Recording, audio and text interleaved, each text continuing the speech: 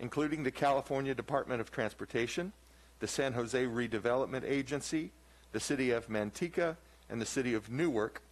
And whereas during his employment with Brentwood, Terrence also served as acting city manager and assisted the Community Development Department as acting Community Development Director.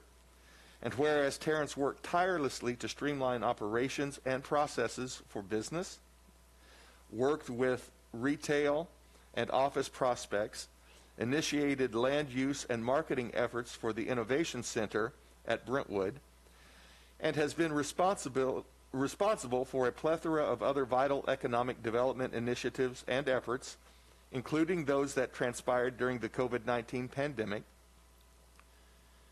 And whereas after an impressive career that included 31 years of public service, Terrence is retiring.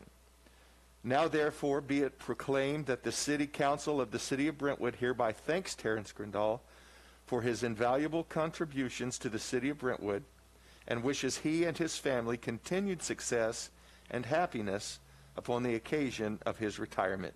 Dated this 28th day of September 2021, Brentwood City Council. Is there anyone on council that would like to speak to Terrence before we give Terrence the floor?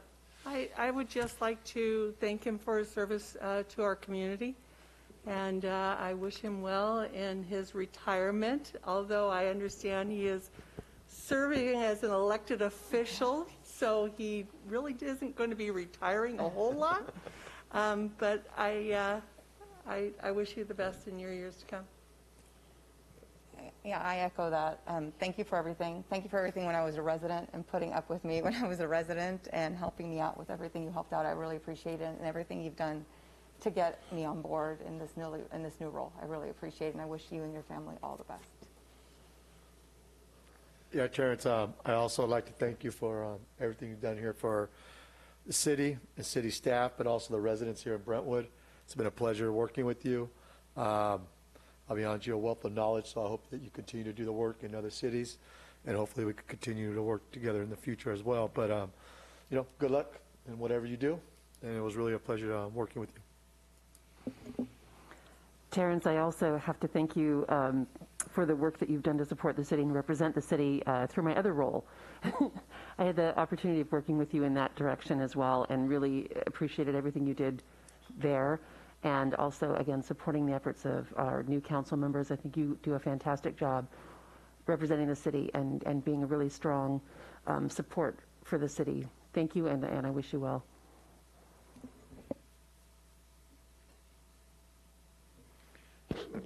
So, thank you for the opportunity to serve Brentwood. It's been a pleasure. I've enjoyed working with the people here. I've enjoyed making the aspirations of Brentwood part of my own. I hope I've helped Brentwood to move closer to its dreams, and I wish you and I wish the council and the entire community of Brentwood all the best in moving forward. So, again, thank you very much for the opportunity. It's been a pleasure. Thank you. Thank you, Terrence. You have brought nothing but excellence to everything that you've done. And we have truly been benefited from your many years of expertise. And just the bar has been raised significantly for us to reach and maintain in the future for all the things that you've done. And it has been a true privilege to work with you, and I greatly appreciate it, and the council clearly does as well. So thank you very much, and I will bring this proclamation to you now, and we mean every word of it.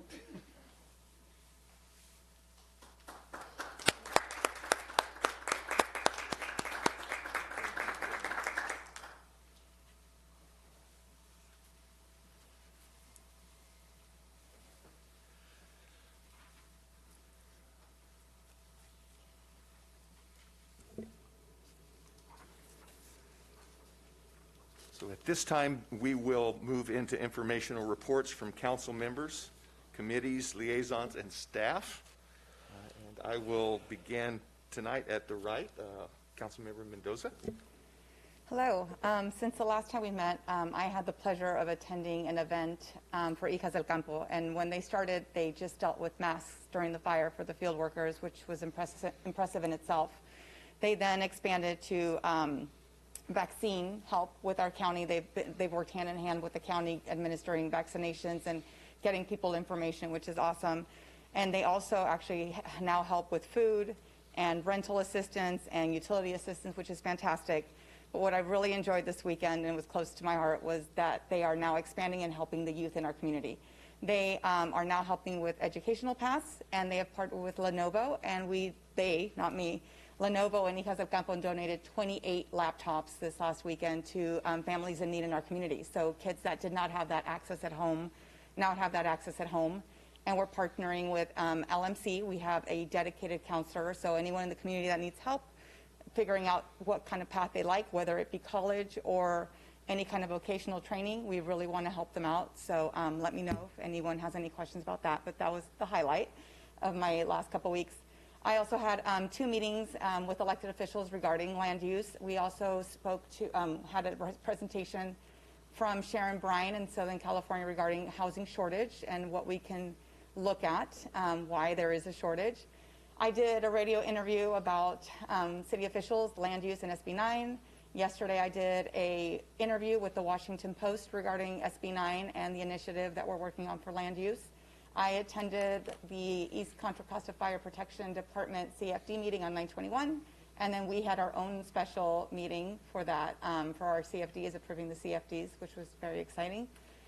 Attended a meeting with the Diablo Water District to hear what they were saying about groundwater, and from my perspective, how will oil and gas drills impact that? That's something they're going to start looking at a little bit more, it sounds like. I've been getting a lot of emails about that. We had, I attended a webinar with the Contra Costa Library about mobilizing Central American art, and that was pretty interesting. They had a lot of different artists from different parts of Latin America, not necessarily Mexico, because I think people think that it's just Mexico, but we have Central America and South America. We had a land use and economic development meeting, so we talked a little bit about the climate action plan and things along those lines, and then met with residents regarding Dolphin Park. Thank you. Thank you. Vice Mayor Rodriguez. Yes, I had no committee meetings at this time from our last meeting to now. I did want to thank La Clínica de la Raza, La Clínica for hosting, and also Adult Ed, Liberty's Adult Ed, for hosting a vaccine clinic there on the Adult Ed across the street here at Adult Ed. They hosted a vaccine clinic, and it was really thankful. We're really thankful that they did that. I also attended 3 days of the California League of Cities there in Sacramento. I was able to attend 4 different types of workshops, and I just want to, it was tremendous to be able to see how other cities are working and addressing some of the issues around housing, COVID, and different things like that. We also were given the great opportunity here with a really great speaker in regards to his involvement in growing and being able to not only grow and help his family, but also help his community and do wonderful things. So that's it for now. Thank you. Thank you. Councilman Meyer.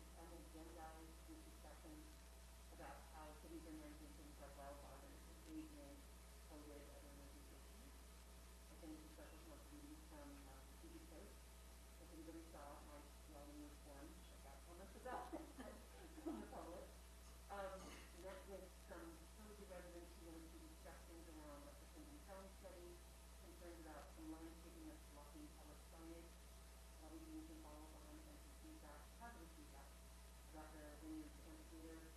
Trying to stay on top of things and watch the Parks and Rec meeting and that's the Dolphin sector piece of the amphitheater. And then an announcement I wanted to share that I applied for and was appointed the first vice president of mayors and council members. And my mic has not been on this entire time. I'm so sorry. Thank you. So you missed all that out there. Anyway, I'm happy to share that I applied for and was appointed first vice president of the Mayors and Council Members Department of the League of California Cities. And the department provides networking opportunities and fosters professional development for members throughout Cal Cities through their education and communications tools, and serves as a technical advisory resource to Cal Cities through policy committee representatives, and the position acts in place of the president during president's absence, and is responsible for overseeing strategic planning efforts of the department. So apologies for having the mic off, but there you go. That's the ending of it. Thanks. Councilmember Rary? Thank you. Since the last time we met, I was the moderator for the League of Women Voters Wildfire Be Prepared Library Program, which can be seen on CCTV and also through social media on the library's homepage. You can find a link to it there. I attended the East Contra Costa Fire Protection District's consolidation meeting where what came before them passed unanimously and is now off to the Local Agency Formation Commission. And while the agenda is not up yet, the next LAFCO meeting is October 13th at 1:30 in the Board of Supervisors chambers for anybody who is interested. I'm not sure if it's going to be live streamed or not, but that should be an exciting day if it does pass and moves forward. I met with a bunch of residents regarding concerns at Dolphin Park, which we'll discuss later on this evening. I attended the Special Land Use and Development Committee regarding the housing element and climate action plan.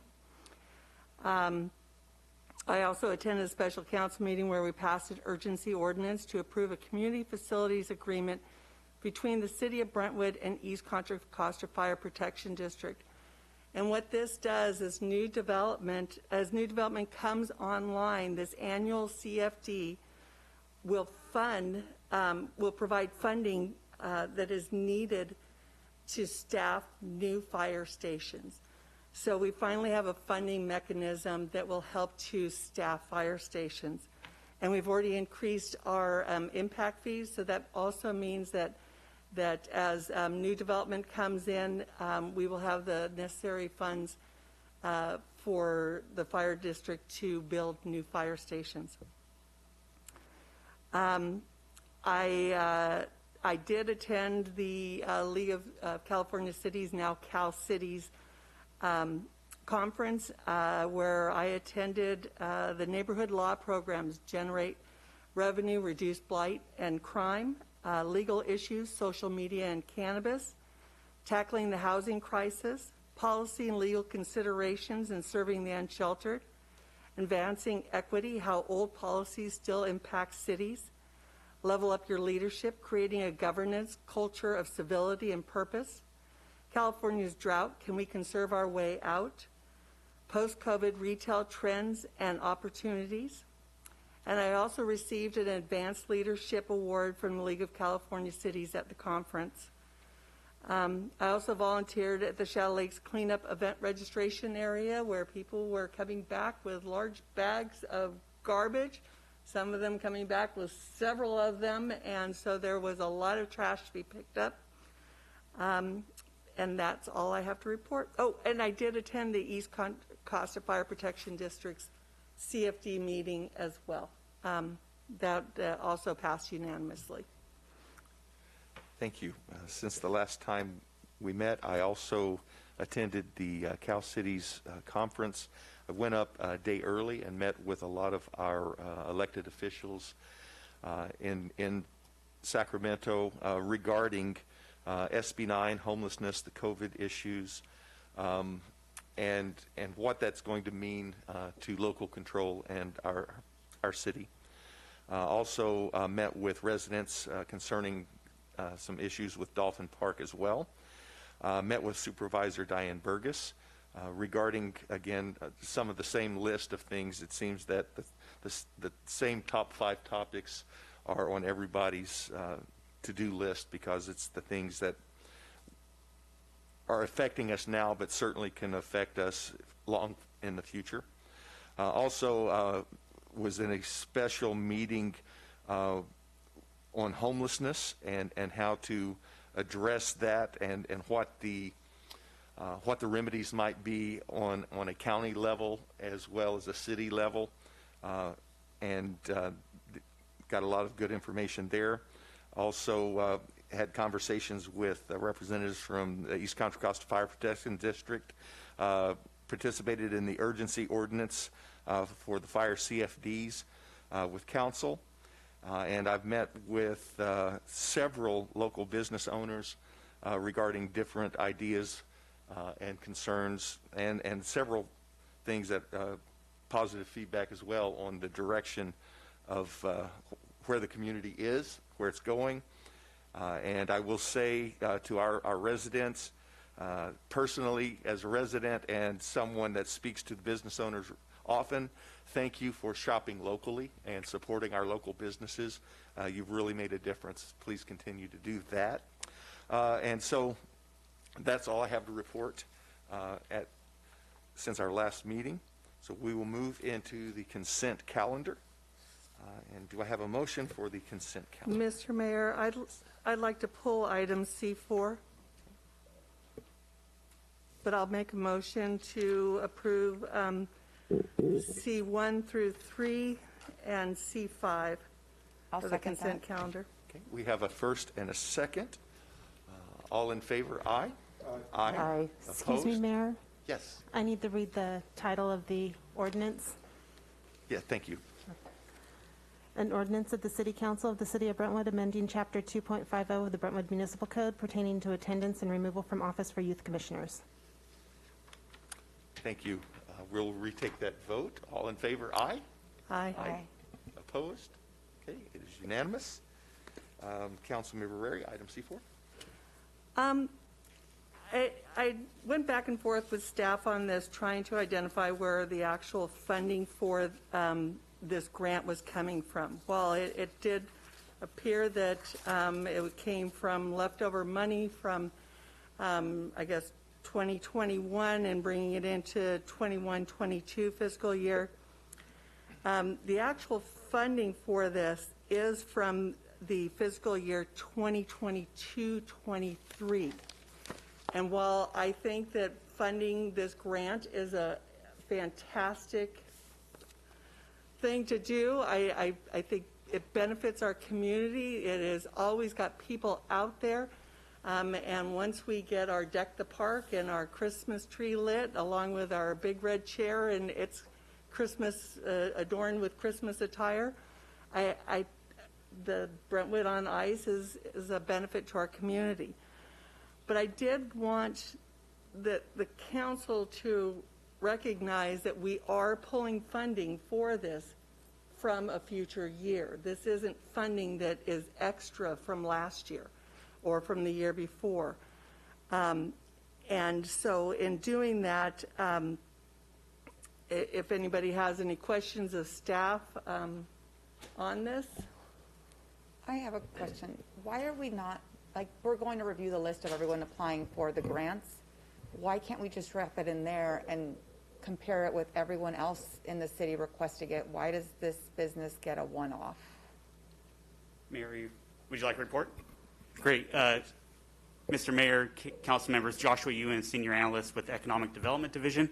Thank you. I think it's a great point, Councilmember Rary, to clarify the budget and what's available to use towards Brentwood on Ice for their 21-22 season. So based on council's prior approval on July 27th of 2021, the Economic Development Grant Program approved $112,000 for a variety of nonprofit organizations to create events and promotion in the community in terms of community-wide events. Since that time, the year end has closed. We've worked with our finance department to get an updated audit of what's available in fund balance. which is a solely dedicated fund. 219, it's 20% of all business license revenues within the city is allocated towards the Economic Development Grant Program. At that council meeting, there was verbal discussion and direction that staff received to have a potential conversation about Brentwood on Ice and their event for this year. And so staff engaged at the request of the operator, since they've always been a participant and a recipient of the Economic Development Grant. Unfortunately, when the application process was ongoing at that time of March 2021, they actually did not submit a grant and unfortunately missed the timeline to submit one. So they continuously said they were interested, but they did not formally apply within the application period. So based on council's approval in July of 27th of 2021, we met with the operator and subsequently looked at all their financials and made a recommendation in this staff report for $15,000 out of the Economic Development Grant Program. So in terms of comparing it, it's generally in line with what your prior approvals are. It does have a positive benefit to the downtown and the community. Listed in the report, last year they attracted 14,000 visitors from outside of Brentwood, and they're able to track that by using Eventbrite data. And so those ticket sales and the offshoot of supporting the downtown and additional businesses last year should be a positive benefit to our community, both in terms of supporting local businesses as well as economic development. So generally, Councilmember Mendoza, those are, it's in line. It's not necessarily the highest. It's probably about higher ranking, but it's not exorbitant compared to other applicants from the prior year. And just to clarify the available funding, so with fund balance, yes, Councilmember Rary, you're correct.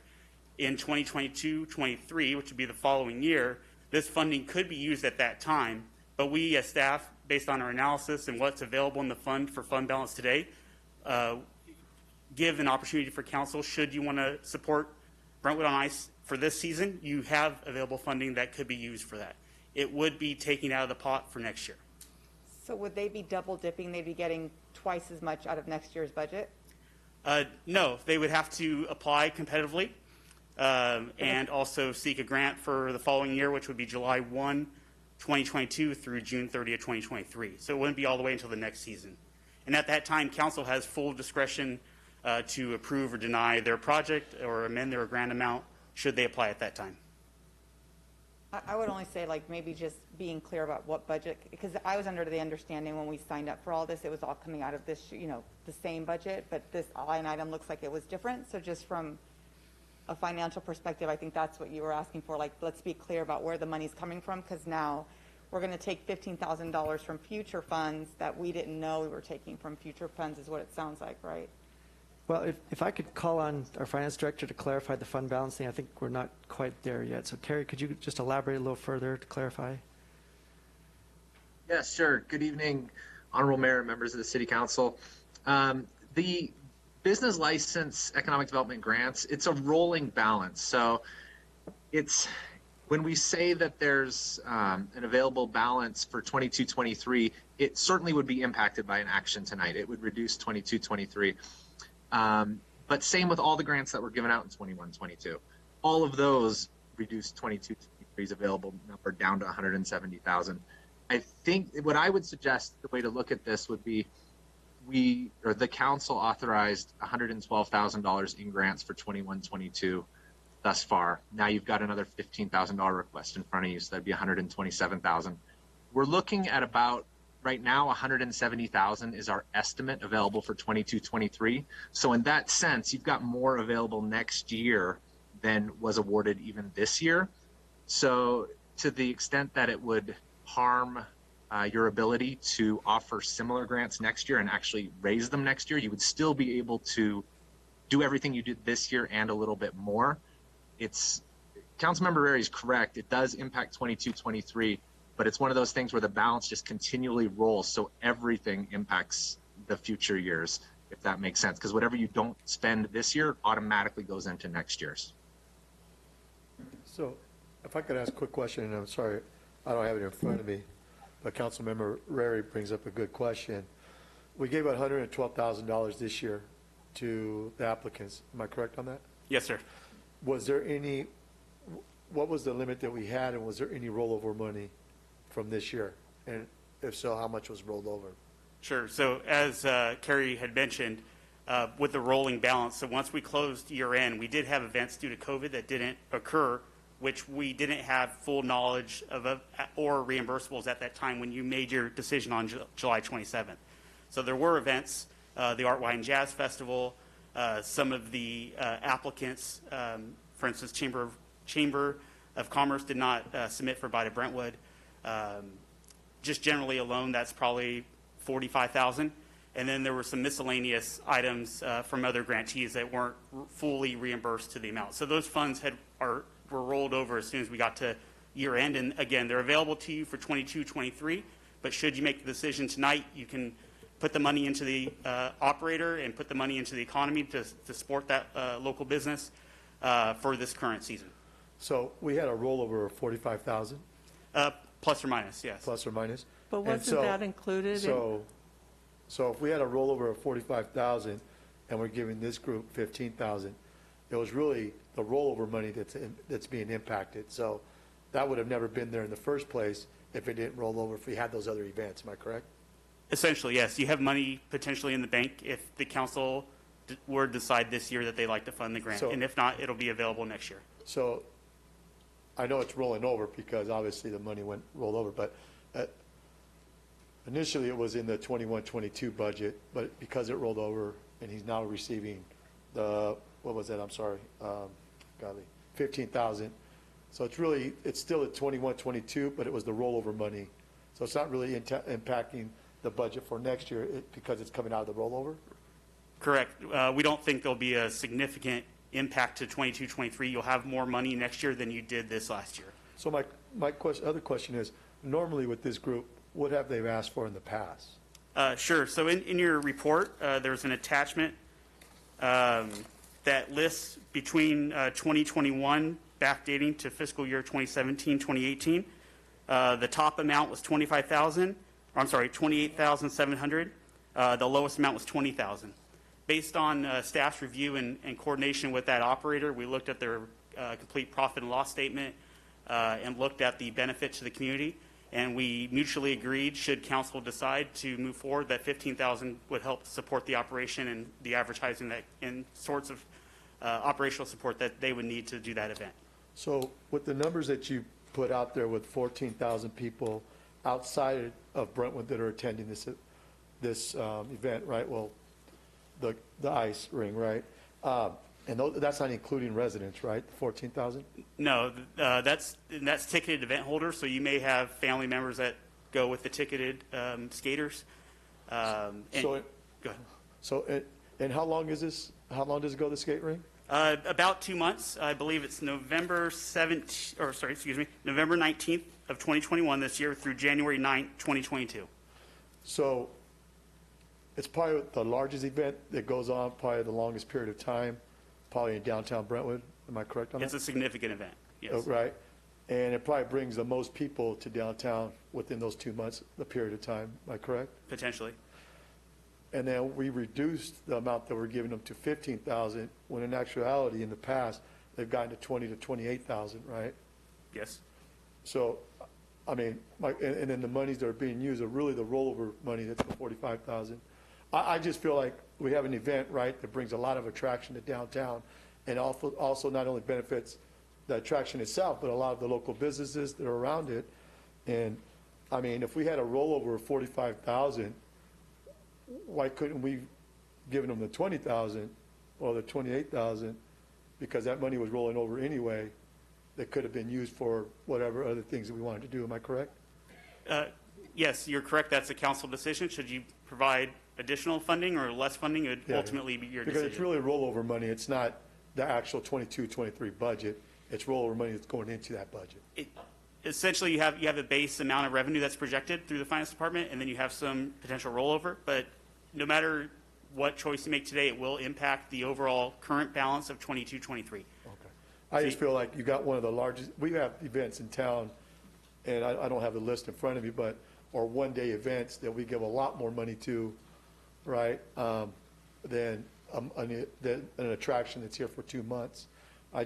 it's really hard for me to understand why we would not at least 20,000 in comparison to 15 or the 28,000 if it's rollover money. Now, I could see if it's actually impacting the actual budget itself for 22 to 23, then yeah, I could understand that. But this is actually rollover money that's not being used because other events were canceled. So I'm just wondering why we're at 15, but I'm okay with that. But we have a rollover of 45,000 when we're asking now this vendor we're going to give you less, but we want you to hold the same product, right? Yeah.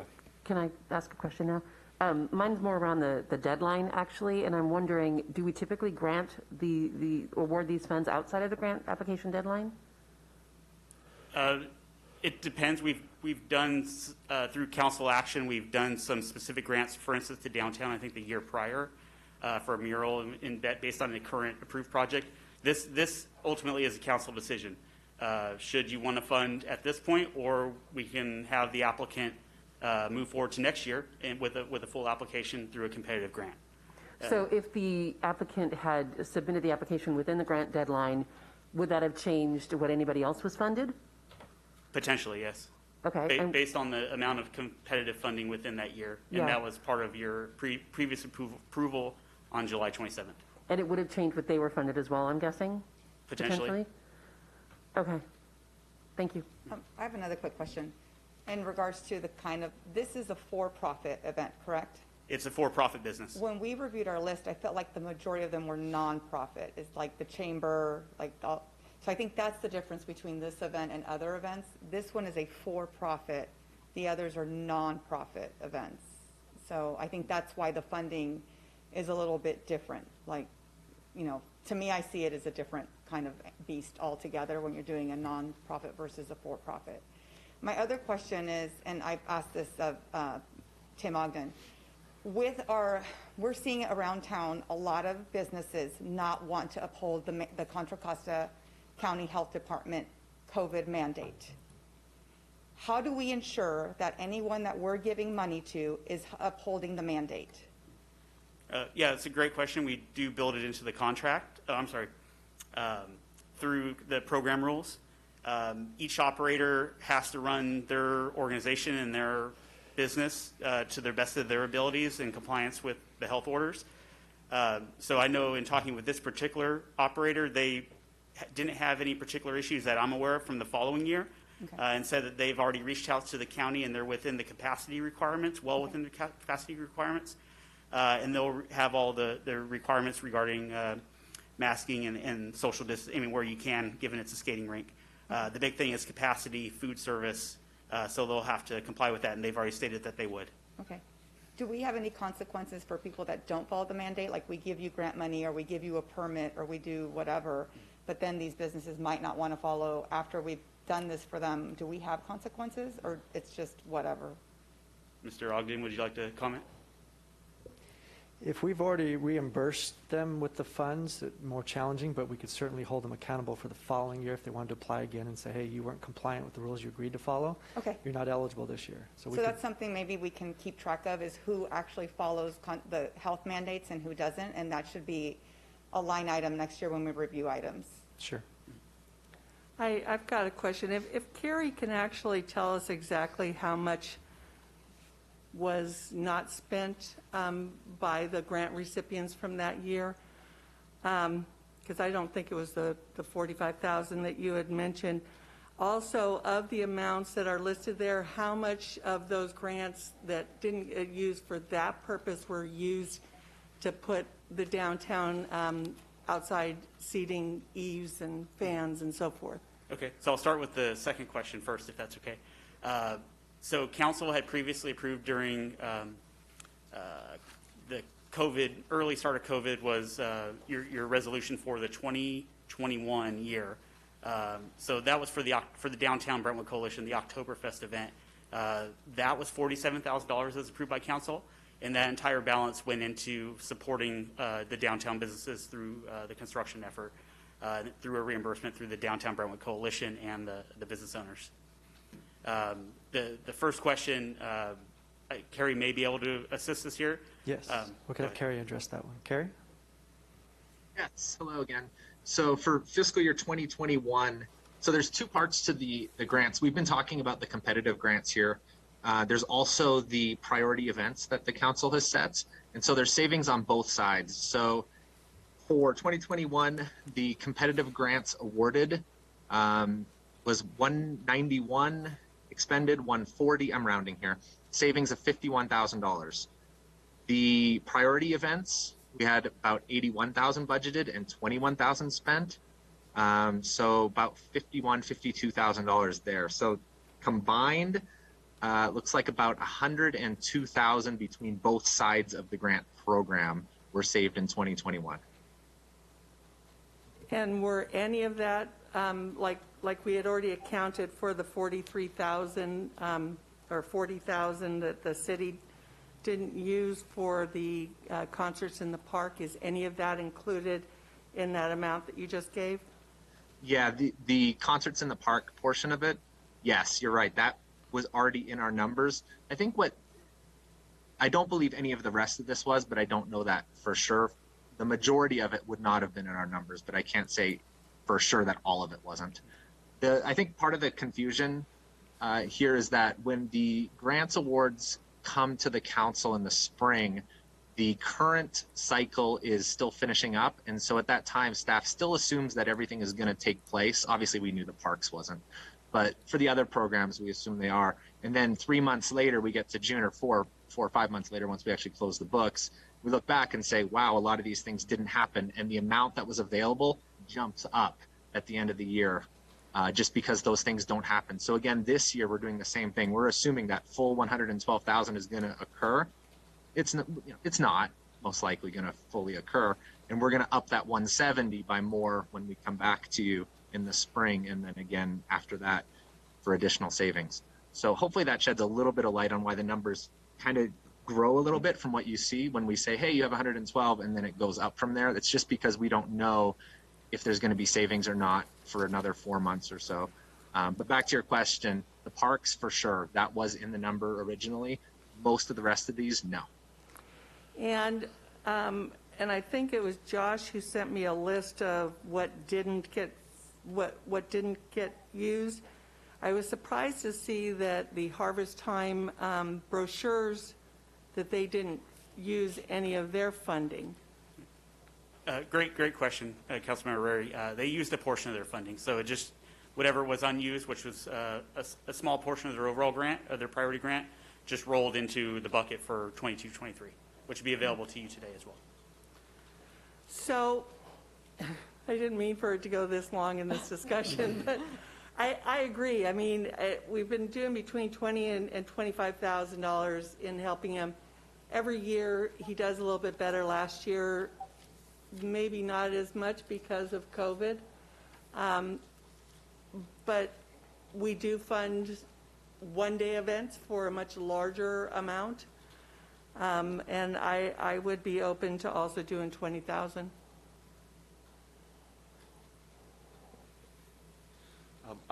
I also agree with everything that's been said. I do want to address the concern that Councilmember Mendoza had. Last year, this vendor, in conjunction with working, because I was in some of those conversations, so working with the County Board of Health, went above and beyond what they were requiring. And so I have full confidence that this particular vendor will do the same thing. But I agree with everything that you said earlier as well. But I also agree with Councilmember Mendoza, Mayor, where we need to make sure the people that have applied for these funds are being accountable for the guidelines from the county when it comes to health. And if not, maybe something like City Manager has mentioned about maybe not being eligible to apply for the following year. I think that's really important as well, especially if we're funding them with our taxpayer money, right? We're supporting them. Agreed. They should be able to follow those guidelines. So I think that, I don't know what that looks like, but I do agree with Councilmember Mendoza. Yeah, but even just permits, right? Like, we're giving so many permits, and I know we're giving permits for different events, and people are not following the mandates, and they blatantly are putting it on Facebook, Instagram. So I think if we're going to be a city and we really are about following the rules and regulations, we need to hold everyone we give permits accountable as well. So, I mean, that's permits, grants, whatever it is that we're supporting, we should be in line with the Contra Costa County Health Department. So with that, I'll make a motion to adopt C4 at the 20,000 level, and also, I guess, with a condition to follow the mask mandates for that, based on the county's recommendations. And I think that maybe a letter off to all of our grant recipients to let them know that how they follow this could affect their applications the following year. Yes, we could do that. Before, I'm sorry, I don't know how the protocols work for this, but before we offer a second and vote on that, can we make it clear for future grant application cycles that we really are not going to try and award grants outside of the deadlines? I mean, I think that sets a precedent that I'm a little nervous about, like for future event grant cycles that if you're late, it's okay, we'll give you something anyway, we'll just throw you something anyway. Can we put some language somewhere about that? Sure. If I may jump in, Councilmember Meyer and members of the City Council, if you look at your agenda, it really does focus on a specific grant, and I think some of these additions about conditions for future grants and different types of grants would be more appropriate at a future meeting for a different motion. But this item is just for the Holiday on Ice grant. So I'd like to second the motion that Councilmember You Rary. can put the condition that you have on that would be. It needs to be reworded, doesn't it? Not for that one, I don't think. Damien? I think you just don't include the mask part Yeah, of it. just so for them. Well, just leaving it for the masks, which is already in the documentation, as I understand it. Just don't go beyond this particular grant. That's all. That's what I was saying. We could do it for this grant, yes. Or for Yes, this. exactly. Yeah. So I would second Councilmember Rary's motion. So we have a first and a second. All in favor? Aye. Aye. Opposed? Okay, it is unanimous. We'll move on to item D1, consideration of various actions and resolutions completing annexation number 14 to the City of Brentwood Community Facilities District number 5. And I'll turn it to Deborah Gailey, or Jack. Good evening, Mayor and Council Member. On behalf of Deborah Gailey, I'm Jack Dalwell, Assistant Director of Public Works, presenting this item. Tonight's public hearing completes the election process. This thing on? Okay, I'm sorry. Election process for the annexation of the additional property into Community Facilities District number 5. CFD are a funding mechanism through an annual special tax to fund various public services and facilities, including police and public safety, joint use school facilities, and community facilities, community center and library.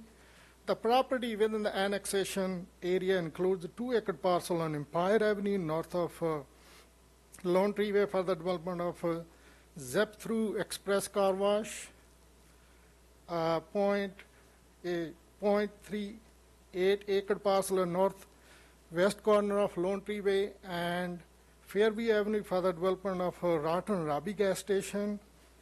The project also includes a 1.8-acre parcel that's currently within the CFD. The project total 2.25 acre will be subject to the tax. A 14-unit residential project on O'Hara Avenue, south of Lone Tree Way, developed by Denova Homes Properties, Denova Homes.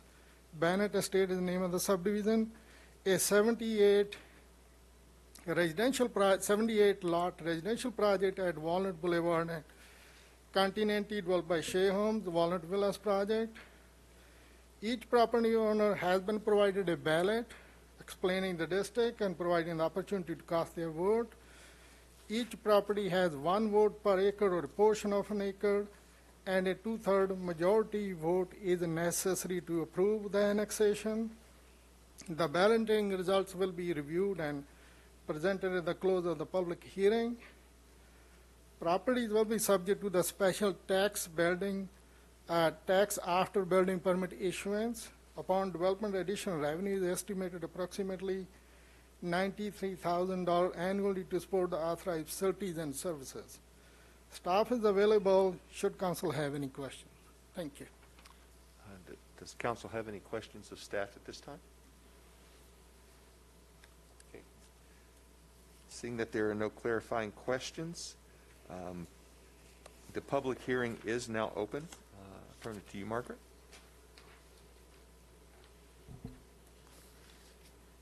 I received no written public comments on this item. If you wish to speak on this item, please raise your hand using the Zoom feature, and I'll call upon your name if provided and unmute you to speak. Remarks are limited to 3 minutes per person, and your microphone will be muted after your timer has expired. And I do see one hand raised. I'll go ahead and call on Carolina Velaseca. Carolina, go ahead. Thank you, City Council members. I read the agenda packets, and to be honest, sometimes I do not understand what I am reading. This is one of those items where I do not understand what this project is. It is very close to my house, so I would like to have a clear understanding of what is this, what is being asked, and what is going to happen. Because this impacts my community, and I just clearly did. Obviously, I don't have a legal degree, so I did not understand what this item was about.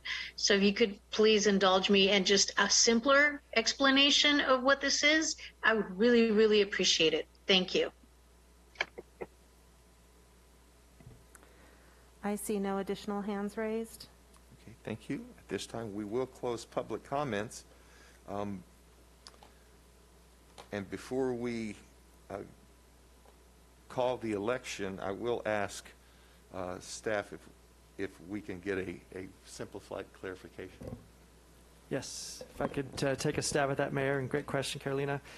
This is a tax that is applied to new development, and they pay for certain services that goes into the fund that can cover public safety, and primarily these funds go towards police services, but it could include other expenditures. So it's a tax on approximately 6 or 7 different new projects that are being annexed into an existing funding district. So it shouldn't affect your residents, but it will affect those new developments and the impacts that they're creating on the community by paying into this annually. And so there are different rates that are charged for those impacts depending on what their land use is. So hopefully that helps a little bit. Okay, thank you. So at this time, the election on this matter is hereby called. Are there any additional ballots to be submitted? There are none. Okay, I need a motion to close the public hearing. So moved. We have a first. Second. All in favor? Aye? Aye. Aye. Aye. Opposed? It is unanimous. If you have additional questions or wish to express comments on the agenda item, please raise your hand. I'll call you in order. No additional comments? Mayor, I do have a question. Tim, could you also clarify for the public, what is the impetus that makes this happen? What starts this process? Why are we seeing this now? Yes, so in approximately 2002, this community facility district was formed, and any new developments that occur in the community are annexed into this funding district, and they have to pay that assessment annually that pays for all the maintenance of all those expenditures listed in that district. It's primarily public safety. Okay. So each project at the time of approval of Planning Commission and City Council is required to be annexed into the CFD, Community Facilities District. So once the project is approved and before they can get the building permit, so they're going through this process to be annexed into the CFD number 5. Thank you. So do I have a motion on this item? Make a motion, as detailed in the staff report, adopt a resolution determining the determining to annex territory to CFD number 5 and calling a special election for CFD number 5. We have a first. A second. All in favor, aye? Aye. It is unanimous. At this time, I'll ask the city clerk to tabulate the ballots and read the results. All ballots have been received with a 100% affirmative vote. Okay, at this time, if there's no further amendments, do I have a motion to receive these votes? So moved. We have a first, Second? a second. All in favor? Aye. Opposed? Okay, it is unanimous. We will move on to item E1, consideration of a design review for 2 duet units at the Orchard Trails development. And Eric Nolfinius will be presenting this item. Eric?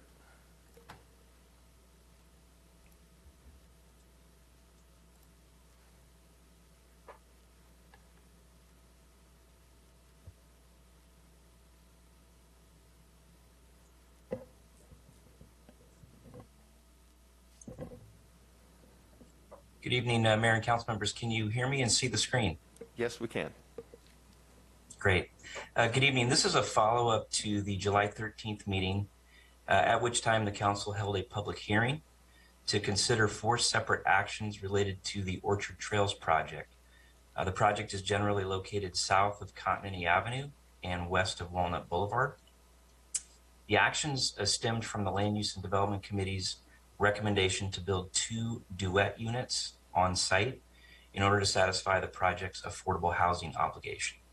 And the actions included a zoning text amendment to establish development standards for the duets, a parcel map to create 2 lots for the duets, a design review for the floor plans and building elevations, and then finally an affordable housing agreement in order to memorialize the obligation. The council approved each of those actions at that time, with the exception of the design review, as it was requested that changes be made to the elevations and then brought back to the council for final approval. The changes included enlarging the covered entries on both the left and right elevations, adding shutters to some of the second-story windows, and then also adding some stone wainscoting to the front and side elevations. So the changes are reflected in the updated plans, which are attached to the staff report. I'm going to summarize those briefly by elevation. What you see on the screen right now is a comparison for the front elevation with the original or the July elevation on top, and then the revised or the current elevation on the bottom. So on the front... Before you move, can we actually create it so that we can see this in large form and not have a side-by-side with the speaker? I tried to look at them through the staff reports, but all it's giving me is the agenda. It's not allowing me to open it from the staff report. Thank you.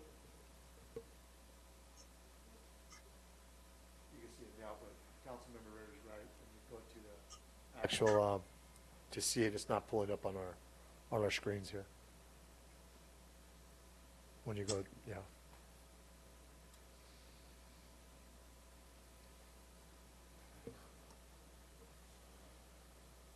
Is that better, Councilmember Ritter? Yes, but now So we once you're can't going- hear. So when you go here, normally you go If here, it's Eric not- is speaking, it's we not can't hear coming you up like anymore. here. Oh, I'm waiting.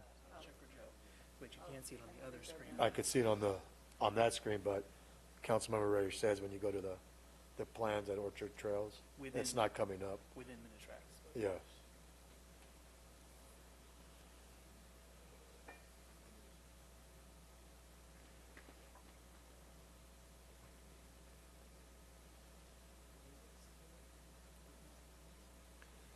Are we ready to move forward now that we can see and both hear Eric as well?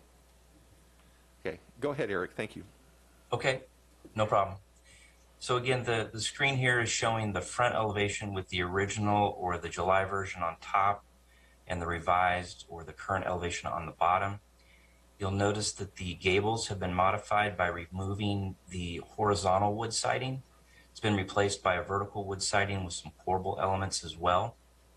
And then there's been some stone wainscoting added along the right side unit along the garage.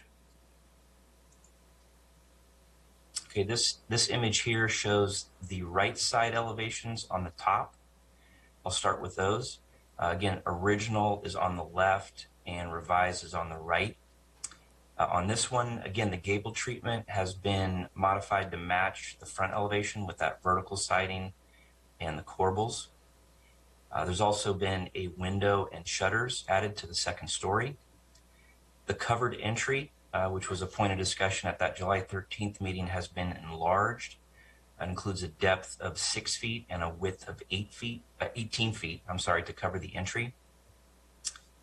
And there's been some stone wainscoting also added on the right side of the door, extending to the corner of the unit. On the bottom are the two left elevations, again, original or July version on the left side, and then the revised on the right. The gable treatment, again, modified to match the other two elevations with the vertical siding and the corbels. There's also 2 windows and shutters added to the second story. That covered entry has basically been redesigned or enlarged to match the opposite side or the right side.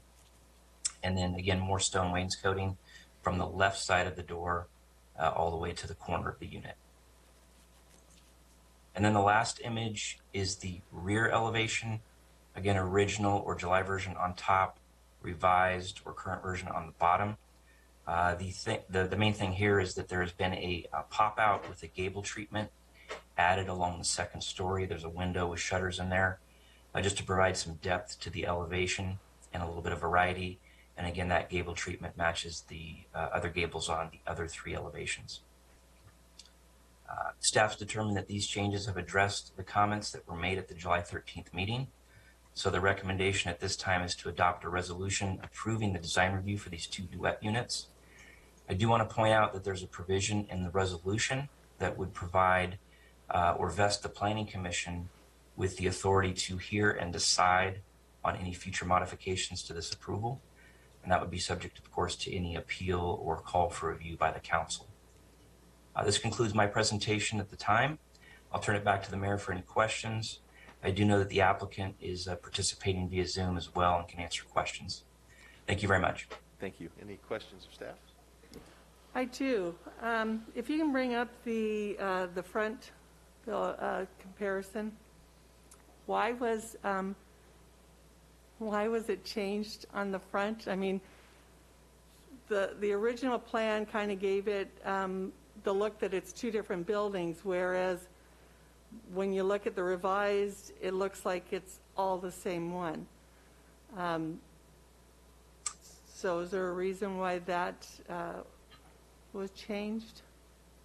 And Councilmember Rary, are you speaking specifically about the siding?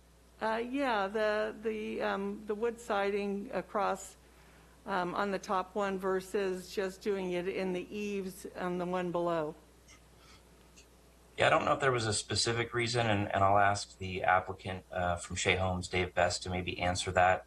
I think the idea was just once there was a determination made on changing the gable treatment, to just basically keep that consistent amongst all 4 of the elevations. But if it's something that the council would like to see put back in, that's certainly something that we can do, and basically just craft a condition of approval to have it added back in. That's not a problem. So if you can hear me, this is Dave Best with Shea Homes. But thanks again for the opportunity to represent our architecture to you. The real answer to that is that, when we went through and evaluated the changes that the council requested, we also looked a little bit more deeply at how this particular home would blend with the rest of the homes in the community. And Eric, I don't know if you have the image that I sent to you that showed the other homes in the community that have a similar elevational style. If you can bring that up, and if you can't, I've got it. If it's possible for me to share the screen, I can throw that up there. Yeah, it might be easier if you can do that, Dave. Can we do a split screen to compare the 2? So if you can open it up to me to share my screen, I'd be happy to do that.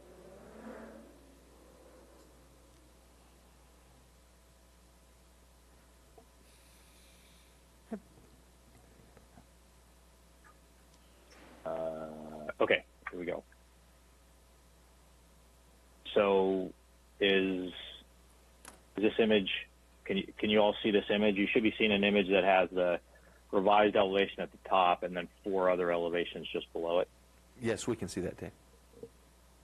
Okay, so the other 4 elevations that are below are the other homes in the community and that are of a similar architectural style. So if you'll notice, the gable end treatment on these elevations, which are have been previously approved through design review, are similar to how we've changed the gable end treatments here. So the concept here is that I think this front elevation actually matches much better with the rest of the homes in the community, and so that's why you're seeing, the main difference here. And I think the question is, you see that the vertical siding versus the horizontal siding on the gable end treatment that also occurred on the sides. And previously we had this vertical siding coming down the face of the building, and so I recognize your comment, Councilmember Rary, that it did show that they were kind of 2 separate units a little bit better. But we felt that this application actually matched the rest of the community much better. So that's the reason for the change. And you'll also see the window styles are a little different. Previously we had a different type of grid on the windows, and we changed that to also match the grid styles that were in the rest of the community with that similar elevation. Okay, and why did you add more windows? I think it was on the side of the house. It's like you crammed a whole bunch of windows in there. I'm sorry, I'm having a little difficulty hearing you. I'm sorry, I didn't have my mic on. Why did you add more windows on the side of the house? It's like you crammed a whole bunch of windows on the side. So that's a great question, and it's great that you noticed that.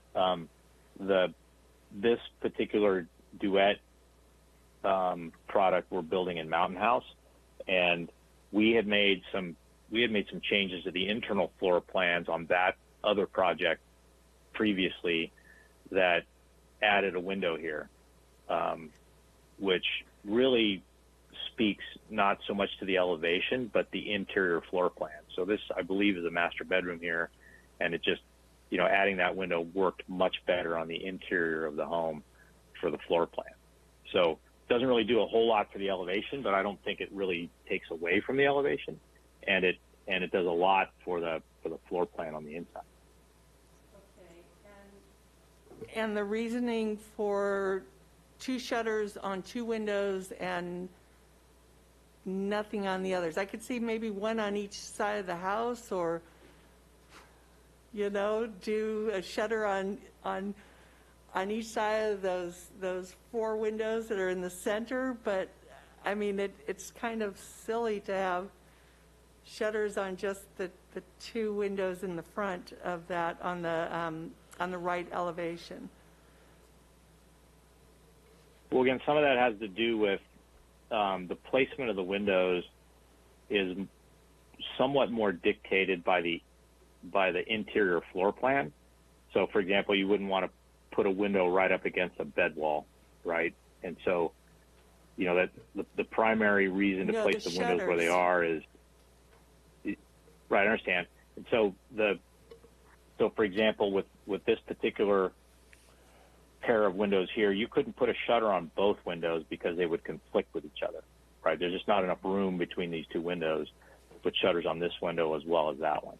And so, we picked a few windows that we thought kind of worked in order to enhance the elevation with the faux shutters.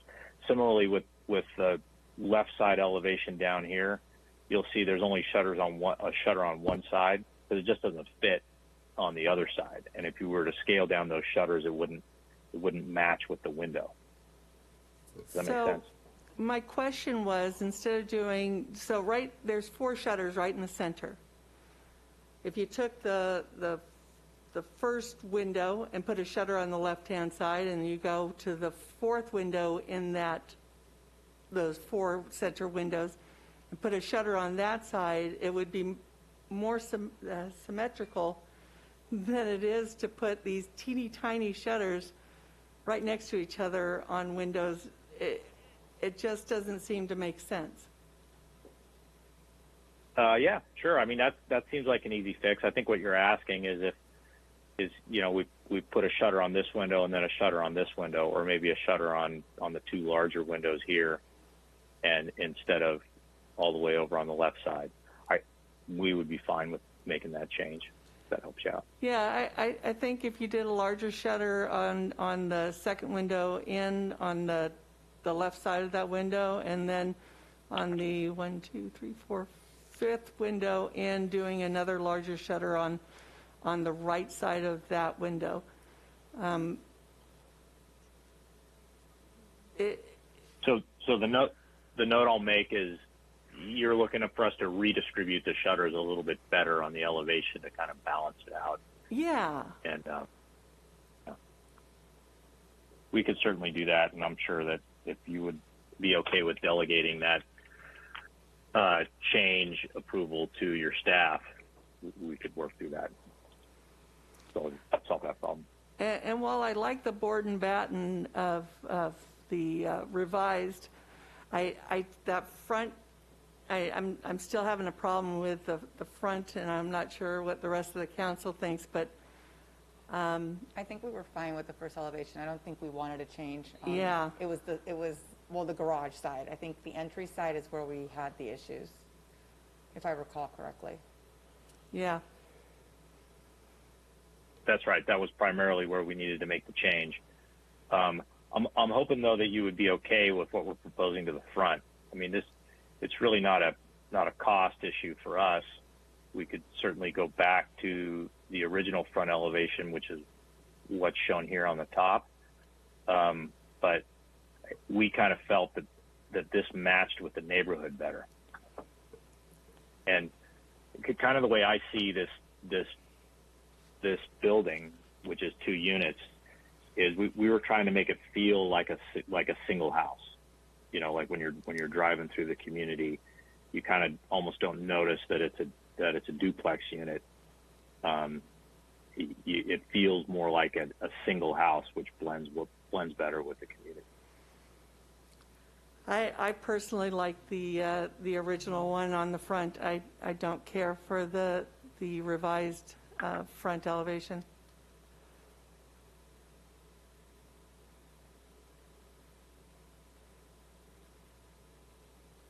So if we were to do that, then I would have to change everything back to the horizontal siding instead of the vertical siding on the gable ends. And my concern is that would not match well with the community. You're going to see all these other 4 similar elevational styles in the community here, and this one with there is no horizontal siding anywhere else in the community. So it would really kind of stand out. I think it's going to stand out with 2 garage doors in the front anyway. Because no other house in the entire community has 2 garage doors. I mean, they have the big one and the little one, but... I think if that's what, it doesn't matter to me, but if you're passionate about that, and if it's not a cost change or anything like you said, then I'm fine with Councilwoman Mary's suggestions. But I also like what you said in regards to the home looking like it's one specific home and not a duplex, because that's also important for sometimes, the residents themselves, right? So they don't look like they're living in a duplex, but more in a larger home. But like Councilmember Mendoza said, I'm comfortable with whatever.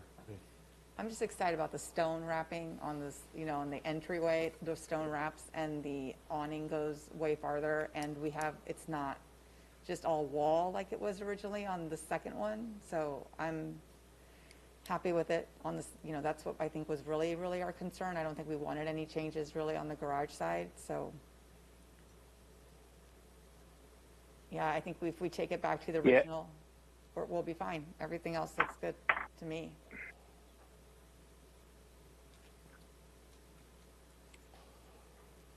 Okay, I guess I struggle a little bit only because I do think it's really going to not match with the rest of the community if we do that.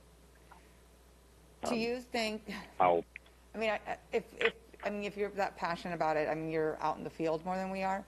Do you want to continue this and bring pictures of what you have in Mountain House and show us what you're talking about? Well, so remember, we're not building this at this elevation has been modified from what we're building at Mountain House. We actually we produced pictures of our Mountain House community, actual pictures on our previous design review. And so this, again, is a bit of a departure. The community at Mountain House does look more like this. In fact, this is really the elevation that we're building now. And I guess I went out on a limb a little bit with this change, even though you didn't request it, because again, we did realize when we dug deeper into it that this front elevation and the horizontal siding really does match with the rest of the community. So that's the only reason I'm kind of a dog with a bone on this one. I'll tell you, I won't upset the approval tonight by telling you I'm going to refuse to do it, but I would really like for the council to consider allowing us to make this change to the front. The difference to me in looking at it is that the original version looks like a higher quality home, whereas the bottom one looks very plain. And it does differentiate for those people who are in that versus the other one. And that's where it comes down to for me.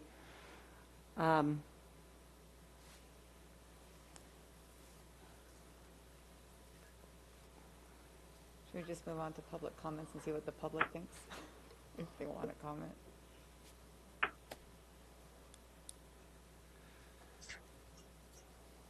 I kind of see what you're talking about, Councilmember Rary, as the bottom almost looks apartment-ish in comparison, but the contrasting paint color is throwing off, for me, what I think it really would end up looking like in the end with that green, where the other homes don't have that kind of a contrast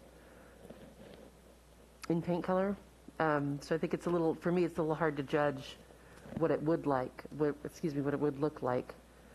But I do see what you're saying, in that it does look kind of like an apartment in comparison to the other.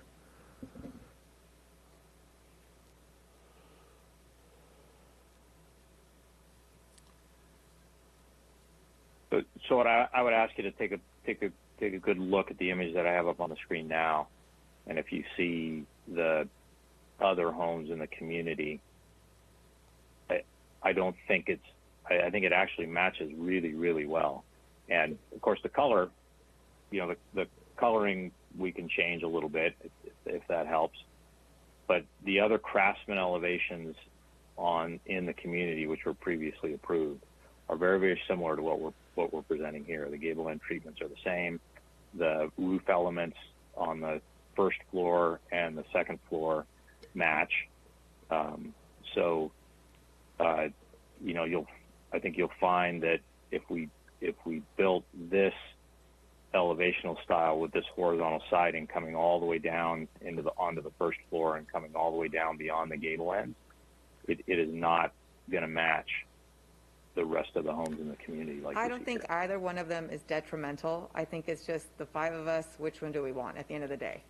And if you're passionate about this, then I will support you on it. It's fine with me. We might want to hear what the public has to say. Maybe they have something else. Just one more question. Yeah. Dave, of these Craftsman style, how many are in the development? And where is the closest one in relation to this? Oh, well, it will take me a minute I don't have that off the top of my head, but we can certainly find it.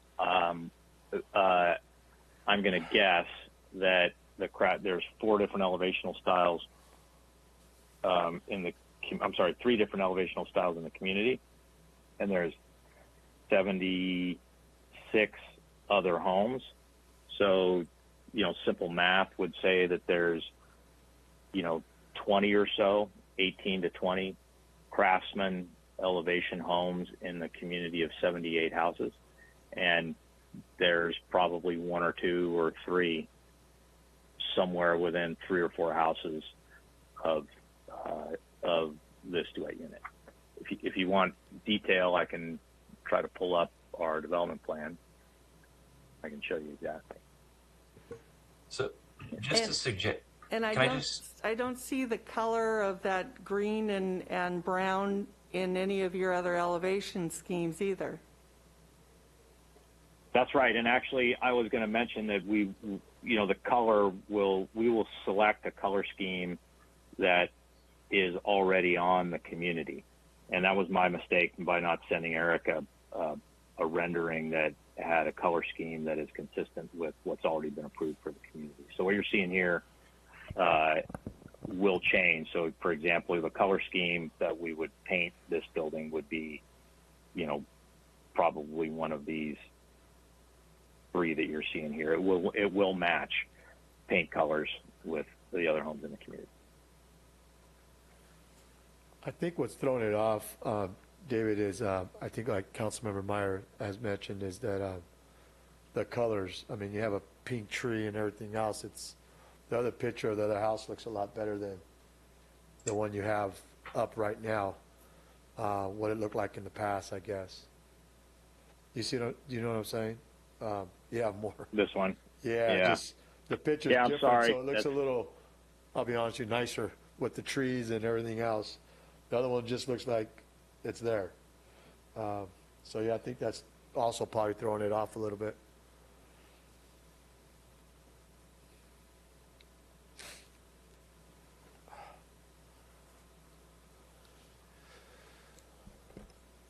so can I just throw a suggestion out there? And I don't know exactly how this would look, obviously, because it's not rendered, but to get to, Councilmember Rary's concern about the siding, how it might look if you just pulled the vertical siding down. So in other words, instead of going back to the horizontal siding on the original front elevation, just continue with the vertical siding and pull that down further. Because the only thing I would be concerned about is just making sure that the gable end treatments, whatever the council wants to do, the gable end treatments should really be the same along all 4 elevations. So if the council wants to change it to this horizontal siding, the other gable treatment should be changed the same way, if that makes sense. You mean in the rest of the community? No, I'm just talking about on the duets. In other words, whatever happens in the gable ends on the duets, it should be carried around to all 4 elevations. There shouldn't be, vertical siding in one gable and horizontal in another. But what would be wrong with pulling the vertical siding down on the front elevation? If you're suggesting that that vertical siding come down all the way to the first floor roof line here on this facade, right? I would just say, I have the same issue with that. It doesn't match the rest of the community, and that's not true to the craftsman architectural style. You would never do that on a craftsman home. The architectural style is you treat the gable end, and you run this band to terminate that gable end treatment. So you accentuate that gable roof line with a different exterior material, and you stop it at the eave. That's just true to the style. If you look at any craftsman elevation home, that's how it's designed. Yeah, no, and I understand that. I understand that. I was just trying to address the council's concern, so it's simply a suggestion. If you're looking at changing the paint color to be more reflective of the other styles, I'm a little bit more okay with it. But I do have to question, and forgive me, I'm not trying to challenge you on this, but if the original didn't follow the craftsmanship style, why was it presented that way That was initially. a mistake. I'll take ownership of that. What I ended up doing was I kind of took the elevational style, the Craftsman elevation, not the Craftsman, it was actually more of a mission elevational style that came from our other project and put it into a design package.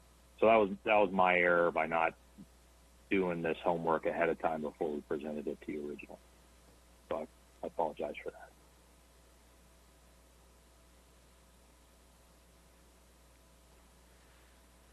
So this actually sits back at the back of the development.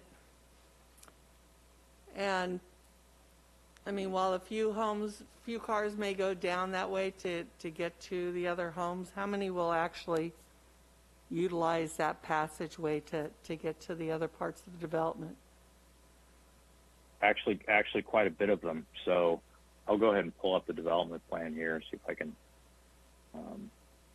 share that with you.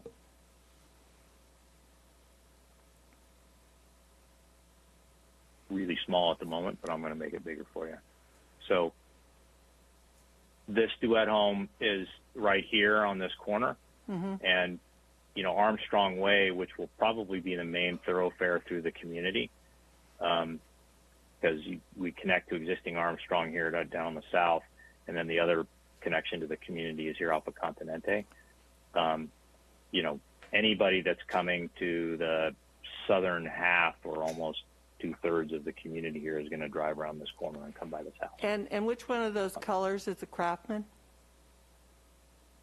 The Craftsman elevation is the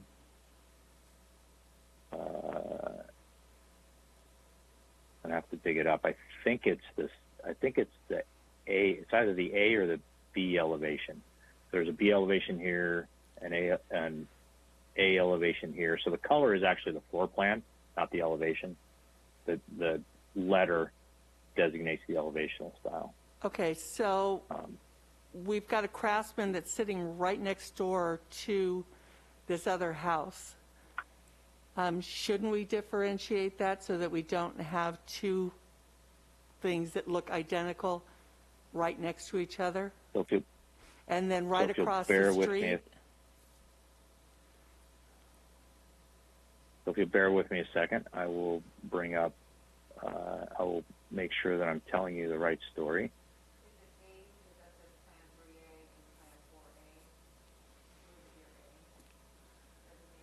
I thought he said B.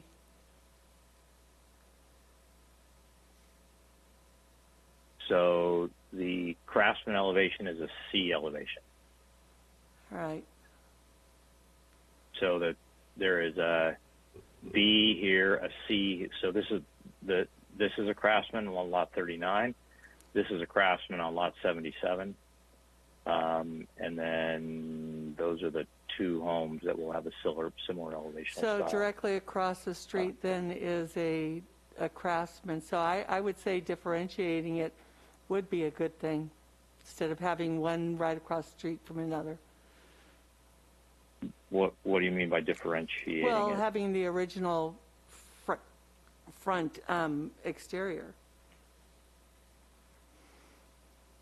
Well, but again, the problem with that is that it doesn't match any of the architectural styles in the community. So you're going to have an oddball home. If I go back to the horizontal siding as originally presented, it's not going to match anything in the community. There is no other elevational style that has that type of treatment to it. That's kind of been my point all along, is that I kind of don't want to have a home out here that isn't going to match the rest of the community. And I don't think that the city wants that either. It will look funny. Well, I think go to public comments.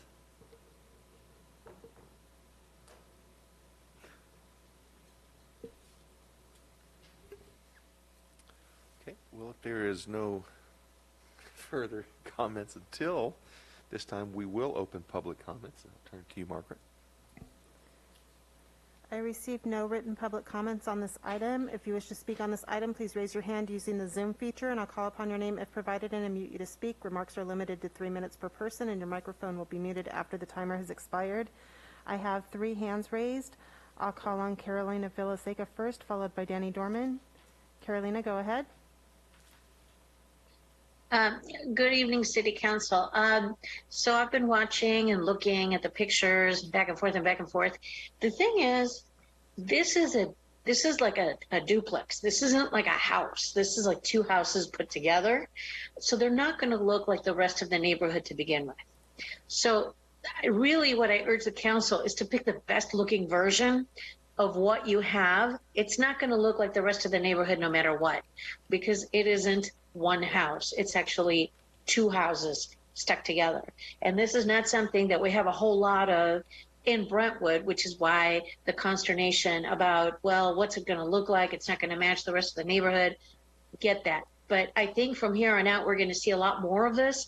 So I think what the builders have to realize is that they need to present what the best looking duplex is actually going to look like, trying as best they can to match what's in the neighborhood, but fully understanding that it's just not going to match. So I think we can split hairs all night long on this, but I think at the end of the day, you just have to pick the best looking version of what you're going to have, fully knowing it's not going to match, but to make it look as good as possible, to make it look like some thought was put in the design to put it in that neighborhood. We're going to have to do a lot more of this. So I think this is a good start. Thank you. The next speaker is Danny Dorman. Mr. Dorman, go ahead. Yes, hello again. A couple of things. When you look at the overall view, the duplex is smaller than every house already there. So this idea of trying to make it look like the rest of the neighborhood is already, misleading. And I don't know from a street view, I'm going to guess though, because of the size of the duplex, because it is considerably smaller, that it's going to stand out anyway, and especially on the corner. I also urge you to Google Map Dakota Street 94107. That's where I grew up. And that renditioning of the new setup, it looks like the projects. All one bland looking structure. And this whole thing about vertical versus horizontal, I question the fact that why was it changed in the first place? Out of the 45 different things that they were supposed to work on, they go back to the one thing that no one seemed to have an issue with. And now all of a sudden he's a dog on the bone, using his terms. I don't know. And maybe it's just, I just don't trust any builder. But there seems to be a lot more to it than just how it looks. Because again, you just look at the map, and the size of the duplex by itself is going to separate them from everything else. So whether you have horizontal or vertical slats is not, it seems like it's just silly. But by having that distinctive color, even though the colors were lousy too, and they don't match any of the other colors of the neighborhood, but I don't even know why that isn't happening with all the let's make it look the same. But it does look distinctive, and at the end of the day, it is a duplex, 2 families. And they should look like everyone else in the neighborhood where their home is distinct from another, even if that home is right next door. So hopefully the council will just nix this whole thing. Not that I'll go one way or the other, because that's no. This was something they didn't even have to touch. And out of, like I said, the 45 other things that they tried to sneak in, now they seem like they're trying to backdoor this thing. So I urge the council to have them stick with what they had. Thank you. The next speaker is Rod. Rod, go ahead. Thank you, Margaret. Yeah, this is not my usual position on things, but I'm kind of siding with the applicant on this one a little bit. I understand the motivation that he presents to make the house a little bit more like the others in the neighborhood. I think part of the problem is the render. You know, some of the details don't match up. The shutters are different. The roof tiles are different. The color scheme is different, and it kind of makes it look a little worse than maybe it really is. Of course, my design sense is different probably from Councilmember Rary's, who I respect Councilmember Rary very much, and if she feels strongly, then I think that she should go with what she feels. But I just want to point out that the differentiation could be achieved with paint to mark those particular sections, to make them stand out and to give the contrast that she might be looking for. But I think overall the design is better. I think it matches the neighborhood a little bit better. Yeah, I think that if the render was a little prettier, it would probably be okay. And having looked at, you know, a couple dozen houses before I found the one that I wanted to live in and my wife wanted to live in, I understand a little bit that you have to look a little bit past the paint and see what it could be. And I think that the kind of uniformity across the front that you're seeing, I think that could be fixed up with a little bit of a better paint job. So I would approve the new if it was up to me, but I do appreciate the other points of views. It is, you know, after all, it's a design. So there's going to be different opinions. Thank you. Thank you. There's no additional speakers with their hands raised. Okay, at this time, then, we will close public comment and open council discussion. I support keeping the original front elevation and then updating the right and left side elevation. I'm really happy with that, but I do support keeping the original and make sure that the siding either goes vertical or horizontal, whatever it is, it's the same on the front and the same on the sides. But I do appreciate coming back with the stone all the way across and with the elongated front door cover. And I like the additional windows. I mean, maybe we can fix the spacing on the shutters, but it doesn't look like just a warehouse. So, yeah. Was that a motion? Well, before we get to the motion, I do have a question for the applicant regarding what Mr. Flores' comments were as far as differentiation with a paint scheme. Is that something that you could maintain the similarity of design and still have more interest instead of the monochrome look that I think my perception of what the conversation has been, and Councilmember Rary, please feel free to clarify, but I think part of it is that one of the callers mentioned that it did look somewhat institutionalized as far as the color scheme and the different design, the different texture brought more interest to it. I know we had a lot of this same conversation for a few years regarding what we were going to do with the library. That turned out to be fantastic, but we had this challenge as well. I know it's apples and carburetors in comparison, a house and a library. But when you have large areas of monotone paint in comparison to the one presented first that had a lot of interest in different texture and color, I think that's part of the issue. And I know that it's the identity may not be what you had differentiated before. I can't remember the craftsman style. But having worked on, had a painting company, a roofing company, a framing company, so I'm very familiar with what physically goes into it. Is there a way that maybe some interest could be added with a paint differentiation color? And I'll stop there. I've been talking. Yeah, you know, that would be, if you're asking, I think that would be I would absolutely embrace that as a compromise. If you allow me to keep the gable end treatments as they are so that it matches the rest of the community and on the craftsman elevation, I would have no problem, you know, working with staff on some color blocking in some of the elevational elements on the front to differentiate between the two units.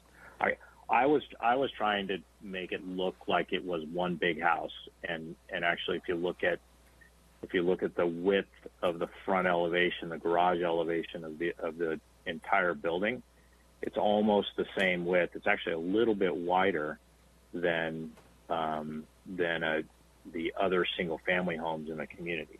So, if that's not the council's desire, if your desire is to make it look like two distinct units, then we could absolutely do that by color blocking, and I would have no problem agreeing to that. Can I ask, actually, can you put that rendering back up, please, of the front? Yeah, sure. Let's see if I.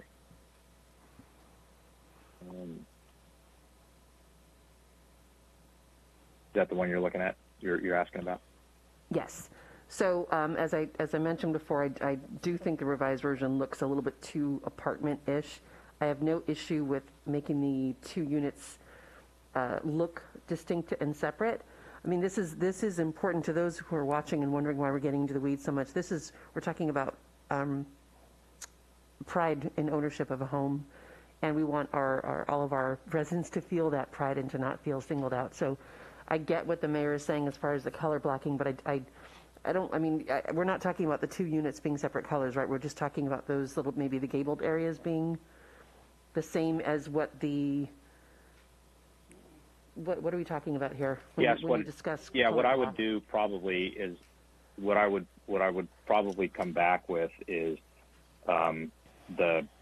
these two window areas that are elevational elements that come out above the garage.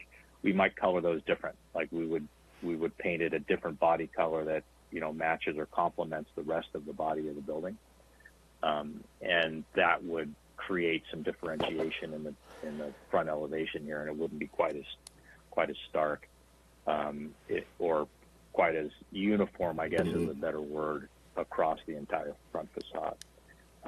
We could even maybe color block some of the garage door surround a similar color and make it look like two separate units. If that's the goal, then we've done similar things before in these types of buildings where you kind of create the one home from the other differentiation with color.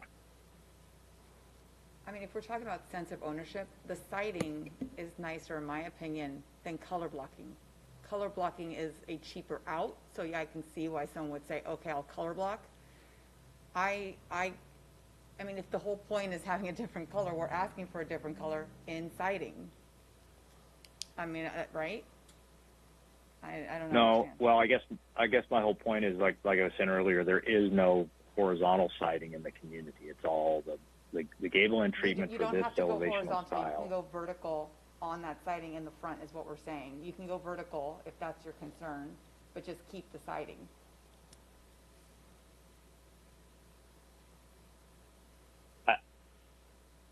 We can look at that. I just don't think. I think you're insulting the architectural style of craftsmen by doing it, because that's just not the way it works. Well, then you can do it horizontal. That's fine. Can I ask a quick question? Are these duplexes, is it affordable housing? Yes. Okay. As close as we could get this to, let me say, fall into the theme of that community, I think the most important, right? because it's affordable housing. I mean, I don't want them to feel, or residents feel, we have affordable housing in our community kind of a thing. I'm not saying they are, but you never know. So the closest we could get where it follows the same type of development and presence as every other house there, I think the better. I think the kids that walk there, they won't know the difference. People won't feel the difference. I mean, that's my thing. I just don't want the kids or the families to feel, yeah, you could tell they live in two separate homes. I'd rather it look like one, even though people may know, but it's not obvious. It's not thrown in your face. But at the same time, you feel like, hey, as a little kid, look, we live just like, we have a home just like everybody else. And I'm not the expert. I mean, the gentleman on the phone obviously is a lot better expert than I am. He's done this probably before many, many times. I just know that it's really important that we make sure that this home is looking and feeling the same as every other home in that community. Had we not requested that this go back to have additional rock along the side of the house, we would have the previous addition in a color that wasn't even in the color scheme of the development. And while first the response was, well, we want to make it look like it's one big house, but then it was like, oh, but no, that we want to make sure that it's a craftsman style. And I'm an HGTV person, and I watch how they're changing craftsman style, and the board and batten is being used all the way down the front of homes versus just at the eaves. Again, color blocking it just doesn't give the same appearance as the siding does, which that gives it architectural difference between them and gives pride and ownership because your home looks good. It doesn't look like this big sheet of just paint. Do you want to make a motion?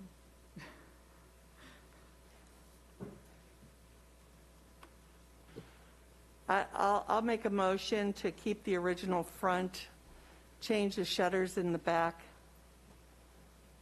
and find a color that is one of the colors within the development. I'll second that. Okay, we have a first and a second. All in favor, aye. Aye. Aye. Opposed? Aye. Wait, thank you, Council. I appreciate the banter and you entertaining my dog with the bone. But I think we can make it work for you. So if that's what you like, we're happy to make those changes. And I'll work with your planning department to make sure that happens. Thank you. So, Mayor, was that 3 ayes? That was. Okay. Motion passes. Thank you. Okay. Item E2, informational update on the John Marsh House, and I will turn this to Bruce Moulter to present the item. I am on the John Marsh board, and while I will receive no benefit from this as a board member, no financial benefit from this, I am going to recuse myself and step out of the room so that any decisions or discussion that's being made it doesn't seem like there's a conflict of interest with me weighing in.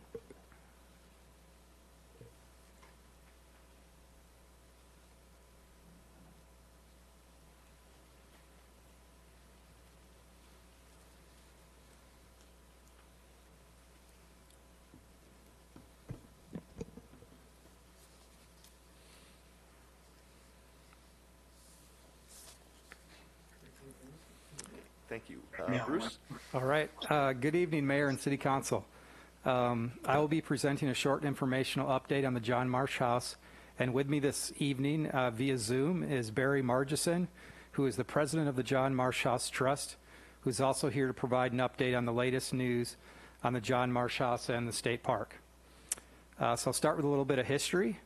So the John Marsh House is a historic stone homestead built in 1855 and 56 on land known as the Rancho Los Meganos. The house and the history of the John Marsh has significant interest in the early settlement of Northern California. In 1960, Henry Cowell, the last owner and operator of the ranch, donated the house to the Contra Costa County with the understanding that it would be restored. In 1979, ownership passed to the State of California Department of Parks and Recreation, and the house still stands as the part of the future Marsh Creek Historic State Park. The park includes nearly 3,700 acres of natural habitat, and the house was listed on the National Register of Historic Places in 1981. So over the years, funds have been sought for the restoration of the house, and in 2004, the John Marsh House Historic Trust was formed to attract private donations for that purpose. The city has taken a leading position and has been involved in the fundraising and planning for the park. In 2004, the city received a grant from the California Cultural and Historical Endowment for completion of a general plan for the John Marsh House and the Cowell Ranch. Then in 2005, the city and the California Department of Parks and Recreation entered into a memo of understanding establishing a framework of development, restoration, and maintenance of the John Marsh House and the state park. The city was instrumental in raising funds through grants and the Vineyards Development Agreement to fund a consultant to complete the comprehensive general plan for the state park. This plan is located on the California State Parks website under the information on the planning and development for the park. More recently, we are kind of in a bit of a holding pattern, waiting for the state to fund the development of the park. During this time, the John Marsh House Historic Trust has remained active in raising funds and promoting the significance of the house and advocating for its future development. The city remains a partner in the effort, and this project was included in the fiscal year 2016 to 2018 strategic plan, just showing that this was a key project that the city continues to advocate for and to support. I would like to acknowledge County Supervisor Diane Burgess for her support of this project, and also most recently Senator Glazier, who was instrumental in working with the state, which has resulted in the state allocating $1.4 million for the construction and restoration of the house. So that completes my background, and now I'd like to turn it over to Barry Margison, President of the John Marsh House Historic Trust, also to provide an update from the trust perspective. So with that, I'll see if Barry is on the line. I'm here. Thank you, Bruce. Hello, Barry. Go ahead. Okay. Thanks again, Bruce. That was a wonderful introduction. Good evening, Honorable Mayor and City Council members. I've been working for with the John Marsh Historic Trust for the past 6 years. I had the opportunity to go out on the site back in 2010 when some of the initial environmental study work was done out there, and I basically just got hooked on what an interesting place that was, all the history that was around it, the Native American artifacts, basically just the scale of that American Gothic house sitting out there in a field all by itself. So as Bruce has alluded, we're really excited about the Senator Glazer's $1.4 million grant, and we have had a lot of conversations recently with the state park officials about how they are going to proceed with this grant money. It's sort of the house is being somewhat at a standstill as far as the construction goes. If you've been out there at any one of our Heritage Day events, you can still see the steel support beams all through the house. it is stabilized now. The south wall, which had collapsed, has been rebuilt. So I think this is really timely for us to move on to really get the stabilization of the house done. And State Parks has indicated to us that they are committed not only to the stabilization, but actually get the reconstruction and all the other work on the house to get it opened as a historic museum, which is in the general plan. And not only the house, but obviously the house is tied to that 3,700 acre Marsh Creek State Historic Park. That also is sort of lighting a fire under everybody to open the park up as well to the public and literally have this gem, what, a 1.5 to 2 miles away from the city of Brentwood, and also joining up to the Marsh Creek Trail, which pretty soon will just dead end at Vineyard Parkway, and with a little luck, and we get the planning done on the Vineyard Parkway to Round Valley Trail completed, then it really will be entirely accessible to everybody in East County. That's pretty much my update on the house. I'd just like to mention that there is, we have the Heritage Day event coming up Saturday, October the 23rd. So if you want to come out to that, you'll see State Parks there. And they will also talk about a creek restoration project, you know, that old bridge slash dam site. That's going to be totally restored. It's going to be revegetated. And that giant sort of scar swoop on the end of the bridge will be taken out. I've talked about the trail. The other exciting thing that we're doing is we're actually talking to a gentleman, D.A. Anaya, who is going to do a video on the life of John Marsh. And he, based on his other video about Governor Alvarado, he really does serious research on these historic figures, tries to put them into the context of their time. And as a matter of fact, he told us at our last meeting that the themes of his film about Marsh is going to be squaring facts with the legend. So if anybody thinks, you know, that all we know about Marsh is just the sort of common legends, he was either the meanest man in all of California, or, you know, he was this sort of sainted figure, you know, that dealt with all the Indian vaqueros out there, I think we're going to try and present a more nuanced historical picture of John Marsh.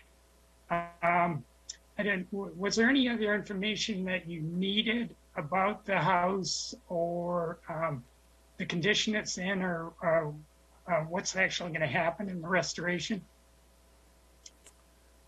Council, do you have any questions for Mr. Margison of condition of the house, or any questions at all of him? Yeah, I have some questions. What is the total budget to get the different phases of the project where you want to get them, like the house, the bridge? I mean, I don't know if you have that available right now, but do you know what the total would be? I mean, I know you got 1.4, but I'm sure it's way more than that. Yeah, 1.4, we probably add that to the close to $2 million in the initial restoration work through the California Cultural and Historic Endowment Grant, plus the money that the original Vineyards Parkway subdivision kicked in.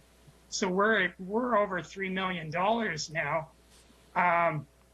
and it's sort of shown in the fact that the house is stable. It hasn't deteriorated further. But I think our original estimate was that it would be closer to $7 million just to complete both the stabilization and the restoration of the house in total. So we're probably $4 million off that. And then, as everybody knows, if you're building a park or putting a building up anywhere, there's the whole staffing of it, the buying all the furnishings for period furnishings for the house, getting an interpretive program going for that house. And those are all the details that the trust really is going to be an intimate partner with both the city and with state parks to make sure those all happen in lockstep. Great, thank you.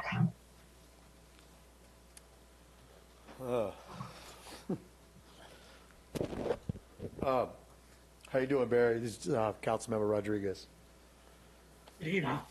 I'm just wondering, with some of the work that you guys are going to be doing out there in regards to the John Marsh House, are there going to be other things that you're going to be addressing out there in regards to Native Americans, but also the vaqueros that were out there before John Marsh was actually there?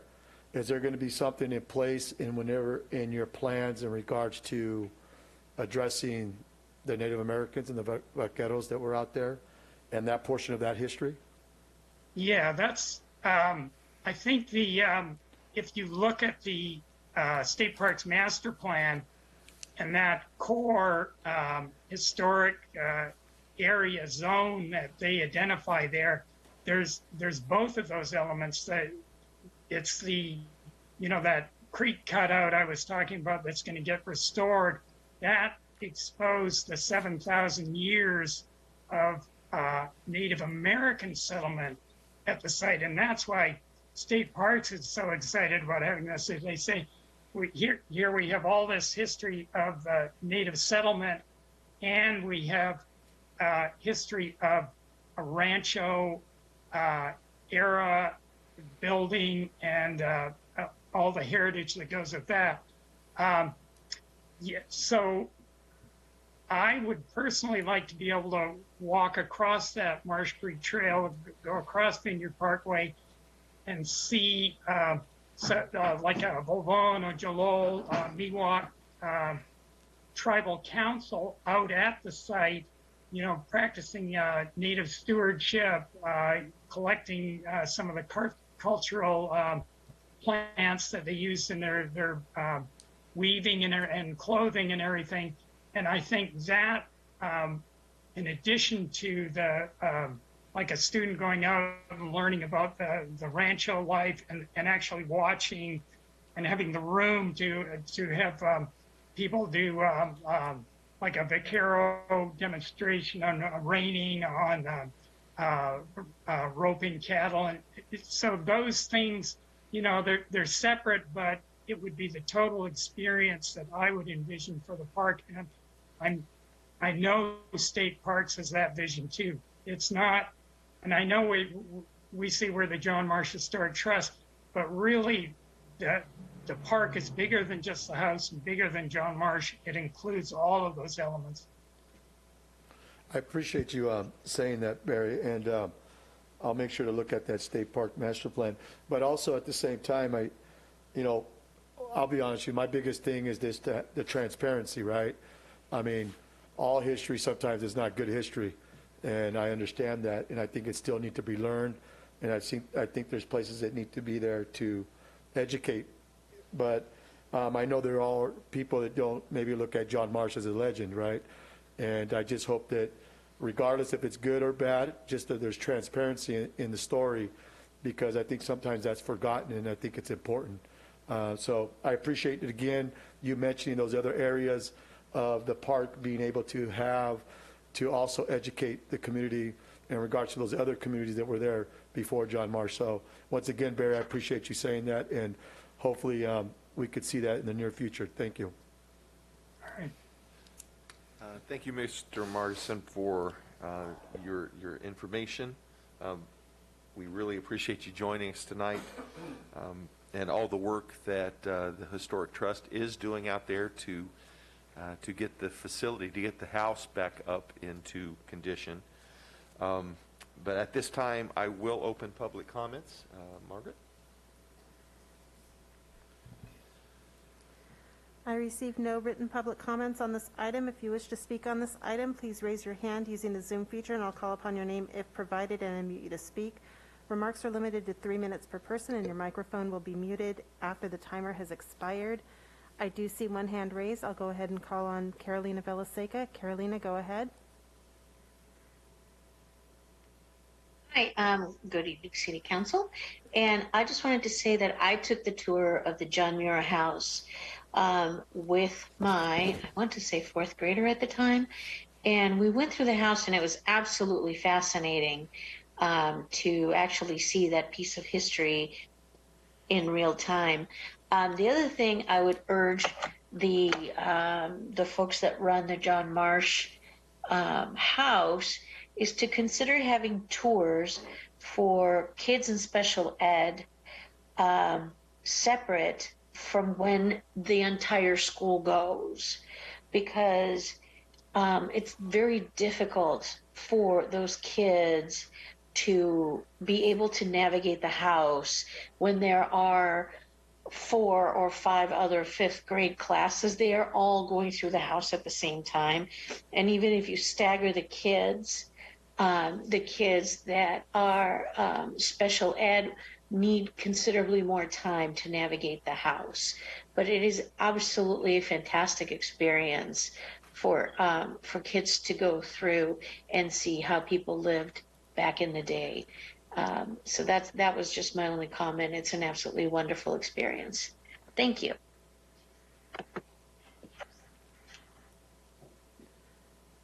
I have one additional speaker. Rod, go ahead. Thank you, Margaret. I am very excited to hear about all these developments.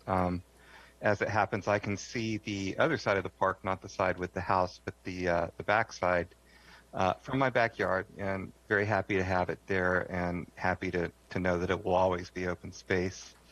And one of the reasons I can see it is because the back 3 of the now closed Deer Ridge Golf Course is right up against the park, so it has a very long continuous border with the park, and I do hope the City Council remains mindful of that fact as we consider potential futures for the closed Deer Ridge Golf Course. And a little bit off topic, but I'll go ahead and assert my right to speak on another topic, and that's Terrence Grindall, who it didn't mention on the agenda tonight that he would be saying his farewell. So I'm a little bit caught off guard, but Terrence has been a good friend to us in Deer Ridge. He's a good city official. He has always made me feel heard. I really appreciate his efforts. I appreciate everything he's been doing for the city. And Terrence, I just hope you have a really good life. It sounds like you have something exciting coming up, and I'm glad for you, but we'll miss you around here. Thank you so much for all your work. Thank you.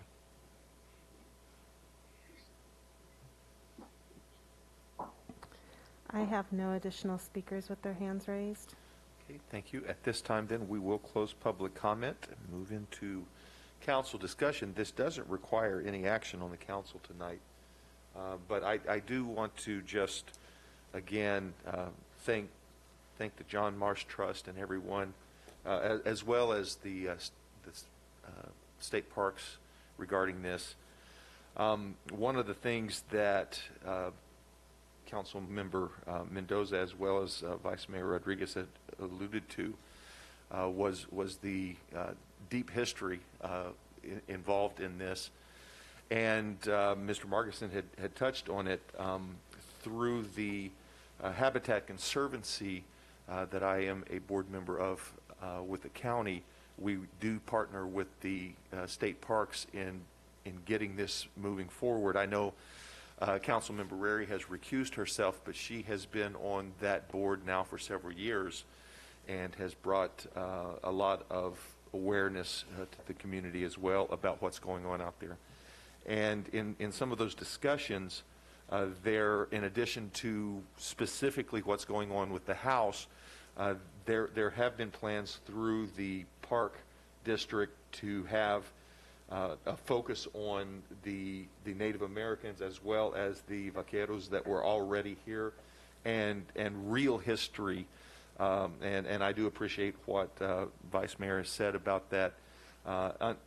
Unfortunately, a lot of times we are the victim of the ancient rite of passage that the victors write the history books. And so, I've had the experience of being in a Native American history class and then being in an American history class, and the battle of Little Bighorn on the American history class was a terrible defeat, and in the Native American history class, it was a great victory. Same incident, two sides of history.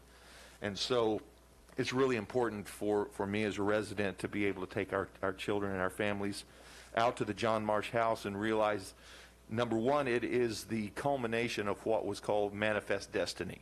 It was the idea that it was the destiny of Europeans to come in and conquer from sea to shining sea, and that was called manifest destiny. When you ended up at John Marsh House, you were at the end of that trail and entering into an entire new type of existence and living. There's a lot of hard things that happened there, and I think it's very important that we not forget what really happened, how it affected everyone involved, so that we can learn from the mistakes that were made to never repeat them, but also learn from the successes that were established there and build on those. So I do want to thank the Historic Trust, John Marsh Historic Trust, for everything that they're doing, and it sounds like there's a lot of exciting things going to be coming our way.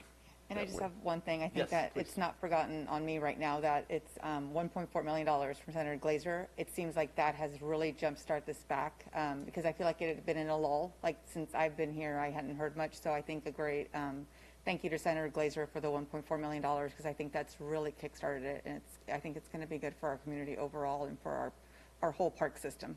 Yes, thank you very much for that. And yes, thank you, Senator Glazer. I know his staff is listening. Hopefully he is listening also. And he has been a real friend to our community, and that's outstanding. So yes, thank you, Councilmember Mendoza.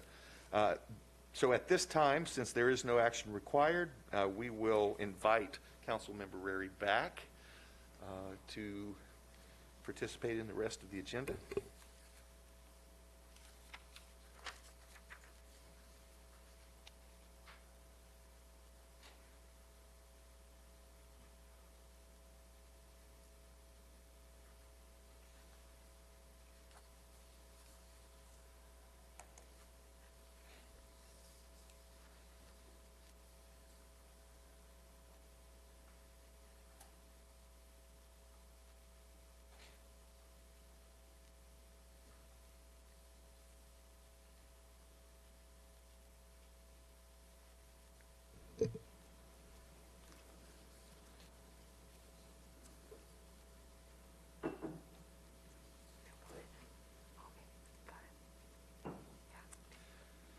At this time, we will move into item E3, resolutions related to establishing and taking related actions regarding enhanced infrastructure, financing districts at the Brentwood Innovation Center and Brentwood Boulevard downtown.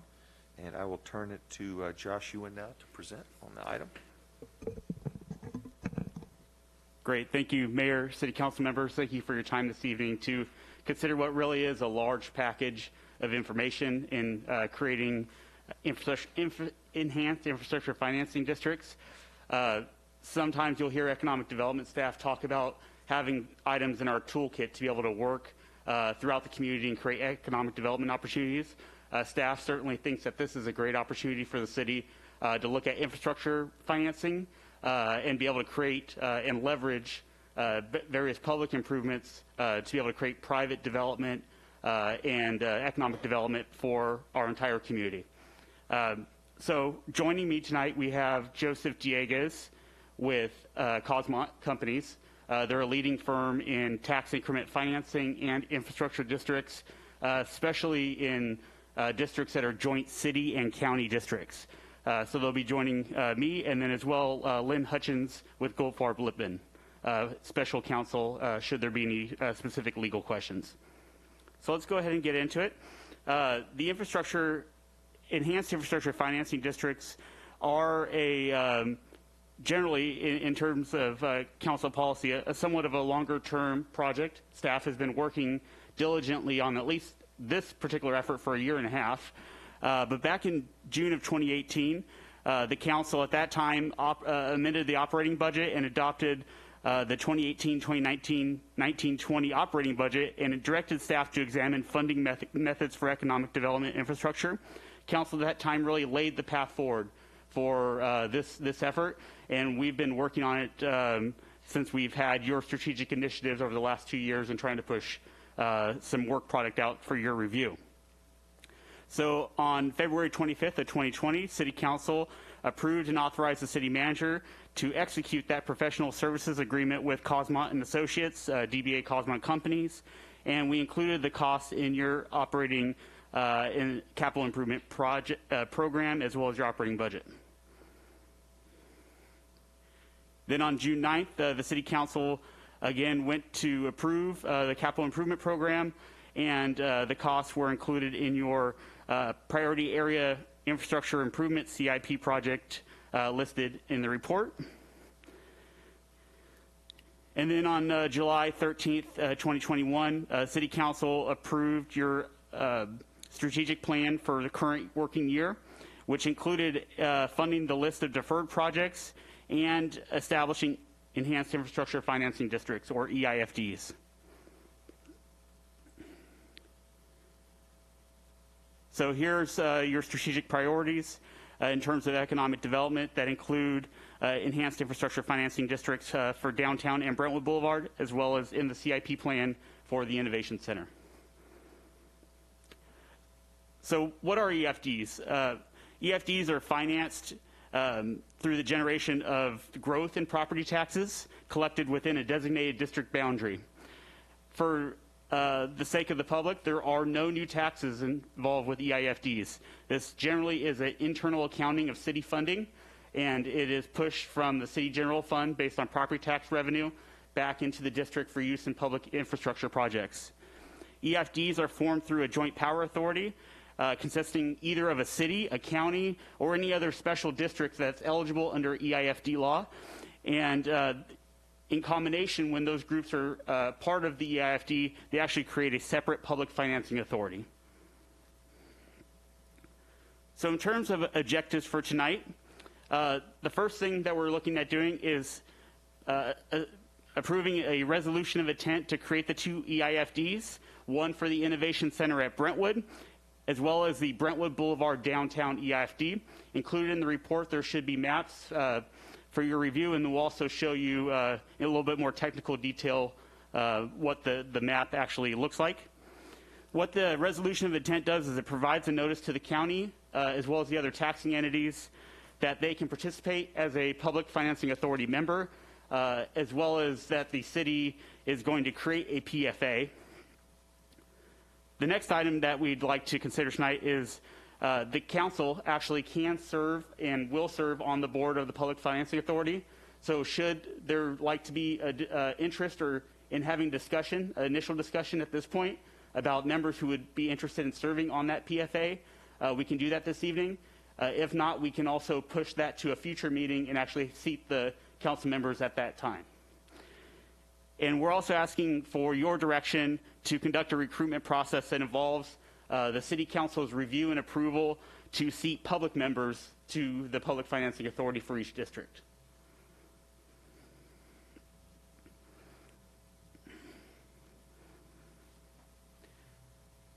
So council members and the public appointees are seated to the Public Financing Authority. You, as council, will receive throughout the process updates on coordination with the other taxing entities, including Contra Costa County, which is currently ongoing. You'll be able to review the infrastructure financing plan and other aspects of EIFD formation, as well as have additional review of city fiscal impacts and further analysis as the district is further created and refined. So with that, I'd like to invite Joseph Dieguez with Cosmont Companies to give a more technical overview and go through the actual EIFD formation process. Joseph? Thank you, Josh. Confirming you can hear me okay? Yes. Thank you. Thank you, Honorable Mayor, members of the Council. Joe Dieguez with Cosmont Companies. Pleasure to be with you all. I will try to be as least redundant with Josh's presentation as possible. There are a few aspects I'd like to highlight. A lot of the thinking behind forming this district was the ability to capture future value from new development, especially in the Innovation Center, but also along Brentwood Boulevard and downtown. The idea is by forming this district, we can capture some of that new potential value for investments in the critical infrastructure that are needed to serve that type of development, things like roadways, utilities, transit connectivity, open space, just for a few examples. This district is a form of tax increment financing. We'll do a really quick review of what we mean when we say that. And the idea is to combine it with other sources such as grants to come up with a funding toolkit for that infrastructure. The ideal scenario for many of our both city and clients in the past would be a partnership between multiple taxing entities, typically being the city and the local county. We have been already in the process of those discussions. I'll even say negotiations, as Josh characterized. The county currently has, much in response to Brentwood's inquiries, they've drafted a participation policy for how they may decide to participate or not participate in one of these districts at the request of a city. The goal is to fund regional infrastructure, but very importantly, to also generate long-term positive fiscal impact for primarily the city. General fund is the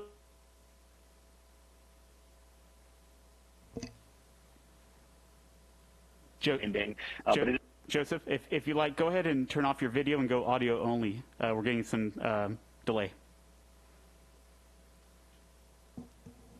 Thank you. Apologies.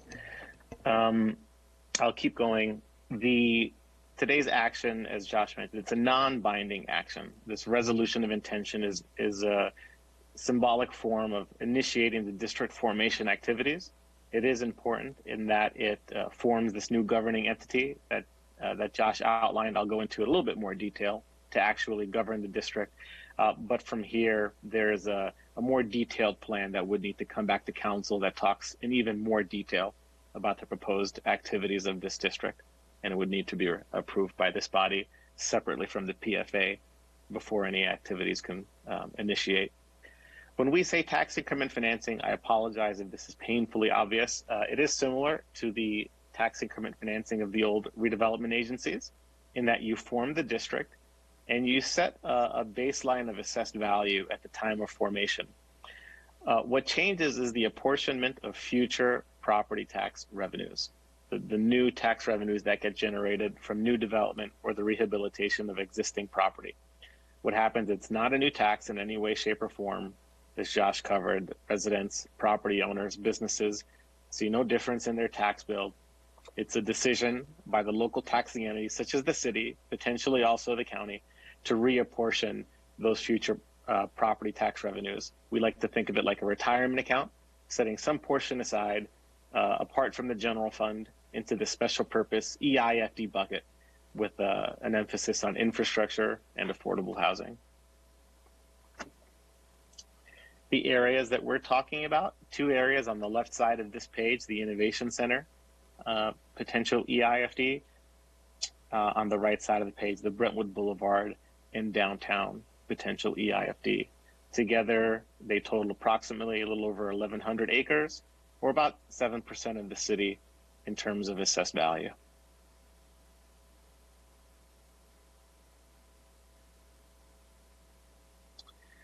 The idea is to capture the value from new development for dedication for infrastructure. These are just some examples of some of the items that have come up in previous conversations.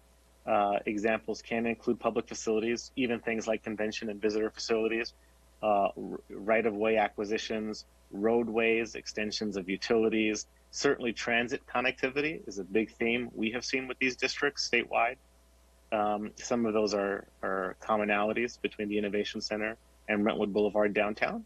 But the idea would be in drafting the actual plan, the infrastructure financing plan for each district, would be to actually come up with an appropriate customized list for each entity in terms of what infrastructure is needed to support and catalyze future development.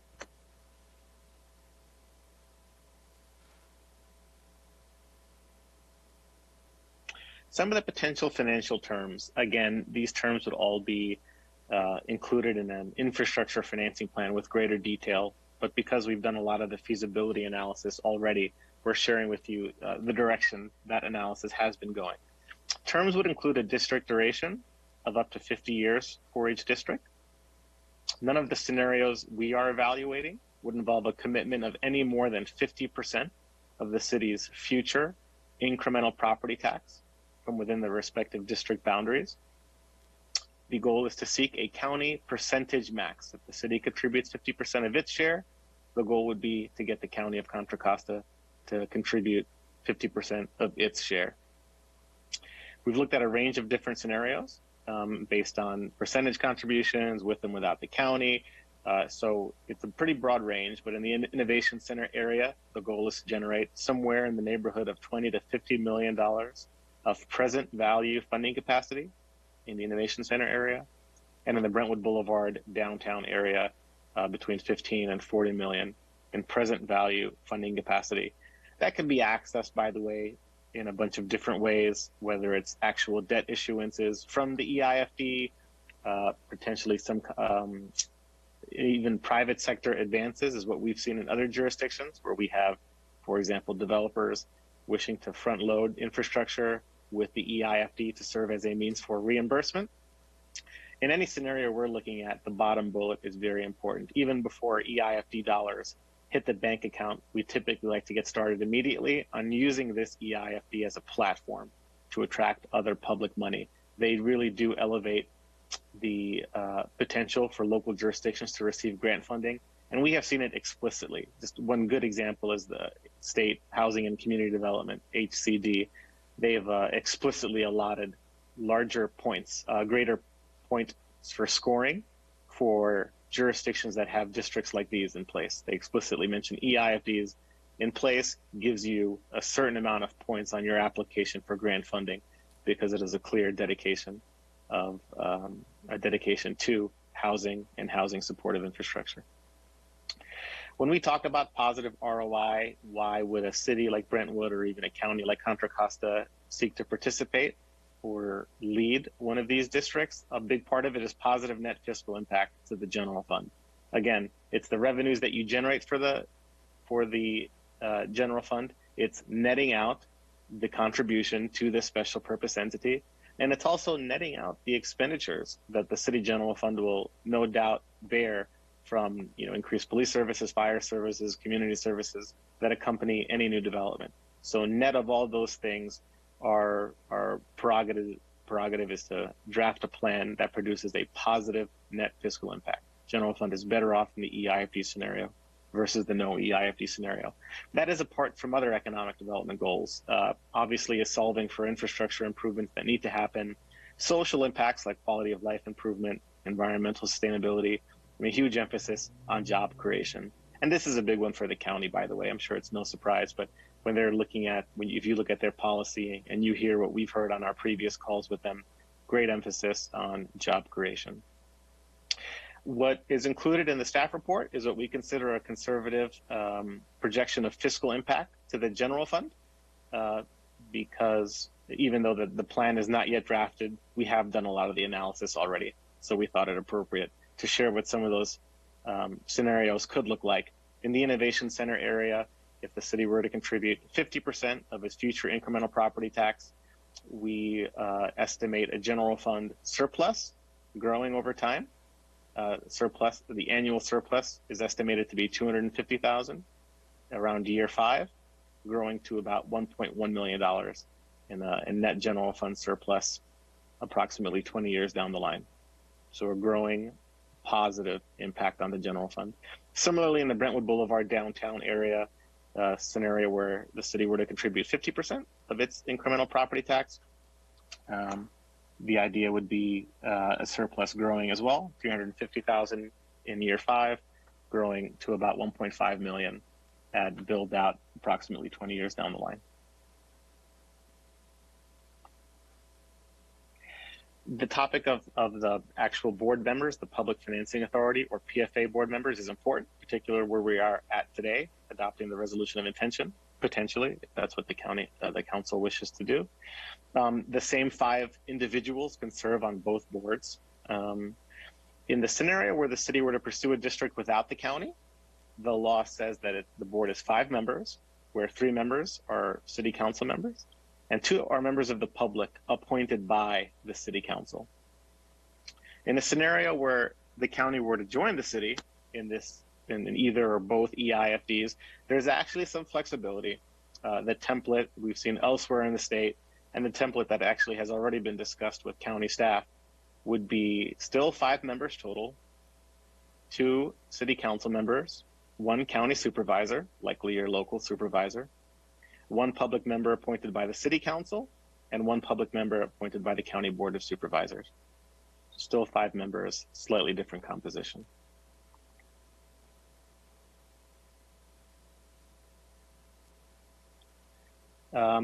I really just covered this. So in the scenario with the city alone, 3 city council members, 2 members of the public.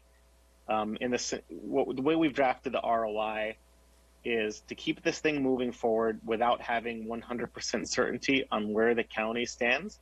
The proposed strategy, something that our firm has seen in other jurisdictions, is to kind of account for both scenarios. What that means is actually appoint 3 city council members. 2 of them will be the ones that we know are going to be on the board no matter what. And 1 of them we'll call something like an alternate, where if the county joins, that person drops off. Similarly, for the public members, there are 2 total. The city council will appoint 1 in either case. If the city goes alone, the city would actually appoint 2.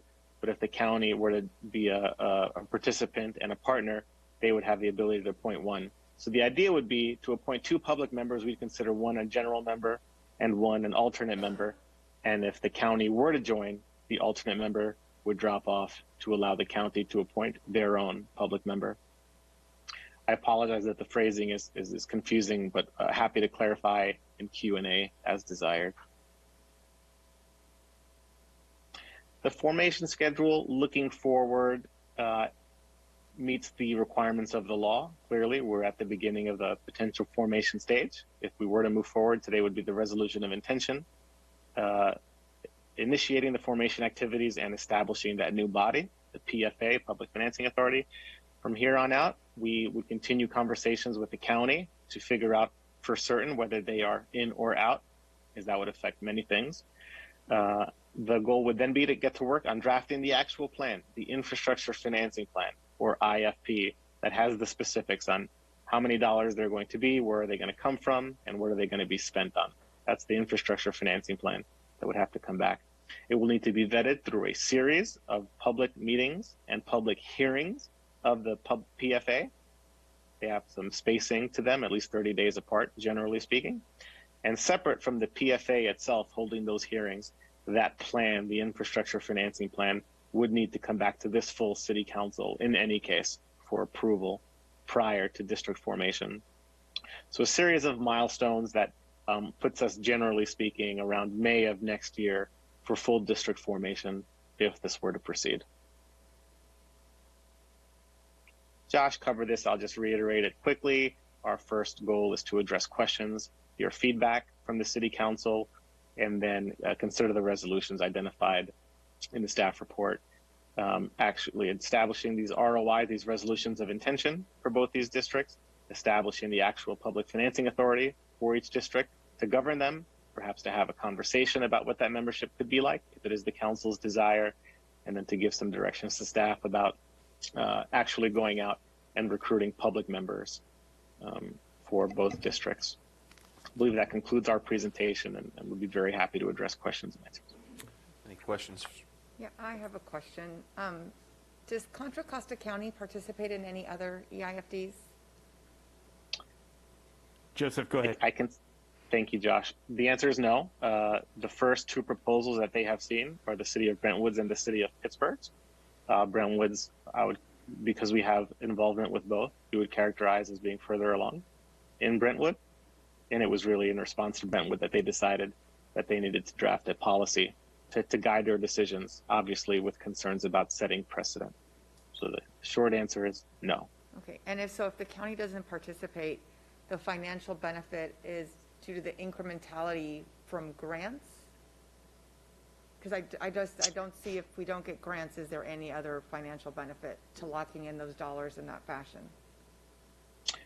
I would agree that grants are probably the largest benefit. Other benefits that other jurisdictions have considered are the isolation or the insulation of the general fund. The ability to use this entity to go out for public financing without putting general fund credit on the line like you would with something like a general obligation bond. Does the work that it takes to acquire these bonds or apply, have you seen that in other cities? Is that a full-time job, or is that so are we going to have headcount for that, or is that something that can be swallowed by existing staff and their workload? I have to be very careful in answering this one. So what we've seen elsewhere is related to other types of districts. The ongoing operation is minimal. The requirement after this thing gets formed is likely going to be one meeting a year of the PFA. There is an annual report preparation required. It's a very simple report, in our experience, 5 or 6 pages, just to report on the revenues and expenditures of the district. If I would be so bold as to say it, it's not something that has struck us to be involving the addition of headcount. So once a year, you can sit down and go through all available grants, determine those, and apply for those, and that's the only time you touch it? The requirement is not even the grants, frankly speaking. It's just the requirement to review the plan and make any revisions that the board or this council sees fit as far as prioritizing the project. Anything such as using the district to go apply for grants, it's really up to staff on how they want to manage that. Consulting firms like ours would obviously be very happy to assist with those sorts of things. But yeah, that would be a separate activity. Yeah, Councilmember Mendoza, thank you. That's a great question. So staff, economic development staff, would be the champion to push the projects forward for economic development. So we would be keeping our eye on grants and being able to leverage both EIFD dollars with any other outside grants, whether it's the state or federal level. Okay, thank you. Mm-hmm. Can I ask, what is the benefit to Contra Costa County to join the PFA? Sure. So the county, while we're still very early in discussions, and we'll keep the council fully aware of where those discussions go, really, in terms of the Innovation Center, we're looking at jobs creation for East County. So the ability to create high-quality jobs in a mix of income levels for East County really can change the whole entire dynamic of the region and be able to possibly reduce the amount of commute traffic throughout the corridor, Highway 4 corridor, and the demands on their transit systems and various public safety services. So in that component, it's a win. There are some things that we're currently just watching and want to make sure that the council will be aware of in terms of their policy. So some of the things that they have as a priority are affordable housing and the creation of certain units. Staff is currently reviewing their proposal and making sure that it aligns with current city council policy relating to affordable housing creation, making sure that we track that, and we'll be able to run that by you. So that would be one component that they're possibly looking at based on current policy. But in staff's projection from the economic development side, it's all about jobs in East County for Innovation Center and for infrastructure to create new development opportunities, commercial development opportunities along Brentwood Boulevard and in downtown. And if I may add, a big part of it is also just that general fund ROI. So we prepared an analysis for the county general fund that shows essentially how they can be better off with the district versus without, if it is used to catalyze new development that would otherwise not happen without the EIFD. And we've gotten as far as reviewing it with county executive staff and running some sensitivity analysis with different assumptions about expenditure growth rates and revenue growth rates. And I'm happy to say those conversations have been quite positive. They believe in the case that both the city and county general funds can look better off with the district versus without the district. Joe, in your presentation, you said the district duration was 50 years. I thought our staff report, Josh, said 45. Joe, can you clarify? No. Yeah, the technical language is up to 45 years, beginning with the authorization by this body, the PFA, to issue debt. In our experience, we're not seeing debt issuances until year 3 to 5 of the district lifetime. So if it takes 5 years to issue debt, you start a 45-year clock in year 5. That is how we end up at 50 years. And if the council were not comfortable with that length, for example, you have complete flexibility to define a term, shorter than that if that were your desire. And just for clarification, and I know this is something I asked for, but for the public, why would we do this versus just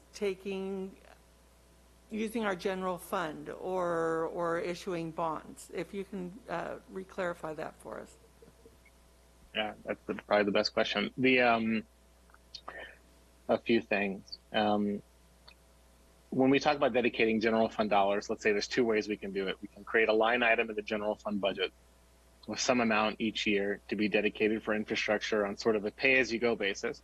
And the second scenario you mentioned, very importantly, is actually floating a bond with general fund revenue and credit behind it. In the first scenario, the big difference we've seen with the district versus without the district is the trust of the private sector that revenue stream is dedicated and won't go away under future administrations. Developers that have worked with cities in public-private transactions have a healthy degree of skepticism, to put it frankly, of even the budget process. Things can change over time, and appropriately so most of the time, right? No one can predict things like COVID and things like that. And so a general fund line item can, in their experiences, be there and not be there the next year. And if they've made a large investment into a development based on that revenue stream and it goes away, that's a massive problem for them. The difference with the EIFD, it's a special purpose entity segregated from the general fund, governed by a plan that's been put into place, the infrastructure financing plan, that commits that revenue for a long term, up to 50 years. So in that scenario, it's about certainty for the private sector that is the real catalyst to actually seeing shovels in the ground. In the second scenario, you could accomplish that certainty if you float a bond because you create an enforceable obligation. It's got to be paid for. It's debt service, principal, and interest has to be paid for. That private sector consideration gets resolved. But the strings that come along with that are sometimes troubling in that you've now obligated your general fund. And if sort of the worst case scenarios, you now have your general fund credit rating, likely other general fund revenues on the line to meet that obligation, which is not a scenario that exists with the EIFD because it insulates the general fund. It is not the credit of the general fund on the line. It is just this special purpose entity. So that's one main reason. Another reason is separating the benefit of the commitment of revenues versus the actual bonded indebtedness itself. And I'll explain. The EIFD is a commitment of future property tax revenues. Very importantly, it's not touching any of today's dollars. So it's not touching any of today's dollars, meaning even if you floated a lease revenue bond, which has similar features like protecting the general fund, not requiring a public vote, it is still a commitment of today's revenues to go out and do that. In the case of an EIFD, you're committing future dollars, not encumbering any of today's dollars. And someone might say, yeah, but you're not actually floating debt until year 5. So where's the actual dollars? And that is absolutely one of the limitations of tax increment financing. You have to solve for the initial years of funding capacity And that is why we are always focused on complementary sources, such as grants, such as private sector advances, and things like that. So there are both advantages and there are also absolutely disadvantages. That's why it's not the only tool that we think ought to be in the toolkit. Thank you, Joseph. And if I may add, so one big benefit at this point is should another taxing entity want to be involved in the EIFD, the commitment of the city's general fund property tax revenue into that district would be able to leverage outside agency dollars to help invest directly into Brentwood, into the city limits. So that would be a huge benefit, and we should continue to explore that. And so that I think would really be the tilting factor at this point to consider moving forward with the ROI process. And the county's draft policy is upwards of up to 50% of their tax increment financing that could be committed. Yes, right? at this time. That's a sizable amount that you really leverage that you couldn't do if you didn't have this district. If they decide to join, right? Scenario 2. Correct, and they're looking at it. They've drafted a policy that would set some standards and parameters for how they would commit partnership on such a district. Do you have any more questions? Because I have another question. And I might have missed this. So let's say there is another pandemic. What do we do then? Can we take the funds or not? Like they're locked in. So for today, we can use our general fund, like it flows easily. If we were to have another catastrophe of some kind, we would not be able to access any incremental funds over what we collect today. I could jump in if that's okay. So you could always dissolve the district. So the key aspect will be what agreements have you entered into, similar to when the redevelopment agencies went away. The catastrophe hits and you're already in 10 years of this thing, and you've floated a bond, you've entered into reimbursement agreement with developers. You could still then choose to dissolve the entity, and then similar to RDA dissolution, you would absolutely still be responsible for honoring those agreements, and what would be available for whatever you want to call it, crisis management by the city, would just be whatever is net of all those existing obligations. If you were in a scenario where you weren't even that far along down the line and you had not entered into such obligations or floated such bonded indebtedness, you could, of course, choose to dissolve the district at that time if that were your prerogative. But if you didn't dissolve it and you kept the district going, it's absolutely accurate. The intention is absolutely to segregate the funds for many of the purposes we discussed. So that is absolutely a trade-off. We have to be realistic about that. And Joseph, to just clarify, I believe there's a throttle up and throttle down provision relating to the commitment from the city and the PFA or the PFA board in general. So should we not have bonded indebtedness and we need to make a decision at that point, while it's not ideal, I believe we can throttle up and throttle down our revenue contribution. Is that correct? Absolutely. There are provisions in the law that are actually further being clarified with current draft law, SB 780, that absolutely lays out a clear path to plan amendment. And one of those plan amendments could be the throttle up, throttle down feature that Josh outlined. Okay. Do our financial models today include this, or do they not include this? Our current models are at a 50% city contribution. So they do. So all of Carrie's future models include the. I'm sorry. Do you want to? Oh, okay. No, I'm sorry. I misunderstood the question. I was speaking to the revenue models that are in the staff report. But Carrie has his plan for the future. So would he have to redo his plan if we enter into this? So this is all about, and Kerry is welcome if he's available. So this is all about new tax increment that's created by new development. So new assessment on private property. You have a baseline assessed value, and then as development comes in, you create new property tax increment or a new increase in the assessed value. So really, so does his model include? So like I know his models, like we talked about property tax, for example. There is an assumption of how much property taxes will go up every single year. Does he have an assumption on those areas and what they will do incrementally? Because now my concern is, if we enter into this, will we have to redo all of our financial models to pull out some of that forecasted incremental increase and figure that out? Carrie's pulled up, but like the Innovation Center at Brentwood, any of that huge tax increment that could be developed over time is not even in the model, but Carrie can elaborate further. Like nothing on Brentwood Boulevard, nothing in the Innovation Center. Let me jump in here. Thank you for the question, Councilmember Mendoza.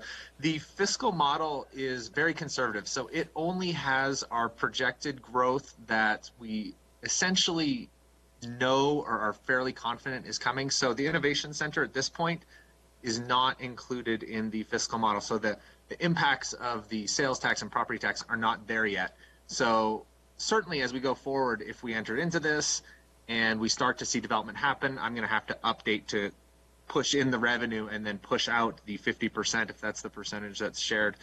But I think your main concern was, hey, does Carrie already have the revenue coming in and now you're about to take 50% of it out and therefore impact the projections? And the answer to that is no, I don't have the revenue coming in from the enhanced development that would occur through the district. All we have in there right now is very modest things, you know, like 50,000 square feet of commercial development in a year, things minor like that, nothing to the extent that we're talking about with this kind of program. Okay, and nothing from Brentwood Boulevard is in your models either? Nothing of this significance, so it's no. Let me just say no. There's nothing of anything that would, I think, change this discussion. There could be little 2,000 or 3,000 square foot. It's all dependent upon what's in the CIP projections. So not to muddy the waters. There could be little tiny bits, but not enough to where we're going to start to see a big change on the numbers. Yeah, the reason I wonder about Brentwood Boulevard is because I've noticed in the project page, there's a lot of development going on, that applications are being submitted.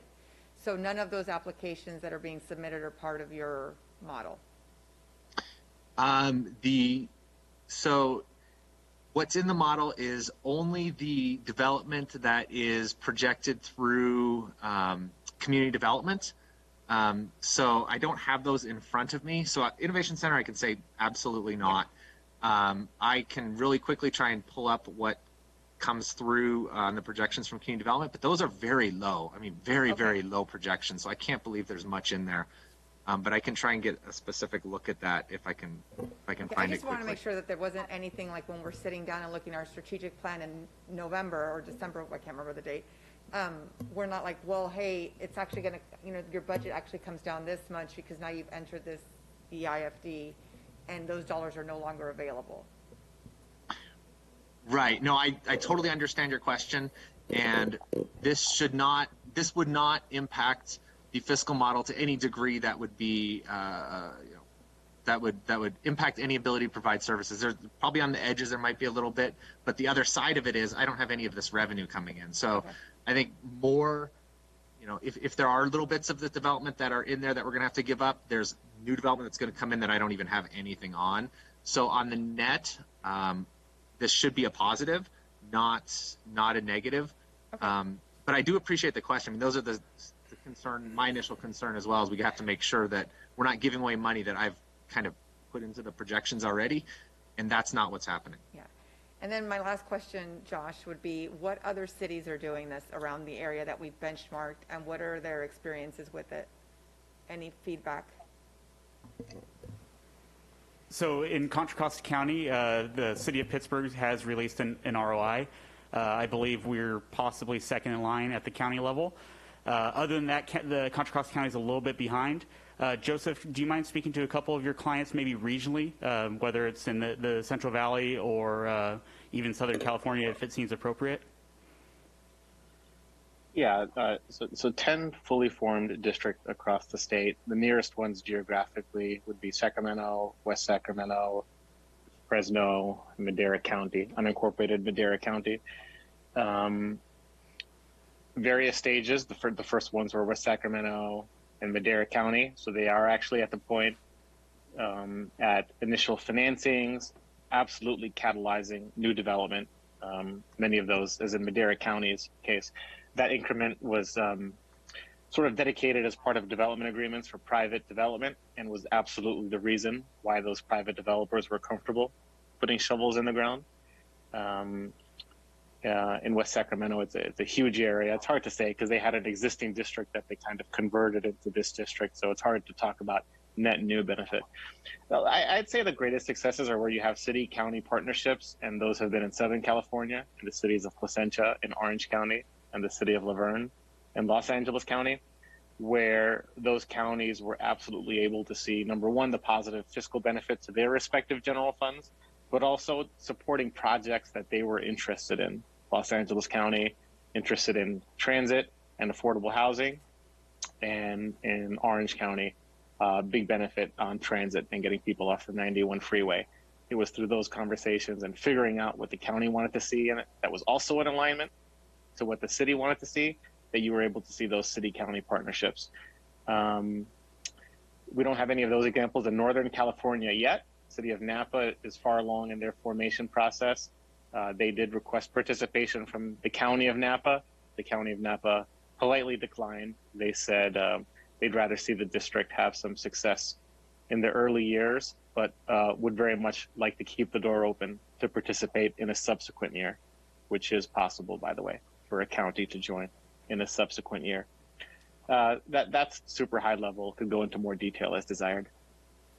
Yeah, I do have. So with these dollars, do you have projects that you're already earmarking for it that you're thinking about, or it's just nothing is, you haven't thought of anything yet? We have some capital improvement projects that if some of these additional funds came in, that would expedite the improvements. Some of the improvements out at PA1 Innovation Center Brentwood would certainly move along much quicker if there were additional funding available. Okay. Okay, thank you. Can someone please clarify a little bit better the benefit to affordable housing? How does that link? How does that process go?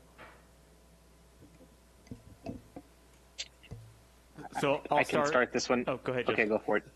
Sorry, it's just they're not. It's an infrastructure, largely an infrastructure-focused district. So what they can fund in terms of private development is fairly limited, and so it's a specific carve-out that affordable housing is one of the few types of private development that could actually be funded with this tool. So the benefit is just that it's dollars that can literally be put into vertical affordable housing construction, or just the infrastructure that's supporting affordable housing. That's all it is, a mechanism to pay for it. And I can follow up, the county's policy is saying if you'd have any housing occur, currently as it's drafted, is to say 50% of it has to be affordable. So we've got some challenges with that, and we've put in some response comments to say that may not be feasible, because how does that conflict with general plan and other things, and how do you enforce it? So there's some concerns with that, so we're working through that with them now. Thank you. I did have another question, but it's more about the recruitment process for the public. And really, I'm just kind of interested in understanding, and maybe this is later, description of duties, commitment, length of term. Do they have staff guidance? Are there qualifications we would be looking for? I mean, is that a separate conversation about the recruitment process, or is that something we're discussing tonight as well? We can take some direction tonight, but what might work best is us to come back with some program outline of what that looked like for that recruitment and what would be the best candidate for it with the scope of work that they'd be looking at. Great, thank you. I do have one question that hasn't been asked and answered already, and I do appreciate counsel for your in-depth questions, because all of mine are checked off with this one now. I have concern or a question. If we were to partner with outside entities with this, county or otherwise, what kind of control as final decision into where these funds go, or what projects are approved or disapproved, does council give up? Do we maintain the driver's seat? How will that work in the makeup of this partnership? So, Mayor, that's a great question. I'll let Joe get into technical details if we need to get there. My understanding, based on the composition, the city would technically be in the majority or the driver's seat. We would have a majority position, I believe. We have 2 council members, based on what's in your staff report, 2 council members and 1 member of the public, whereas the county would, should they participate, or any other taxing entity, would be eligible for 1 seated member as well as 1 public appointee. So, Joe, is that correct?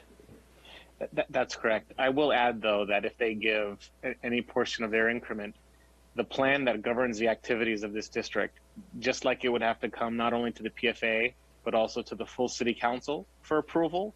It would also need to go to the full county board of supervisors for approval prior to spending the dollars.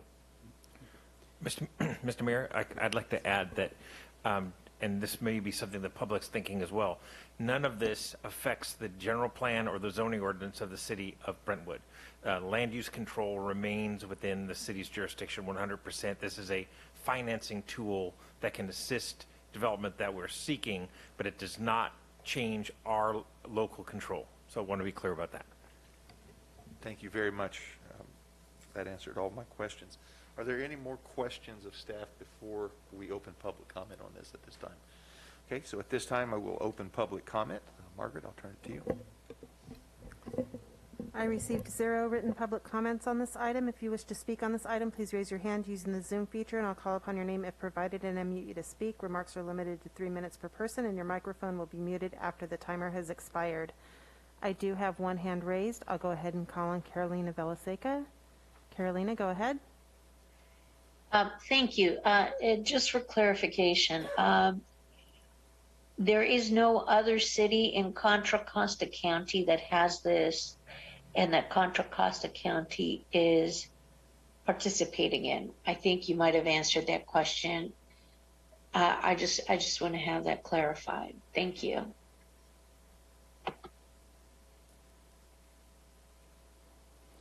I see no additional hands raised. Okay, at this time we will close public comment, and if you could clarify that question, staff, that'd be greatly appreciated. Sure. So staff's understanding at this point is the only other potential EIFD formation city is Pittsburgh, and they have not fully formed their EIFD. They're at the current stage that you are at, which is the resolution of intent and looking to coordinate with other taxing entities and formulating and refining their district as they go. So we'll be, should you move forward tonight, we'll be in a similar pattern, looking to really hit the ground running on a lot of various items for this EIFD formation process. Thank you very much. So at this time, as there's no more council discussion, do we have a motion? Oh, okay.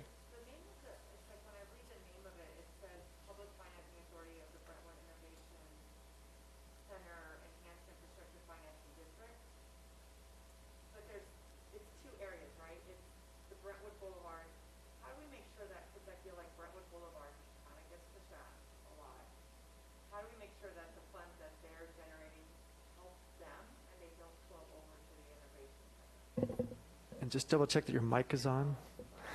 Did you hear that or no? I did, but the audience at home may not have. Oh, just the name is specific to the Innovation Center, and I want to make sure we don't lose sight of Brentwood Boulevard and their needs. How do, like, is that just, you have to trust that the board will do that?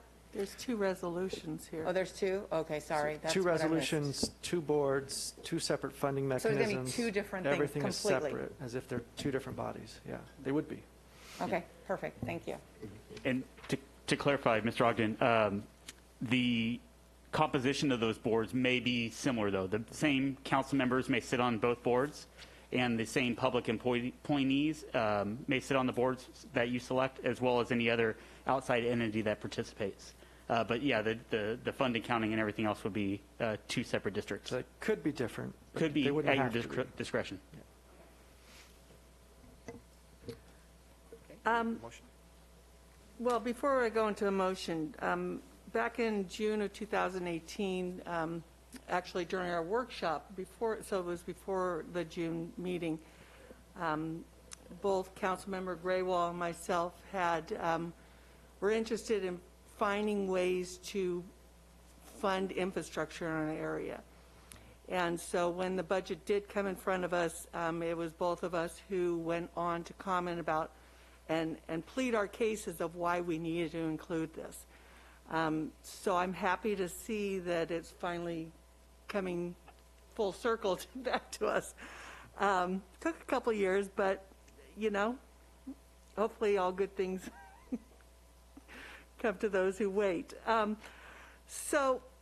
it is to help fund the infrastructure. For over 20 years, businesses, you know, they look at us and they, well, you know what, we don't want to put in the infrastructure. We don't want to fund that. We don't. So if we have a way of helping to fund this, looking at private-public partnerships, this is something that will benefit our city. And statistics show that people shop where they work.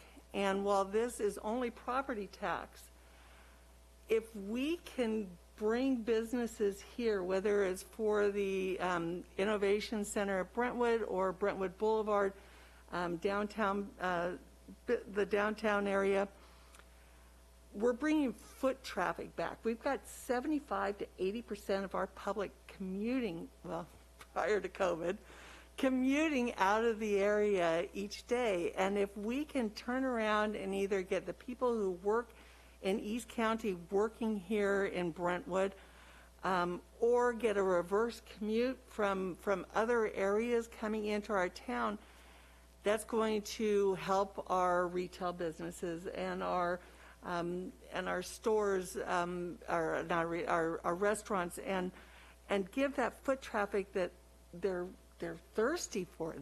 They just really want that.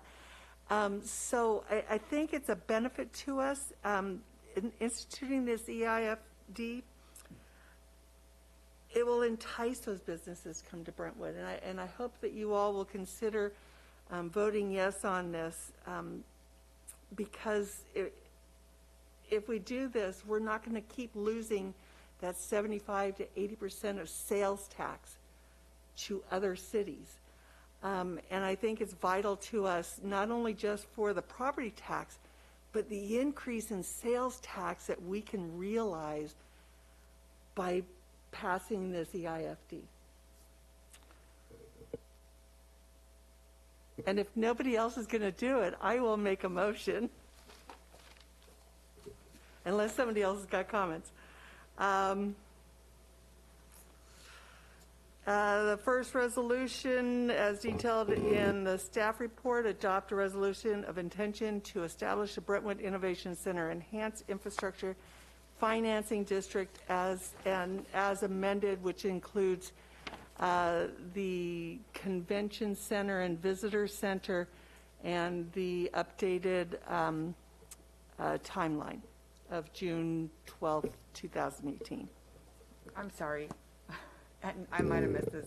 Where's the convention center that's part of this? It's not a convention center. What it says is that if there was a need for a convention center, that this could help to fund that. And visitor center, and they will all be in that area? In the innovation, yeah. Okay, I just want to make sure it wasn't like, okay. Sorry. No, this is just the possibilities that are out there. Then I'll second that, that's fine. Sorry. We have a first and a second, and I saw Damien pop up. Are we on track? Mr. Mayor, I'm sorry about that. I was just making sure that the resolution that Councilmember Rary had referenced is the amended one that staff had submitted earlier this afternoon, that includes the recital change as well as the addition to, I believe it's Exhibit B regarding the Visitors and Convention Bureau. She did do that, and I believe it was clarified by the second, and so I think you're okay. That's why I didn't say anything, but that was why it popped on. Thank you. So we do have a first and a second. All in favor, aye. Aye. Aye. Opposed? It is unanimous. Okay. And I will make another motion as detailed in the staff report, adopt a resolution of intention to establish a Brentwood Boulevard Downtown Enhanced Infrastructure Financing District as amended. And I'll second that. We have a first and a second. All in favor, aye. Aye. It's unanimous. Okay, we will move on to item E4. Thank you, staff. Thank you, Josh and Joe, for the great information and presentation. Item E4, resolutions regarding to salary and benefit adjustments for non-sworn, unrepresented executive and senior management employees, including contract amendments for the city manager and the city attorney, and implementing and clarifying actions. And I'll turn it to Sakari Bashirs. Sakari. Mr. Mayor? Yes.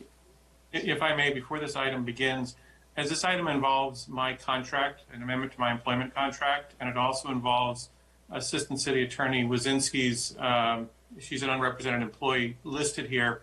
Our office will not be advising on this item. We have Tim Davis, a partner with the law firm of Burke, Williams, and Sorensen, that will be advising the council. So I will go back to being turning off my camera and going mute, and Mr. Davis will assist you on this item. Thank you. Thank you. Sukari. Okay. Good evening, Mayor and council members.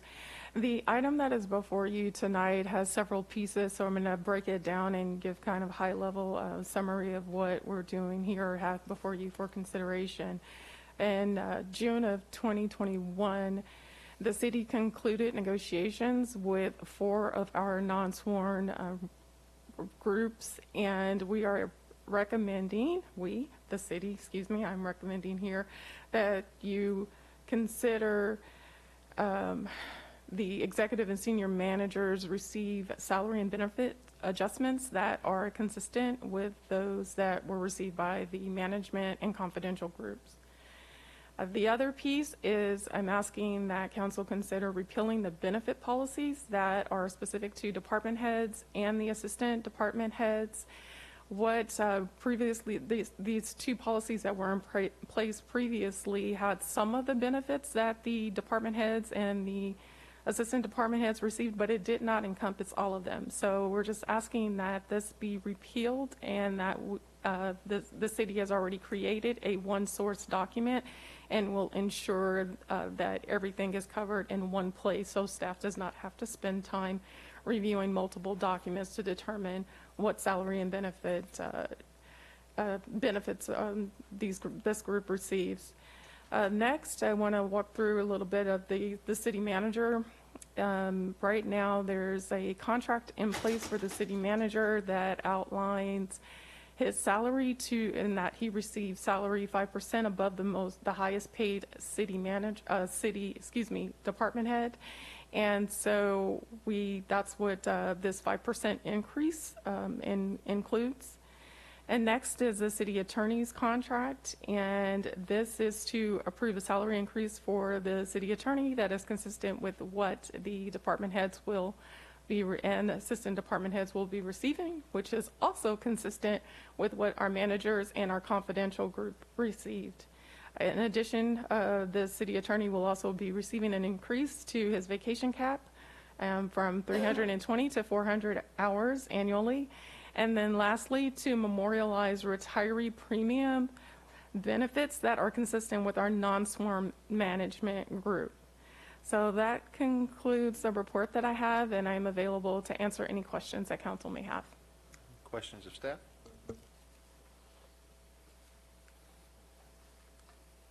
Okay, seeing no questions of staff, we will move on to public comments.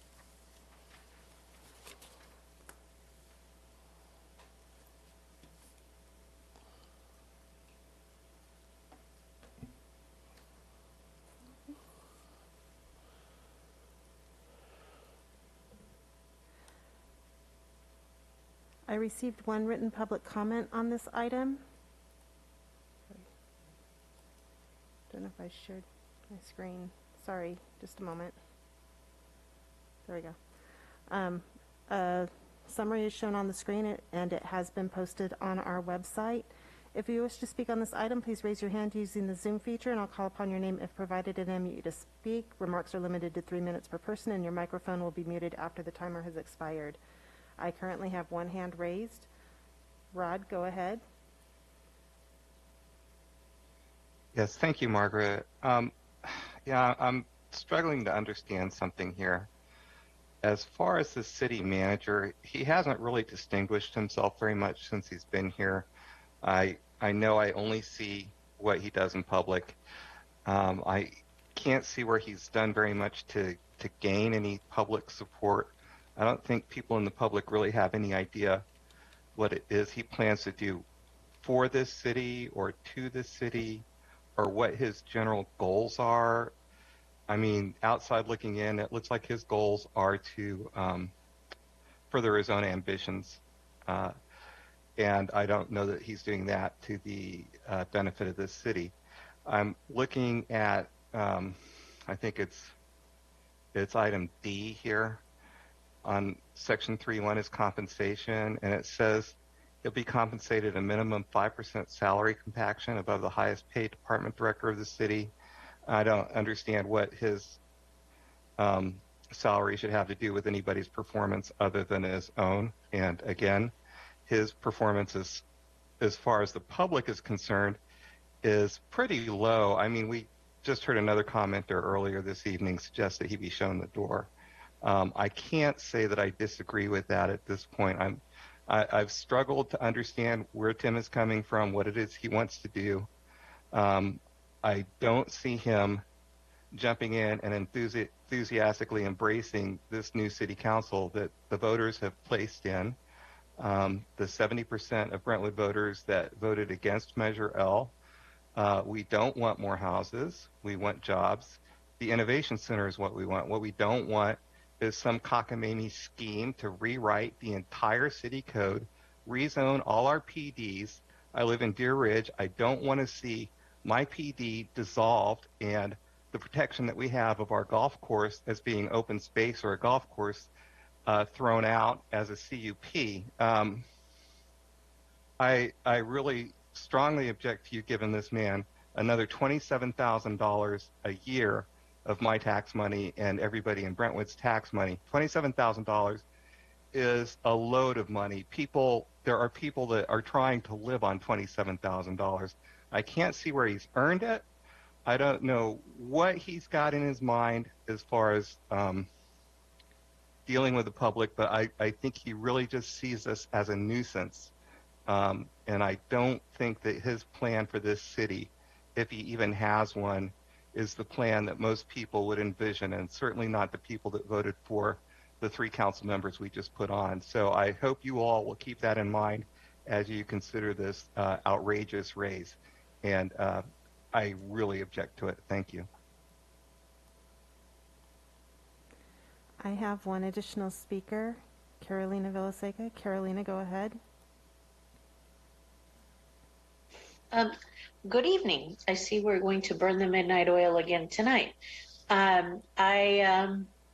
comment is this. Usually the first year of employment is a learning year where you're learning your duties, you're learning the new company that you're working for, you're getting to know your coworkers, you're understanding the processes, and you start seeing areas where you can make improvements.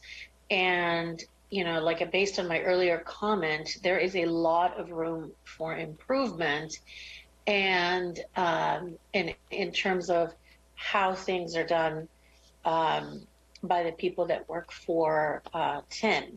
I think it would be prudent to not give him such a large raise at this point in time, because improvements have not been made as of yet. The number of improvements that need to take place with how work is delivered still have to be put in place. Like I said before, circling back to things that need more work, that is an example of something that needs improvement.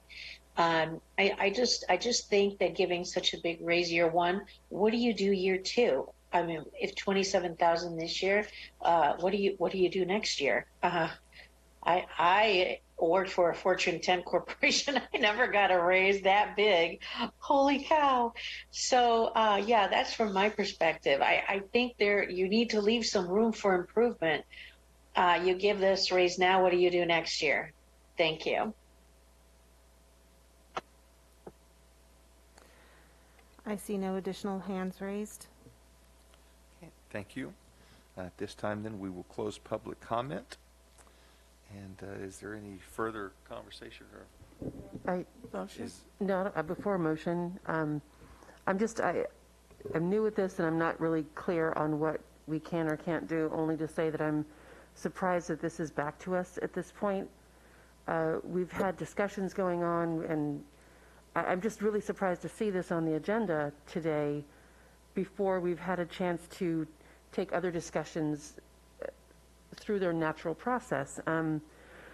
So I'm confused about that. I know our contract says that we have to follow the compaction clause for 5%, but the raise that we're suggesting says 5.42. So I'm curious why there's a difference there. But can someone help me understand why this is here now as opposed to when we've been able to complete other discussions that we're having? Tim Davis, if you would step in, that would be greatly appreciated. Give us some clarification. Yeah, hi. So we are having other discussions, I think, but as was pointed out, this is a provision in the city manager's contract, and it is being brought forward at this time so that the city is in compliance with the contract. So what about the difference between 5% and 5.42%? I would defer to Kari on that one. Yes, I can answer that. So in order for the city manager to be 5% above the highest paid department head, he would have to receive a 5.42% increase to his current salary. Okay, and then my last question would be if we could help the public understand what we can and cannot do.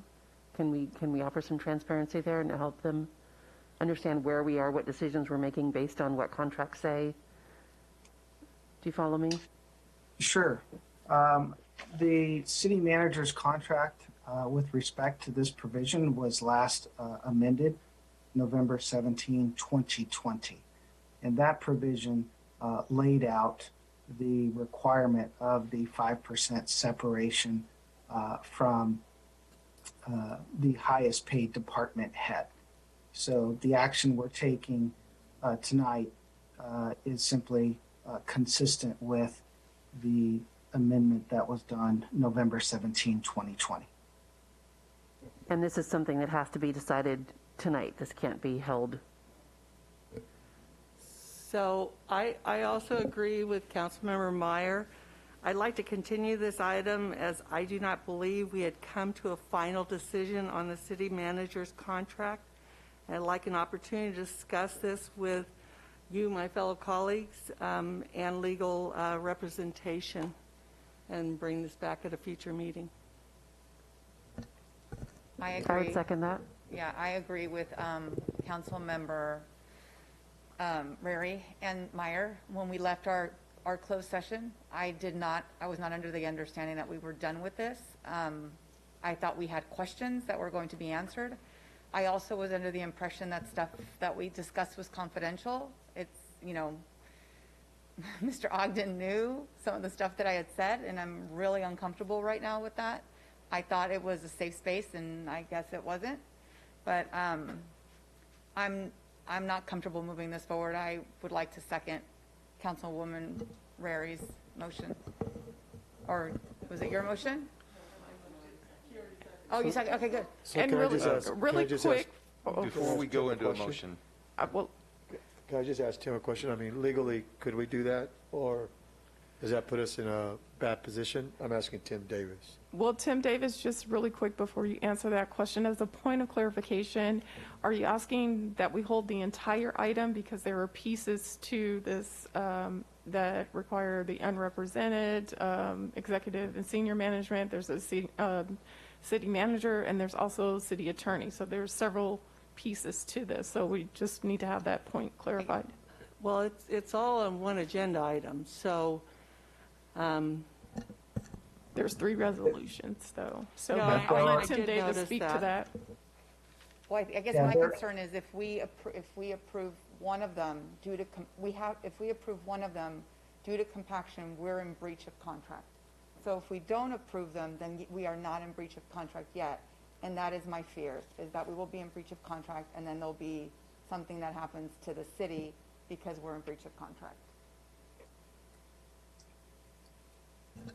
Right? I understand your position, but yeah, Tim Davis, sorry. Yeah, I mean, so to be clear, there is nothing related to the city attorney's contract that has any bearing on the city manager's contract. The resolution in B involving the the number C, executive and senior management non-sworn salary schedule, there's nothing related. Those things are not related either. But she said for compaction reasons, if we approve this at this time, there's a compaction issue. The compaction is with the city attorney, with the police chief. The police chief is currently the highest paid department head. So it's not in relation, there's no compaction with the other department heads. So is there any compaction with the police chief and anyone below him? Oh. Police chief is in a separate item. Oh, he's down below. Yeah, but I guess I have a question. Is there any trickle down from the chief to the next? Is there any compaction that I should worry about from the chief down? Not with respect to any sort of contractual requirements. Okay. So Shakar, you did E4 and E5 at the same time when you went through this? No, we have E5 separate. We haven't gone through E5 just yet. Oh, okay.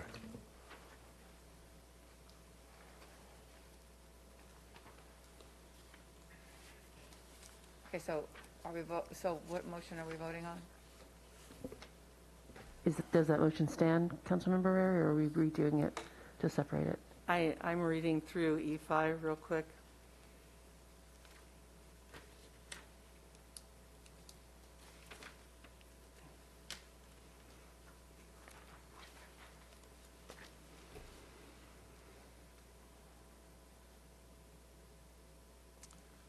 Mr. Davis, if while we're reading through these options,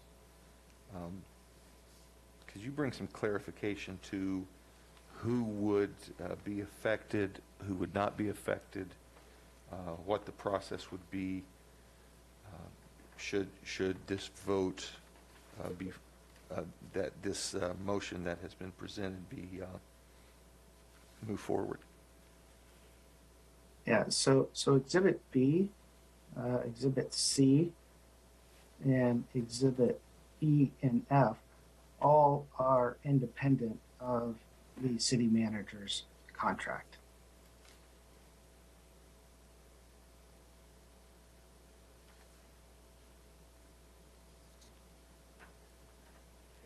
Unfortunately, we don't have access to those documents to look at each one of them. So I guess ours would be 9, and like there's 2 sections of E5, 9 pertaining to Brentwood Police Officers Association and lieutenants, and then... So if I could just, I'm sorry, just for point of clarification, we're on E4.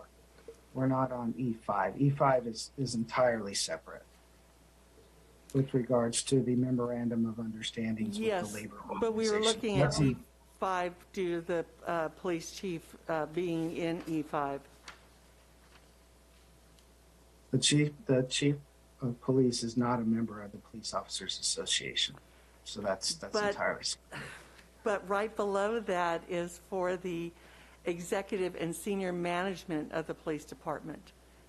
And there's 2 motions in there. One's a BPOA and the other one's executive and senior management in the police department, which is in E5. Okay, so, I mean, fair enough. If your concern is related to that specific item in E5, that's great, but that doesn't involve the other items in E4 that are completely and totally unrelated.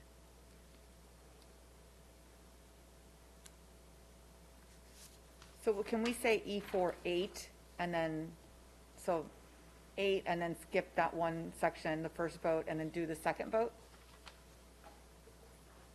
Yeah, I mean, I think the exhibits are the ones that very clearly list out which aspects apply to which. So if I'm just scrolling through really quickly here to get to that, to advise you of that. So I will amend my motion to continue the city manager's employment agreement until we have time to meet with my fellow council members and mayor, and with legal representation. And my second stands.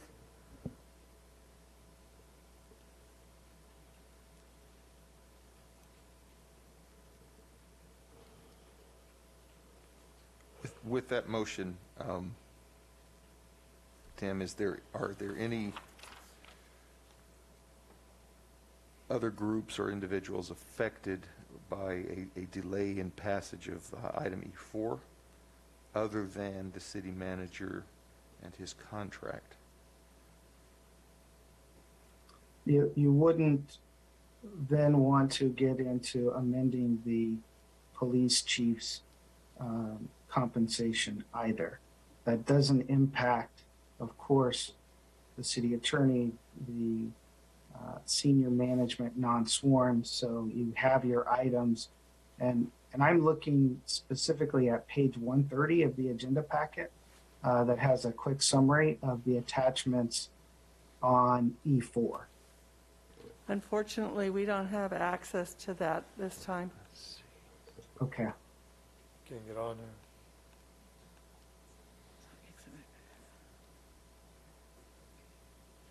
Well, then I think we're going to be bringing all of this back.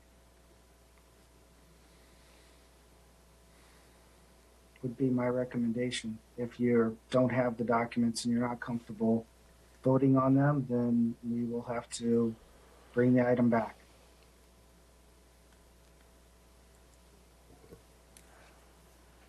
That was why I mentioned on E5 also continuing the executive and senior management of the sworn unrepresented employees. I think just for point of order, it's better to take one item at a time. And so right now we're We're on. just trying to determine which one other things will be affected. We are taking one thing, but the mayor asked what other things will be affected. I mean, the compaction item in the city manager's contract is related to the highest paid department head. And we've already established that that is the police chief, and that's what's generating the requirement underneath his contract. So could we move over with everything else except for that portion of it? Are you guys comfortable with that? Well, I think I would be comfortable with the city attorney. I would be comfortable with the police chief on hold, retro until we come to a conclusion, but his should be retro, just because we're not voting on it tonight doesn't mean. It's all retro to July 1st. What? It was all retro to Oh, well, July then 1st. we don't, yeah, then if it's all retro. And then, I mean, everyone except for, I mean, we have to hold off on the police chief, I think, and the city manager. Everyone else we can do tonight.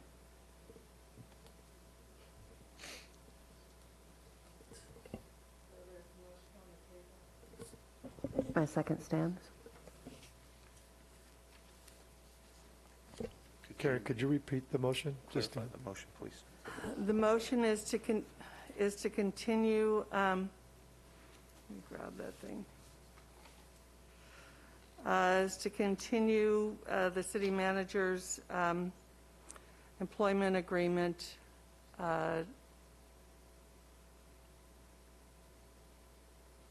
as I don't believe that there was a final decision on the manager's contract. And I'd like the opportunity to discuss this with my colleagues in legal representation. But was it going to be amended to include the police chief? We can't do that one No. right now. We're on E4. So just that one. That's Then the it only is one we still- can do right now. Then I did second. Yes. Okay, so we have a first and a second. All in favor, aye. Aye. Opposed? Same sign. Aye. Okay, the motion passes 3-2. We will move into item E5. No. It's E4. Yeah, E4. we're still I'm on sorry. we're Yes. still on E4 because that took care of one of the items, but it didn't take care of the city attorneys or the executive and senior management Okay, can we just, non-sworn pay schedule. So I'll make a motion as detailed in the staff report, adopt a resolution as to salary and benefit adjustments for non-sworn unrepresented employees, executive and senior management, and taking, implementing, and clarifying actions. Okay, we have a first. Do we have to say, as detailed in the staff report, adopt a resolution amending the city attorney's employment agreement? No, that's another motion. Okay. Yeah, there's 3 separate items. Okay. Okay, we have a Then I'll- first and a second. All in favor? Aye. Aye. Aye. Okay, next motion. As detailed in the staff report, adopt a resolution amending the city attorney's employment agreement. Okay, we have a first, Second. a second. All in favor? Aye. Aye. Opposed? It's unanimous. Okay, moving on to item E5, resolutions regarding memoranda of understanding with the Brentwood Police Officers Association and Brentwood Police Lieutenants Group, as well as approving salary and benefit adjustments for sworn unrepresented employees and taking, implementing, clarifying actions. Sakari. Yes, this item before you is relative to our, starting out with our 2 sworn bargaining groups, our police officers, Brentwood Police Officers Association, and our Brentwood Lieutenants Group.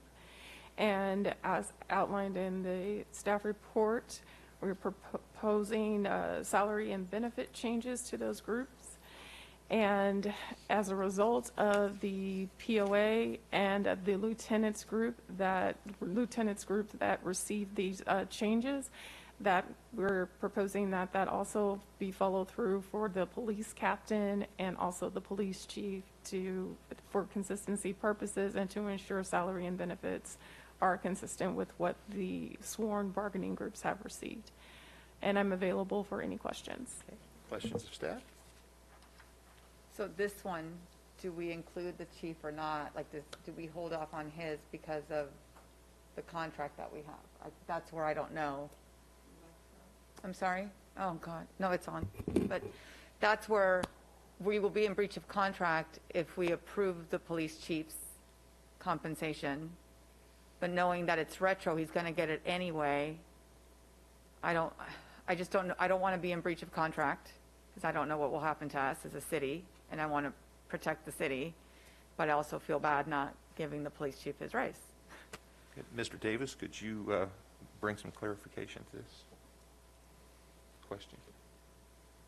No, I think that's clear that if there's going to be further discussion with regards to the city manager's contract, then there should be a deferral with regards to the police chief as well. I don't know how to say that, a resolution to do that. I think that you can start with the memorandum of understandings for the labor organizations, which don't have any impact on either. If I may jump in, though, on this item, I don't believe you've taken public comment yet. Oh. And after public comment and any council further discussion, you do have 2 resolutions before you. One, as Mr. Davis indicated, involves the representative bargaining groups. That does not involve the unrepresented employees and wouldn't have any compaction issues. And then the second resolution involves the unrepresented employees that could have compaction issues. And that may be the one that, if the council wishes to continue one of the 2, that would be the one to continue. But first, it would be appropriate, if there are no further council questions, to take public comment. Thank you. So are there any further questions this time, council? Okay. And this time we will open public comment. Margaret?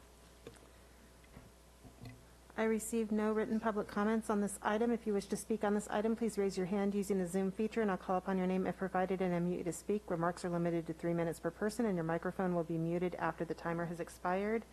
I have 2 hands raised. I'll start with Carolina, followed by Rod. Carolina, go ahead. Good evening. Just a quick question. Why is the city manager's salary tied to anybody else in the city? It's almost like negating his ability to perform better or and make improvements, or it takes away any enticement for the city manager to go above and beyond if his salary is tied to the chief of police. They are 2 totally separate departments, 2 totally separate jobs. the chief of police takes risks that the city manager will never take. He is responsible for lives, which the city manager is not. And the chief of police, is responsible for not only the lives of his policemen and women, but also for the citizens of Brentwood. I don't understand why in his contract, the city manager is salary is tied when his job in no way, shape, or form resembles anything that the chief of police does. Why is that in his contract? This is the first time I've ever heard. I've lived in 5 different states and I've never heard this in any other contract being discussed in a city council meeting. This one blows my mind. Thank you.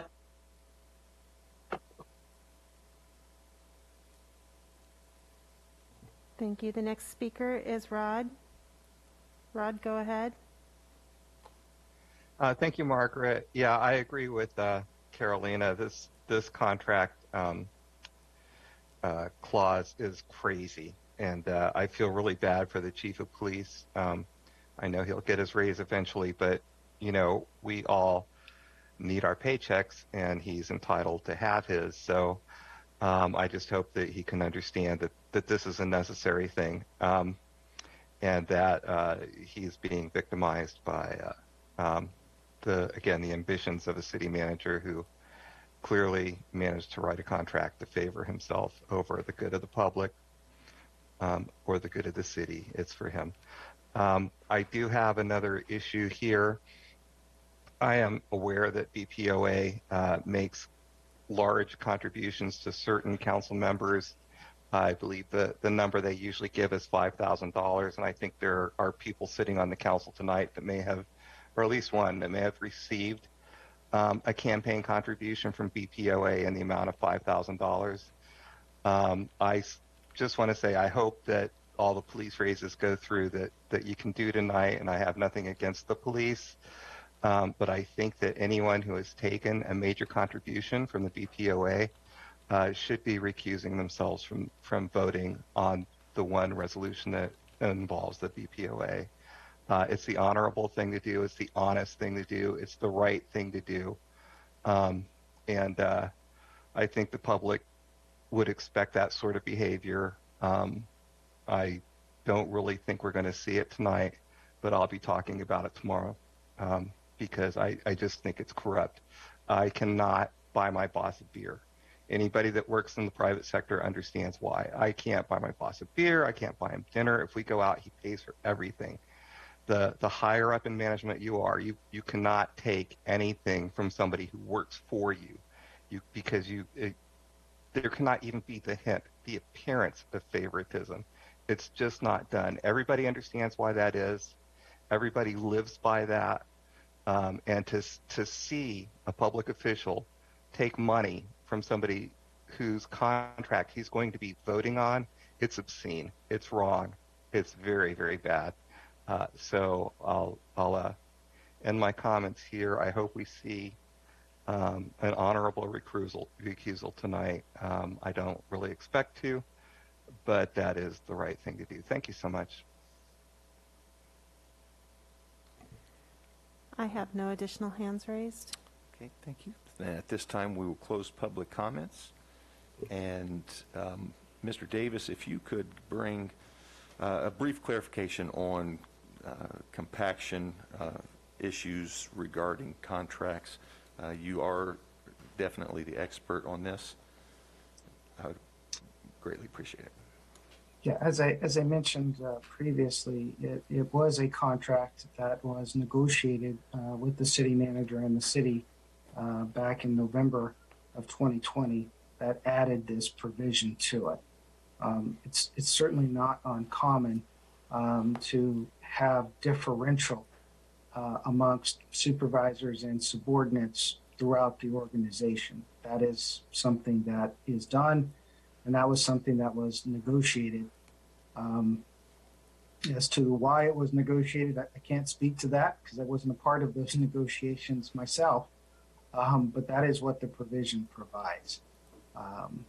And that, again, was back in 2020. Thank you. So is there any further conversation, comments regarding this item? And if not, is there a motion? Make a motion as detailed in the staff report, adopt a resolution as to the MOUs with the Brentwood Police Officers Association and Brentwood Police Lieutenants Group and taking, implementing, and clarifying actions. Okay, we have a first I'll second that. and a second. All in favor? Excuse me, I'm so sorry to interrupt. Can I just clarify?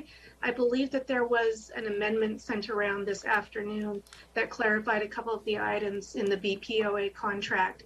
So were we understanding your motion to be as to that amended agreement? Yes, as amended. Okay. And did the seconder intend the second in the same fashion? No, we're going to continue the second, right? No, the amended for the BPOA. The amended version that came out, the Sakari sent by email today. Okay. But you made the motion, right? I made the motion, which I said is yeah, amended. and I'll second that. Yes, sorry. Okay. Sorry for interrupting. Thank you. Okay, so we did have a first and a second, and the vote was unanimous. Do we have another motion? I think it was a first and a second with the amended, so we need to retake the vote. We can do that. All in favor? Aye. It is unanimous. Second motion. I'll make a motion to continue the sworn unrepresented employees, executive and senior management, and taking, implementing, and clarifying, or senior management until after we come back with the city manager's contract, to come back at the same time as the city manager's contract. Okay, we have a first. I second that. And a second. All in favor? Aye. Opposed? Aye. Okay, the motion passes 3-2. Okay, moving into item E6, consideration of scheduling anticipated special city council meetings. Mr. Ogden.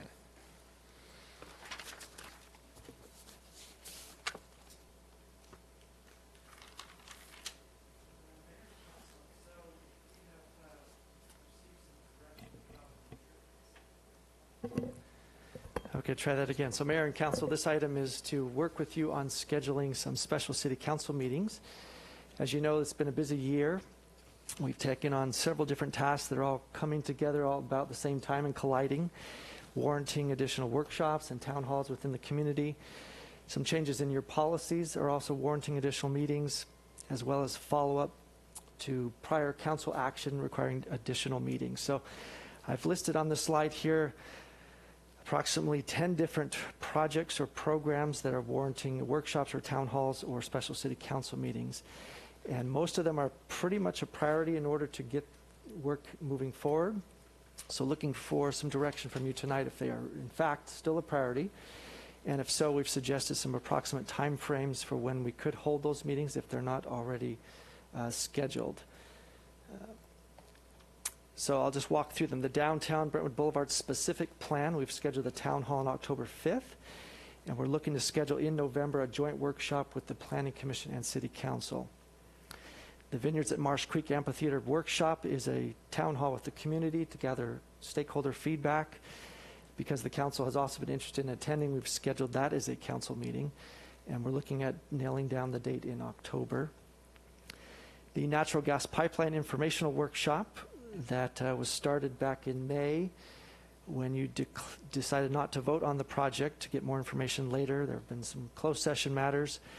And just by way of information, the City of Antioch tonight failed to pass a motion to approve their franchise agreement for the very same pipeline. So at your direction, we are trying to schedule an informational workshop to provide you additional information and looking to do that early November. With one of the changes to your policies to have the full council participate in commission applicant selection, that's an additional meeting we need to schedule sometime in December, as we have several terms from multiple commissions ending by the end of the year, and this would provide sufficient time for them to be seated in time for their terms to start in January. The zoning code update joint workshop, again, probably December. Tonight, with your approvals on the enhanced infrastructure financing districts, we need to schedule a town hall as a part of the legislative process, and that would occur in early December. So again, you can start to see some compaction here of popular word tonight, but compaction of the calendaring schedules before the end of the year. Our 2-year strategic plan has a second regular meeting in November, and we're going to try to keep that night clear of any other agenda items so we can focus on phase 1 of the strategic plan session. And that will primarily focus on a high-level overview of what we'll be talking about on December 1st, as well as give you a thorough financial overview of our 10-year fiscal model, of available fund balances, including the ARPA, and I forget what it stands for, but the ARPA funds that we should have Treasury guidance any day now, and can then decide how those funds should be allocated. So look for some direction, at least to get you up to speed November 16th, and then on December 1st, a special city council meeting, an all-day workshop. I think it's something like 9 o'clock till 5 o'clock. Work with you through all of the department's updates, talking about the mandatory or required elements, projects, programs, staffing needs, then talk about the best practice or value-added category of things, and then maybe a wish list of things, and then open to your feedback on what you see as priority projects, programs, staffing needs, again, for the next 2-year cycle, and try to collect all that from you on December 1st. So quite a bit to discuss, but those will be some busy meetings. The housing element, we got some direction from the Land Use Development Committee to work through refining the response to the request for proposal that we received and come back to you for contract approval in October. And then that will warrant starting some community workshops as well, late December, January. So again, bumping into holidays and trying to work around all of that. Back in March and then in July, we brought to you a proposal to revise the scope of work for the Brentwood Neighborhood Committee, and we're unable to get direction and had received some direction from you to come back and schedule a joint meeting with what remaining members of that committee are, and we have not yet been able to schedule that with your busy schedules. So we're looking at, again, saying that may not be a pressing priority in light of everything else we've talked about, perhaps January. So one of the outcomes of not being able to schedule that meeting is we've not initiated the recruitment for any expired terms or empty or any vacancies that exist on that committee. So they're in a standby mode. And then finally, the redistricting map consideration, just looking out even farther ahead, those will be some special city council meetings once we have the map or 2 or 3 recommended by the redistricting commission. We will schedule that on a special meeting night with you to have as much time as you need to work through those map considerations. And that's going to be approximately February and maybe March if you need more time. Those are legislatively required to be put in place by April. Any questions before I move on from this schedule to make sure you understand what are the meetings and what we think are the priorities, and try to get those scheduled before I move into calendar and work with you on your schedules accordingly? Before we move into the calendar, I know in the past, maybe not last year, but we have gone with only a single meeting in November and December and combined what would have been in 2 meetings to be 1 meeting. Is that possible to then take one of these other things and either do it as a workshop before that meeting and then use that second night as one of the longer meetings that we might have, instead of having 2 council meetings that month? So in November, I think we need to plan for the 2 council meetings. The first regular meeting in November will have a busy agenda, especially if we try to keep it clear for your November 16th to focus solely on the strategic plan, phase 1. December, actually it's the next slides, let me just go there. So your next upcoming regular council meetings are October 12th and 26th, and then per the municipal code, because of holidays, you have it back-to-back Tuesdays in November 9th and 16th, and December 14th and 21st. So I think you were alluding to maybe not having a second meeting in December, so that's possible as well. And this, of course, doesn't include any closed sessions or anything else. So some of these meetings, back to the slide here, excuse me, could be conducive if you have a 7 o'clock regular meeting and you don't have any closed sessions before that. You could schedule some of these at, say, 5:30 or something and cover some of this without having to come back on another meeting night. So we can talk through that. So here's October 2021, and I've put some quick stars on here to show you where we have current meetings scheduled, either of City Council, Planning Commission. Before you go, can we have that enlarged and your photo done as a small photo so that we can see this better? There. Somebody Perfect. can.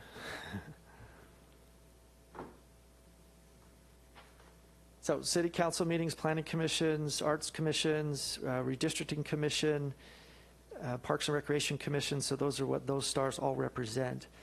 And it does not include any special committees you are on, Mayor's Conference, et cetera. That would also be conflicts. But typically Mondays and Fridays are generally free of other commitments. So that's October. November looks similar. The green represents some holidays. And then same with December, quite busy, especially with holidays and other meetings already scheduled. So with that, would like to see if you're prepared to open up your calendars and see if we can pick some dates for these, or would you prefer we just continue to work offline, which has been challenging as we've had so many extra meetings lately. One thought is to have a doodle poll of potential dates that don't have other conflicts and see how many we can get scheduled if that's easier for you, or we can do it right here and now if that's also easier for you. I love the idea of a doodle, frankly. I just think there's some things like the natural gas pipeline. Do we need to do that in November? Why can't we wait till the beginning of next year? Well, that's one of the updates one of the members of the public was asking about, the lack of approval on the franchise. Yeah, but if we're so slammed, why can't we move it to the beginning of the year? Could. So, I mean, that one, we have to do the things that we have to do versus we could push off. Zoning code update, I know there's some stuff we legally have to do, and then there's some nice to haves. Can we just do the legally have to do during a regular meeting, and any nice to haves? I mean, there's a lot of stuff in there that we're not going to, I mean, we already heard last time, we don't want to change our PDs. We don't want to change residential zoning for the most part. So that should cut back down a lot. Yes. So can we just keep what's legally we need to update in a regular meeting instead of having an ad hoc meeting in December? Yes, and I think what we're going to try to do as well is bring some of those elements before the Land Use and Development Committee to try to work through some of it and make some headway before we bring it to the full council. So it could potentially push out that need for having something done in December, or at least the bare minimum, if not December, then January. Yeah, and EIFD, we just went over that tonight. I mean, it doesn't sound like the house is burning down if we don't do that. Can we move that till January, February? We don't even know if, like, There was a schedule that was listed with all the different dates. But I mean, can we just push everything out? Like, it doesn't sound, I know we need to do it, but. I don't think if it pushed to January, that would throw the schedule off significantly. Yeah. And it's a town hall, so it's not necessarily us. Yeah. I imagine you would want to be there, but if you don't want to be there, we can certainly schedule that with stakeholders and community interest and walk through them with what that entails. It's one of those required public outreach meetings. And then the other thing is, all these town halls, I think we should do them on, a Zoom option should be available. So if any of us are out of town for holidays, we have that option. Like, I know I haven't seen a Zoom option for the Brentwood Boulevard specific plan, October 5th. And that one's in person with the public. So I was actually going to ask if you're going to offer a Zoom feature, because I don't necessarily want to be in a room full of the public, and I'm probably sure other people feel the same. So are those all going to be Zoom optional? I don't know if that's planned, but that can be looked at, sure. Yeah, I think that would be a good way for us not to maybe have to come in and still be able to participate. And the only reason I highlight it here is because when we schedule some of these town hall meetings, if the council all wants to attend and want to participate, we typically have to then schedule it as a special city council meeting so we're compliant with the Brown Act. if you're not attending these meetings, we can double and triple stack some of these other meetings and take care of business. But if you're all planning to attend, then we have to spread them out, and that's what's causing some My salary understanding on the contraction. Brown Act was that we could all attend something, we just couldn't talk, because you can't help it where 5 individuals show up, unless I'm wrong. We just can't talk about it, and we can't, like, I was told, like, do not sit next to another council person, but, I mean, am I wrong on that? I'll defer to your legal counsel. Yeah, Damien? I'll jump in here. You're correct. On these community meetings, the council can certainly observe them, but we agendize it as a meeting because if we have a majority of you there, there's a perception of the public that you may be participating. And it's very clear when we write the agenda that no action will be taken, but a majority of you will be there. One way to work around that, especially if it's being web streamed, is not to watch it on Zoom, but watch it via the Granicus system, via the city's webpage. And then you're not there as an attendee. You're watching anonymously.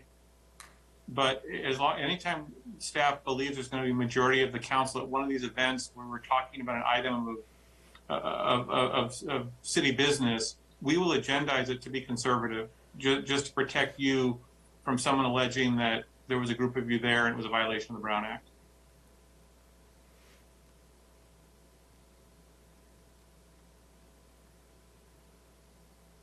I mean, okay, I don't know what we're violating if we're not talking and stuff, if we all agree not to talk and not to discuss, but it's okay. Well, and just to clarify, there's no suggestion you're violating it. We just don't want to take any chances that someone might perceive it as a meeting and suggest that there was a violation. So if it's agendized, it protects you more than anything else.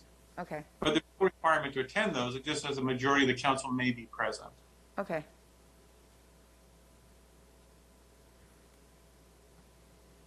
So, I mean, I don't know how you all feel about moving some of those December meetings out a little bit, because there's 2 in October, 2 November, 5 December, 2 January, 1 February, and 1 March. So it seems like December's pretty heavy. If we could I'd love to lighten up December. Yes, so would we. If I may jump in one more time, it sounds like the council may be moving on to the discussion of the items and moving away from the questions. It may be appropriate at this time to take any public comment and then move into further discussion on how you want to proceed. Any further questions, clarifying questions before we open public comment? Staff? Okay, at this time, we will open public comment. Margaret? I received 0 written public comments on this item. If you wish to speak on this item, please raise your hand using the Zoom feature, and I'll call upon a name if provided and unmute you to speak. Remarks are limited to 3 minutes per person, and your microphone will be muted after the timer has expired. I have 2 hands raised. I'll call on Carolina, followed by Rod. Carolina, go ahead. Sure. I think you can definitely move the pipeline to January or February. The action that Antioch took was voted down the ordinance granting a franchise agreement extension to CRC to transport natural gas and other hydrocarbon products within certain public streets in the city of Antioch. So you can definitely delay that one. And we don't, we can wait until then you get clarification on what you need to perhaps have a public hearing on that. But I really think that one is definitely delayable. So the other things are that, as Council Member Mendoza said, there are things that you legally need to do, and then there's things that you would like to do. And I think, going back to what I was speaking about before, putting everything on one page for the whole council to take out their phones, knowing that quite a few members work full time, is not how you schedule things on a calendar. Prioritization would have been really helpful here. Thank you. The next speaker is Rod.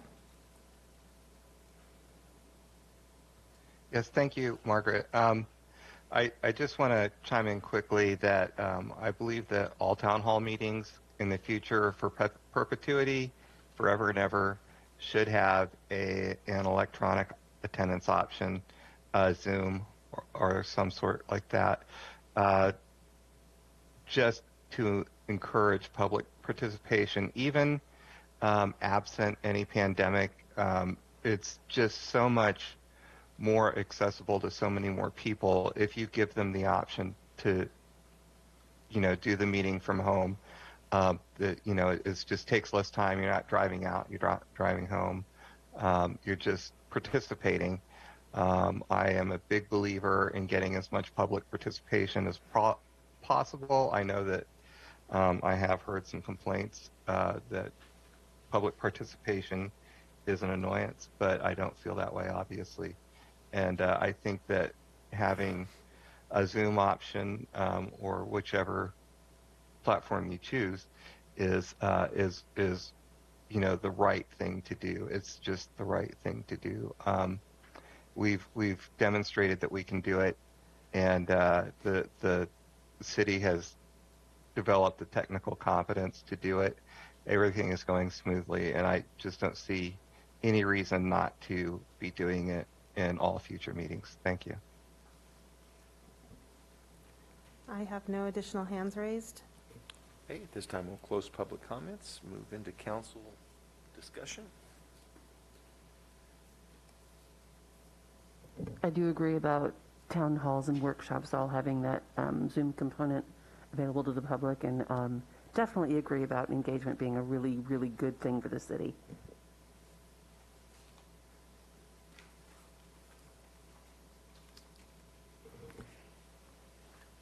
The priority list of the priorities of what has to be done would be great.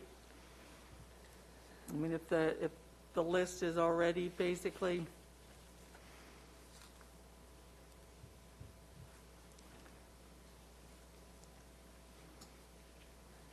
Tim, do you have an idea with your staff? What do you guys think that are the more priority from your guys' perspective? I know as a council, we may feel, oh, this one's a priority, but at the end of the day, I mean, also we have people here that have been doing this for a long time. Which ones do you see? And can we go with that? And then hopefully if we don't, we give suggestions and we'll figure out how to move forward. I know for me, to be honest with you, my family's very important to me.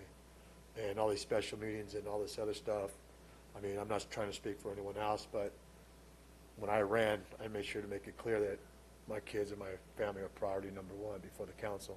And I'll say it again. So I know December's going to be tough. Obviously, holidays and different things like that.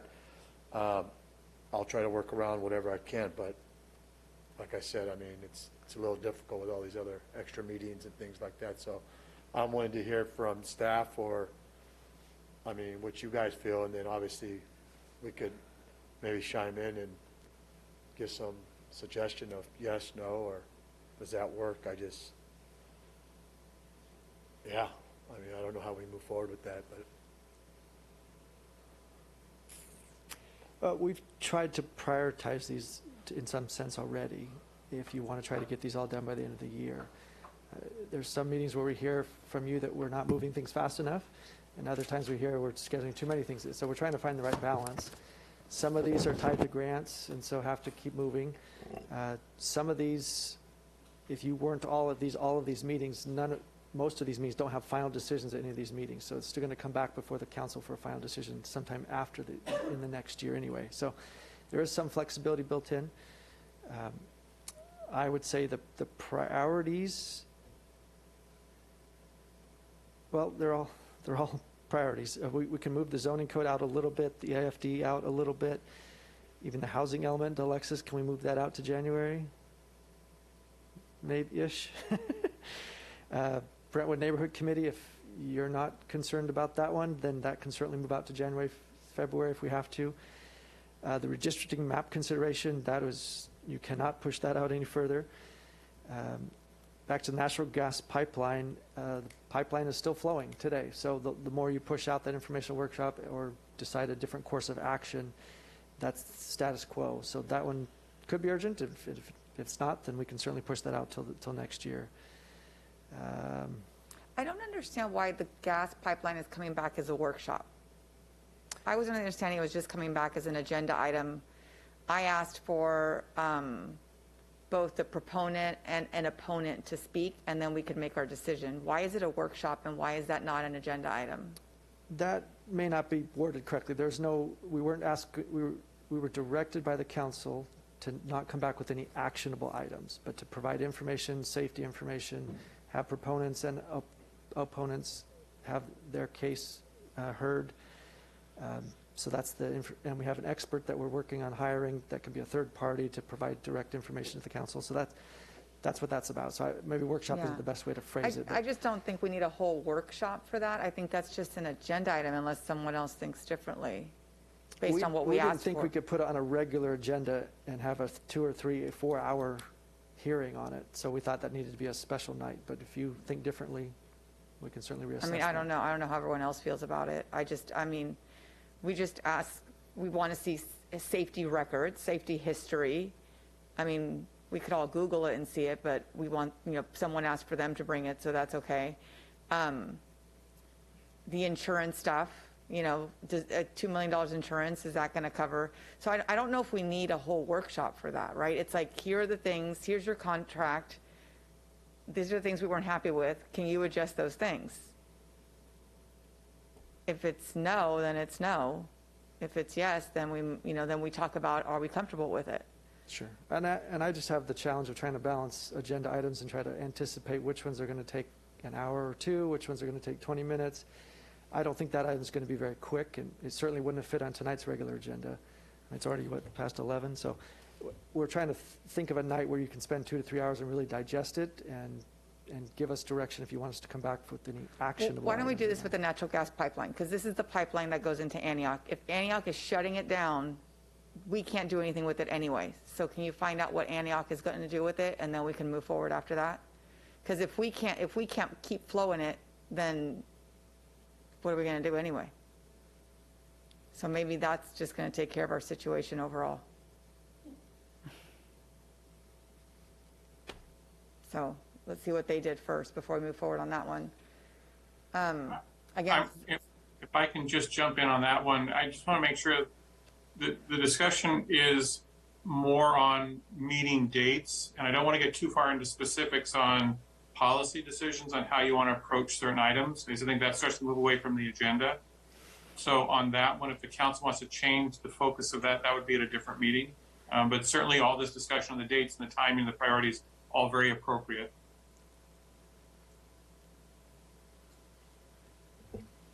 Jim, I know that, I don't know what the system, I know that Councilmember Meyer said was probably a good system to use to be able to put out a calendar, I guess, and everybody, I think I've seen it before, you pick your dates that work for you kind of a thing.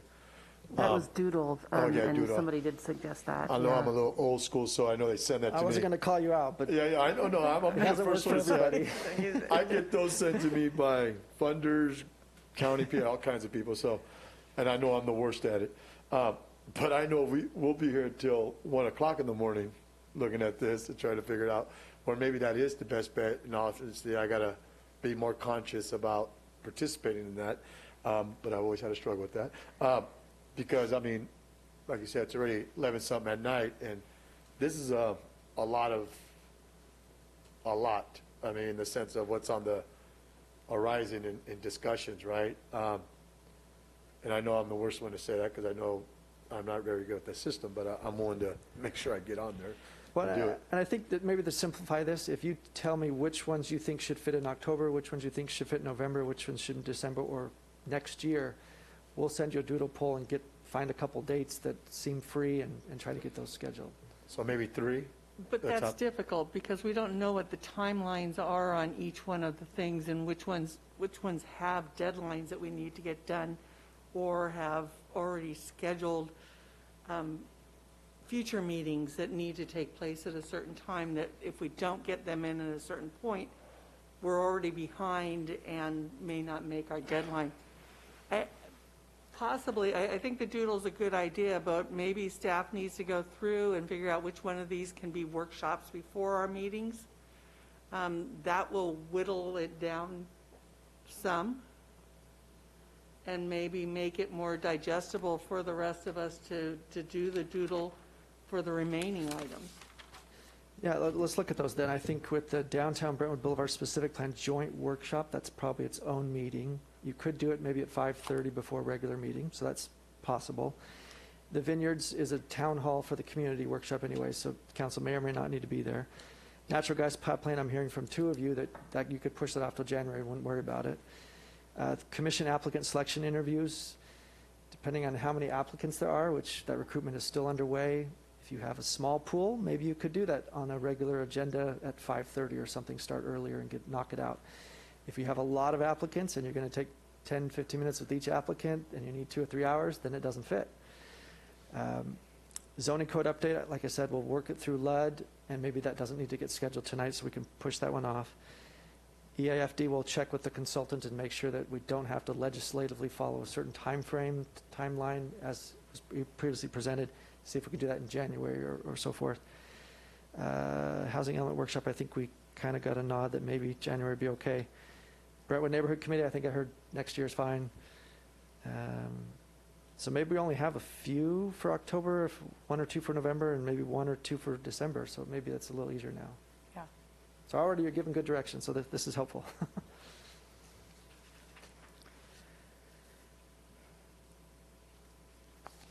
I think to clarify with other council members, it sounds like we would all prefer to have December be a lighter month.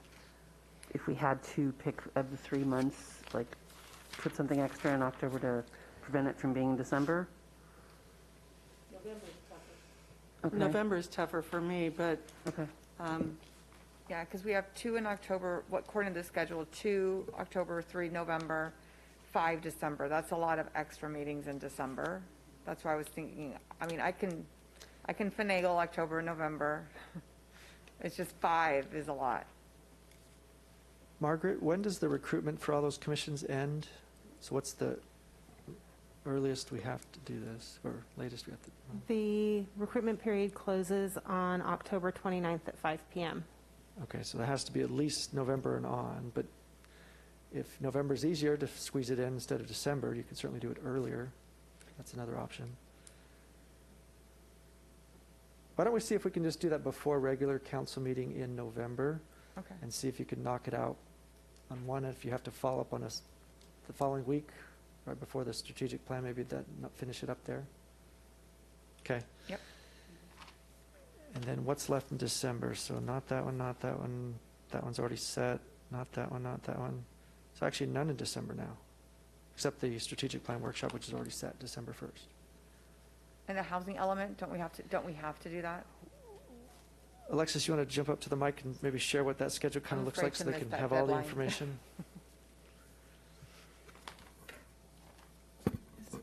I'm sorry, first time I've used it. It's already on. Okay. Good evening. So the housing element workshop we could do in January. I wouldn't push it past January. So there'll be a couple housing element related meetings, but they'll be scheduled at a regular planning commission agenda, a regular council agenda, and then a public workshop in January, February.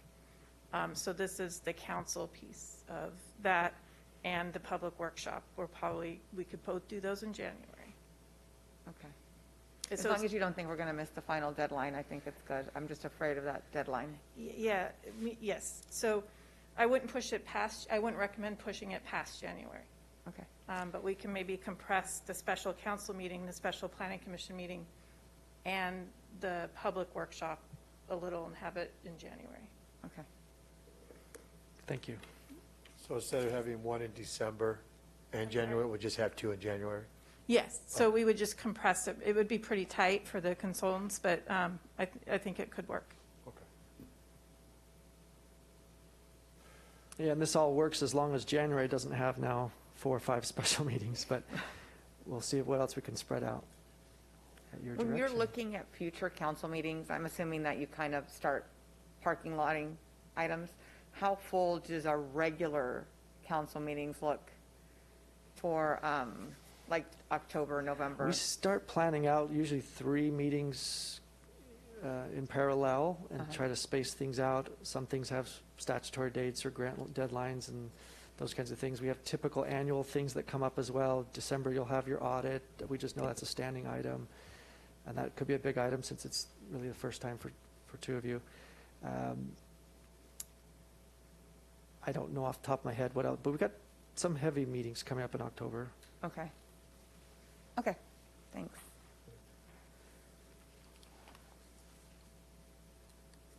So this item is asking for a council vote to provide priority plan meetings. So we have done that, I believe. I think I have the direction. Let me just confirm some things and you tell me if we got it right. That go ahead and schedule the downtown specific plan joint workshop in November. Schedule the Vineyards at Marsh Creek Amphitheater workshop with the community sometime in October. The natural gas pipeline push off till January or wait and see what other cities are doing. The commission applicant selection interviews, I think we can try to schedule those just before your regular meetings in November and see if we can knock those out. The zoning code update workshop, again, push out. We'll work through LUD where there's maybe additional time. EIFD town hall, push out till January. 2-year strategic plan workshops, those are set dates. Housing element workshop, January. Brentwood Neighborhood Committee revision. Maybe I'll just see if I can work that into a regular agenda, even if you have to take a half hour to work through it. Maybe that's better than a special meeting. And then redistricting map consideration. So those will be busy meetings in February, March.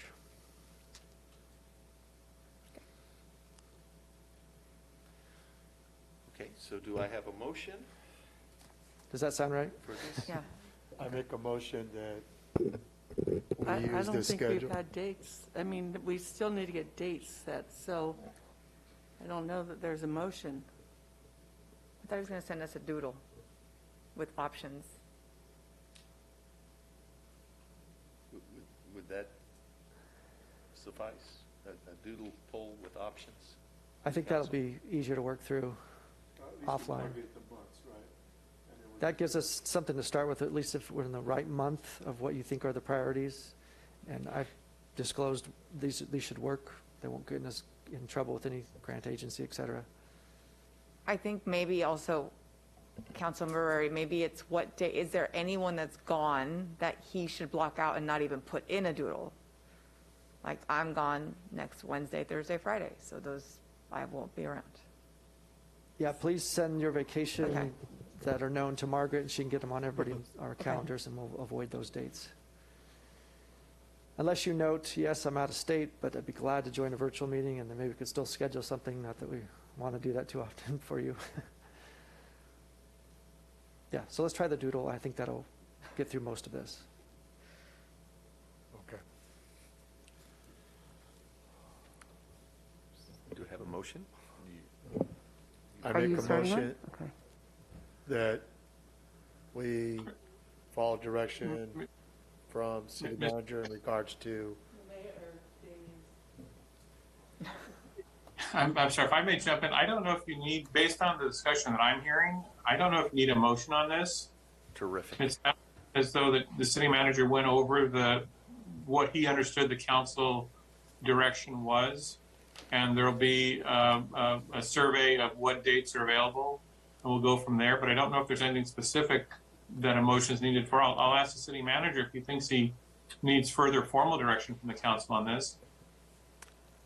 I wouldn't mind if the motion was made to just accept what I proposed based on what I heard from everybody as the priorities, at least for the months, and then we can work out the exact dates through the offline scheduling application.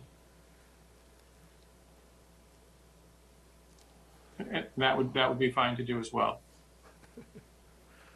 Thought I was off the hook. But I make a motion that we take the recommendation that we've given the city manager in regards to the months to these specific items for him to be able to reach out and get specific dates on each one of those items pertaining to that month. Does that make sense? We have a first. Second. Second. All in favor? Aye. Opposed? It's unanimous. Moving on to item F1, Thank new agenda request. Does anyone have a new agenda request item? If so, I do, Mayor. Oh, go ahead. Oh, I'm sorry. Well, I just, we Tim and I had talked about an extra piece of 1 acre land next to Amber Lane Apartments that is not going to be used for apartments. And considering that we already gave up in that same area, like over 4 acres to the fire department, which was much needed for them to build their firehouse, their training station, all that good stuff, that neighborhood is missing out on parks. So I want to bring an agenda item of what it would take to make this 1 acre a park. It's already adjacent to the green strip. So what is the incremental, and is it feasible? And yeah, that's what I would like to talk about with council. Okay. I'd like to request that we look at the Brentwood skate park that we have currently here in the city at the Veterans Park, and looking at the lighting structures that we have, maybe adding some more lighting in there. And then also talk about the times in regards to closing because of no lighting and things like that. So I don't know how far to go into, but basically I'd like to talk a little bit about the skate park structure itself in regards to the lighting hours and of hours. operation. Because I know my understanding that the hours are going to go down in October to 6 p.m. because it gets dark. And I know there's very bad lighting out there. So I know I've been told by a lot of young residents that they would like to utilize that park after 6, but they can't because of the lighting. So maybe something we could talk about and see what that would look like. Sure. Any further future agenda item requests? Okay. Seeing none, we will move on to item F2, future agenda item request from Councilmember Mendoza regarding Dolphin Park and its water feature. Yeah, I think a few of us have been over there to Dolphin Park to talk to the residents and hear the concerns, and I think a lot of us have seen the social media information and misinformation. So we know there's problems. During the Park and Rec meeting, the chief of police said that we've had actually issues since 2017 at this park, so it's nothing new. He mentioned the garbage, he mentioned the parties, he mentioned like all of the calls that they get. So we need to find a way to take care of some of these problems. So if we could look at it from an operational perspective, what's working, what's not working, from a police, a trash, the water feature, the tent rules that we have, what can we do to improve the quality of life for people who access the park and the people who live around there? Because bringing 3-foot speakers to a park just doesn't seem like the right thing to do when it's that close to homes. Okay, thank you. At this time, we will open public comment. Margaret?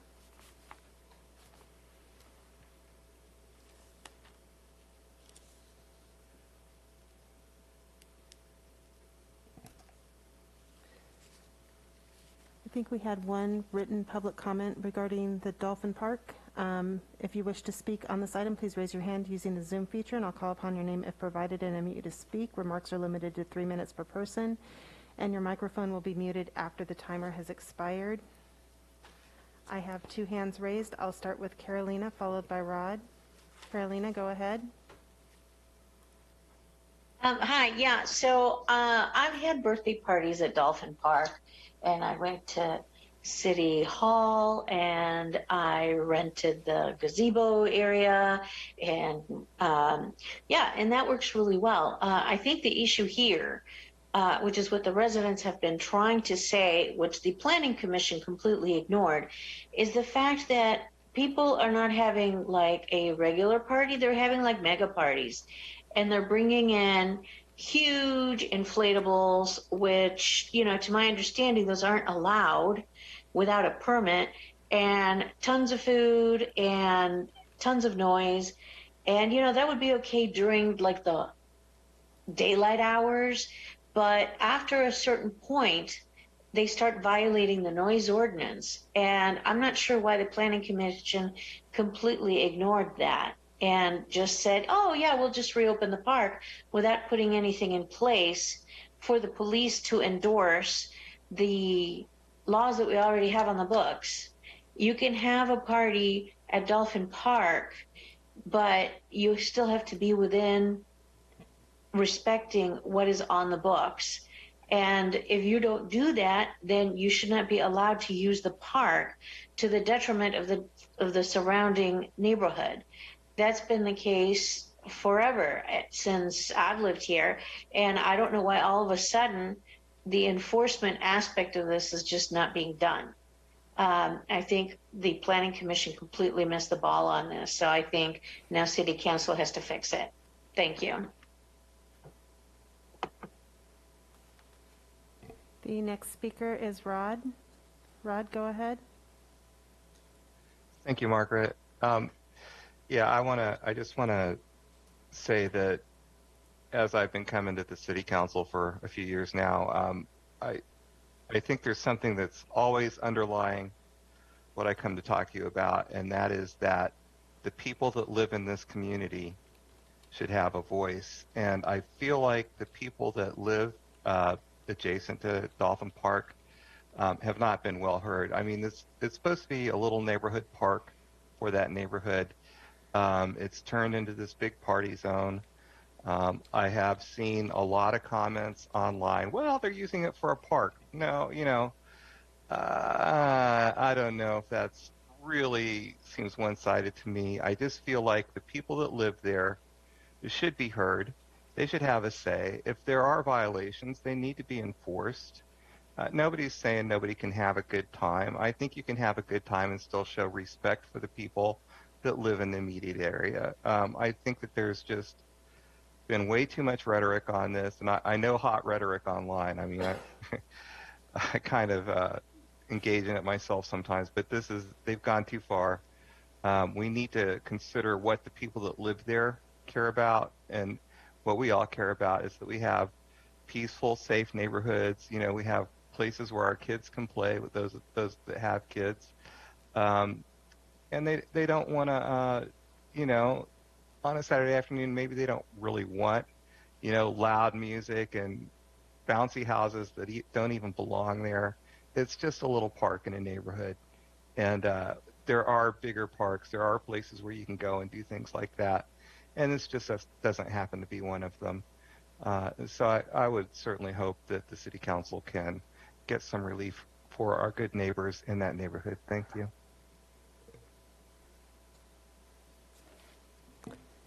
I have no additional speakers with their hands raised. Okay, and at this time we will close public comment, move into council discussion. I'm sure most of you have heard the same things that I did. And it has been going on. I remember doing the neighborhood night out and stopping there and speaking with the residents at that time, and that was 2 years. Well, it wasn't last year, it wasn't this year, it was the year before that. And they all had the same concerns. All the neighbors, neighbors who came in had talked about it. And I don't think the neighbors have any problems with people coming and using the park as a neighborhood park. It is these giant parties that are just out of control. I got pictures here of all the garbage that is being left out at night, and the raccoons and skunks are getting into it and dragging them all over the place.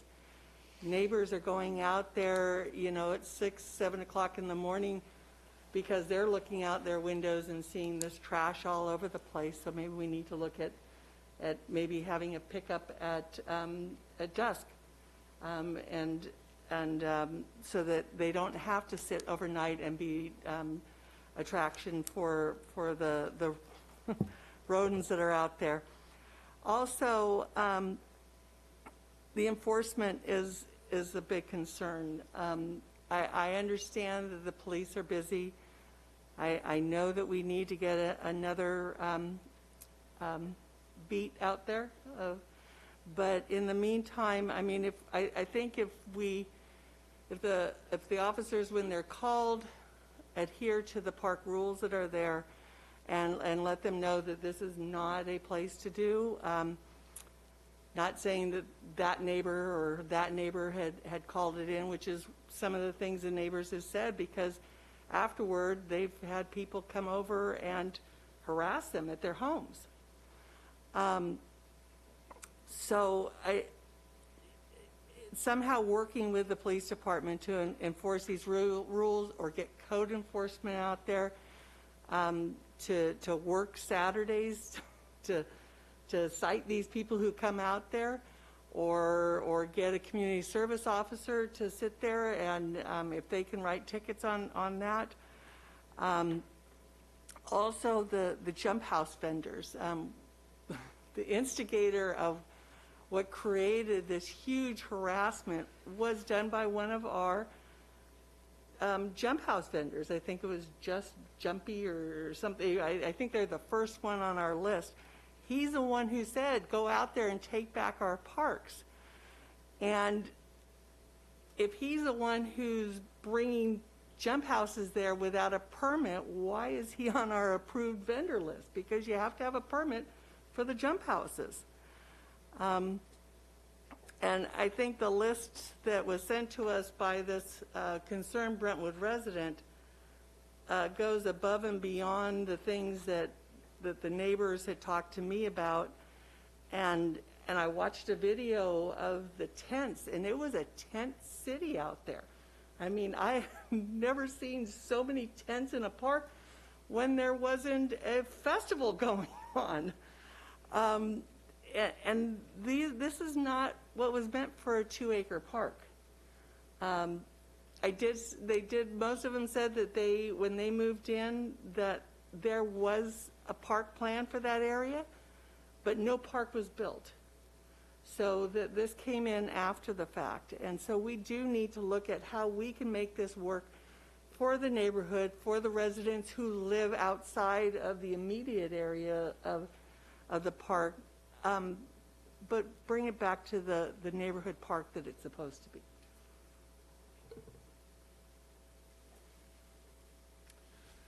I would say I definitely agree that it would be worth the investment of staff resources to try and figure out some solutions here. I think obviously it goes back to enforcement and the evident lack of staff in order to do the enforcement. But we're almost at the end of this season.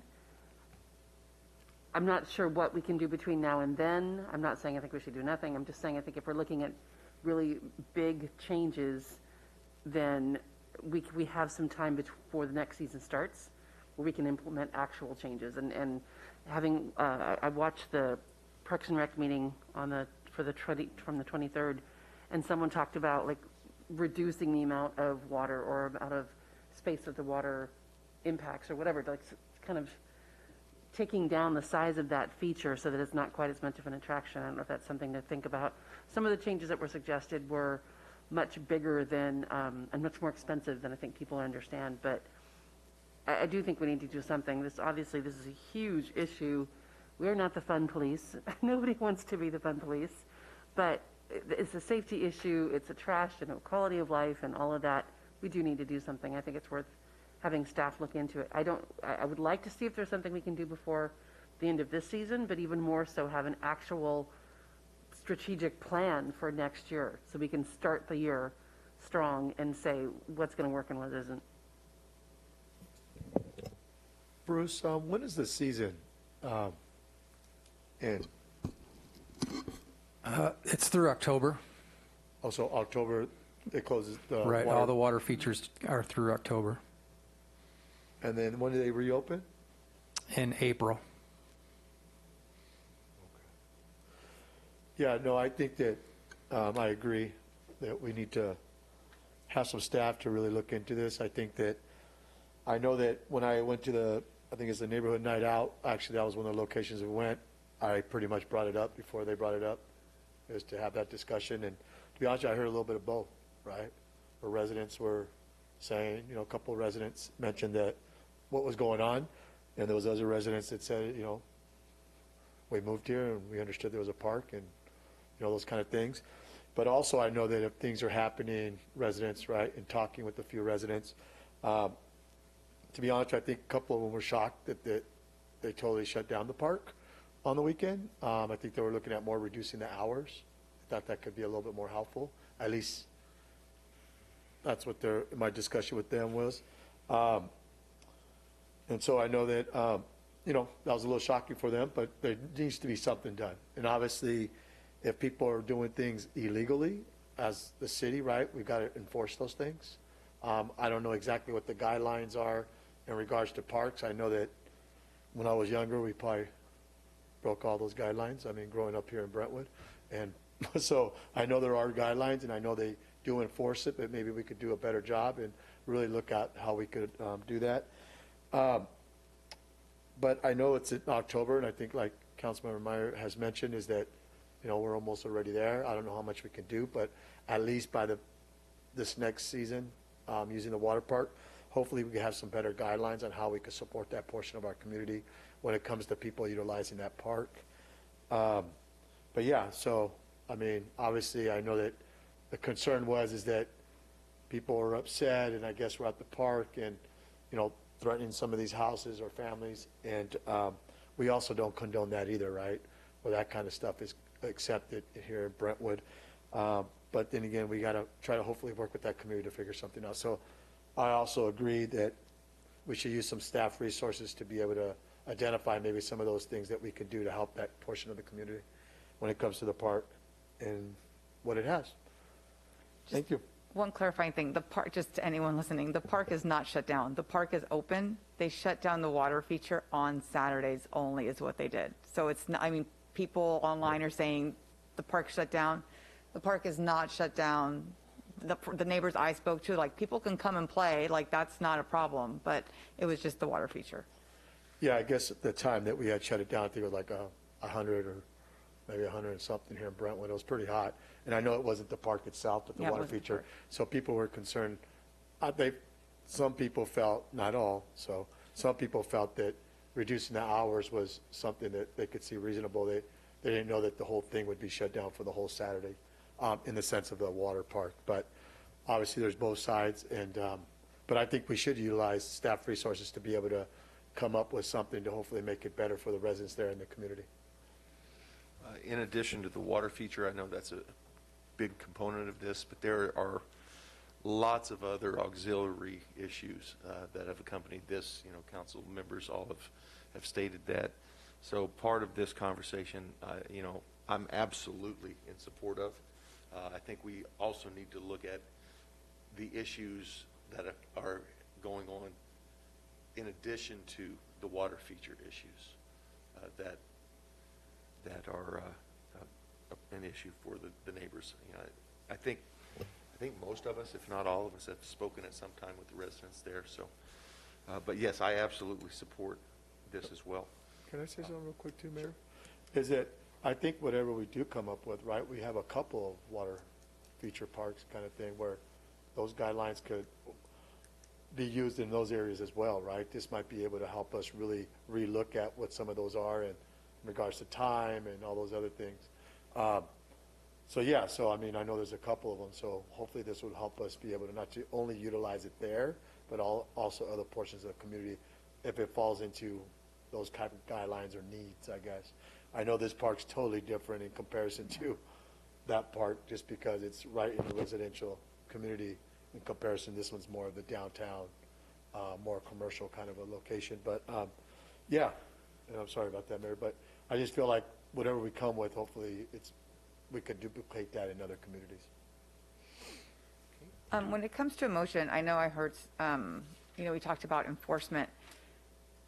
And I don't know how to do this one because I want, as a quick kind of Band-Aid, can we put extra, like, I think Councilman Herrera was talking about a community enforcement person, like extra, you know, like police responding to that. Let's, as a city, we make it a priority, and as a city, people have to follow the rules or they get citations. Like, I don't know if, I mean, I heard something along those lines, but do I make two motions and then we talk about it next time? Or, you know, one is strategically the long period, and then one is what are we going to do now? Like, it sounds like there's two different buckets of things now that I'm talking through it.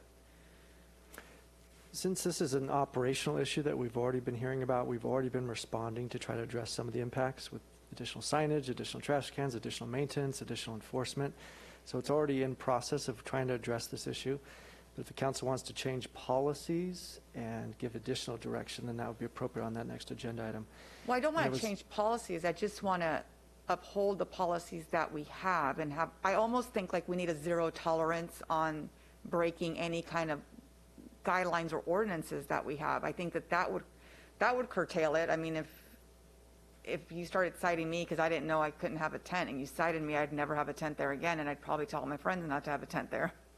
So I don't know if that's something we can do. We'll have to work with legal counsel on what we can enforce, what we can't, and if we can't enforce it, then we need to come back to you and change those rules so there's not an expectation that we're going to enforce a rule that we can't enforce. So we need to have some additional conversations, and we'll be prepared when we come back with this to outline all that. So then I'll make a motion that staff... Wait, before we're done, there used to be a 30-minute timer button there that would, so they had to push the button to get that thing to run for, the water to run for 30 minutes. That's no longer there. Why was that removed? I would have to look into that. I'm not sure about that 30-minute timer. I know there is a push button to make the water go, and it goes for a certain amount of time. I'm not aware that's been removed. Maybe it sticks, something like that, but we can look into that. I saw where it was supposed to be. It's gone. Okay, we'd have to look into that. Yeah. But yes, it should. You push a button, and the water should stay on for a while, and then it should turn off. Non-stop. Okay. Yeah, it's on nonstop. So, go ahead. But I think you're right. I mean, if we have park rules, like you can't have alcohol in parks. Yeah, you can't, it's only dusk to dawn. Dawn to dusk. Yeah, let's let everybody go out there all night long. Yeah, that'll solve it all. No jump houses at this. Why are those things that can't be enforced? I mean, as it is, you have to have a permit to put the bounce house into any of our parks. So why are we why are we not enforcing those?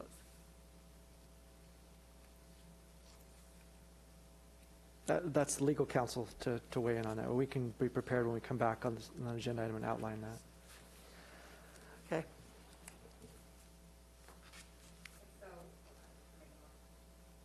I make a motion of staff spend time reviewing Dolphin Park operations. So our police enforcement, what can we do there when it comes to trash? I believe Councilmember Mendoza's microphone is off, or someone's microphone is off. It's mine off, sorry. So so my motion is that staff spend time reviewing Dolphin Park, police, trash, water feature, barbecue pits, jump houses, alcohol, anything that people are not following the rules, like what can we do about it? I also had asked for the original DA and the updated DA from the original builder and then the second builder. What was the original intent of the park? I want to understand the history of that. And then a list of the police calls in the last 12 months. Let's understand the police calls. I'm being told that they call all the time, but I was told, when we heard it, the police say they're not getting calls, so there's a kind of a disconnect. So why is that? Am I missing anything else from your perspective? Did you say tents? Canopies, tents, yeah. Okay. And then noise? Music, music. Trying to think of what else. Parking situation. That park was not meant, it does not have a parking lot. Like, what are we going to do about parking? People are parking across driveways, so, yeah. And just to minimize expectations, we won't be prepared with all this on the next agenda, but the second meeting in October, that could be a full, comprehensive agenda report with lots of details. Okay. If we could come up, I know that you said you had to speak with legal counsel. If there's any updates that you could give us at the next meeting about enforcement, that would be great. Okay. Could we have an agenda item to curtail the hours even more so on Saturday at our next meeting? If it was at your next meeting, you're talking about changing hours 2 weeks before the season ends. I don't know if that's worth it, but typically staff reports are a lengthy process in the queue, and we start that yesterday. They're already due for the 12th of October. So I don't think we need a big staff report for that. I mean, we could read the Park and Rec one. I don't see how different that would be than the one you did for Park and Rec.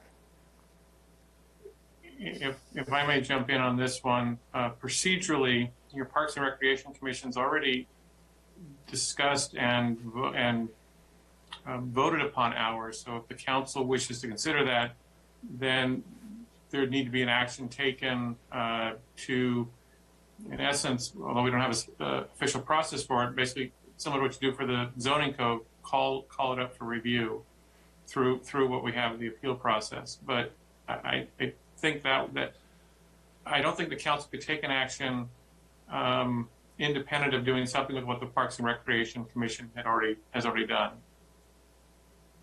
At least with regard to the hours. Everything else the council's doing is understandable and is beyond what the Parks and Rec Commission did. But that's still hanging out there, that their decision was made, and for that to be considered, it has to be done a little bit more formally. We can't just do a whole new agenda item for hours? Totally separate than what they did? I think you have what they did, and then that actually needs to be reviewed officially. It could be part of that, but someone would need to formally call that item up for review through the appeal process that we have in place. Okay, so let's just stick with mine right now, and if anyone wants to appeal or call for review, then what I might be using the wrong terminology, then we can do that. Okay. We have a first? Second. A second? All in favor? Aye? Aye. It is unanimous. Okay, at this time, do I have a motion for adjournment? So moved. Second. We have a first and a second. All in favor? Aye. Aye. Opposed? We are adjourned. Thank you, everyone.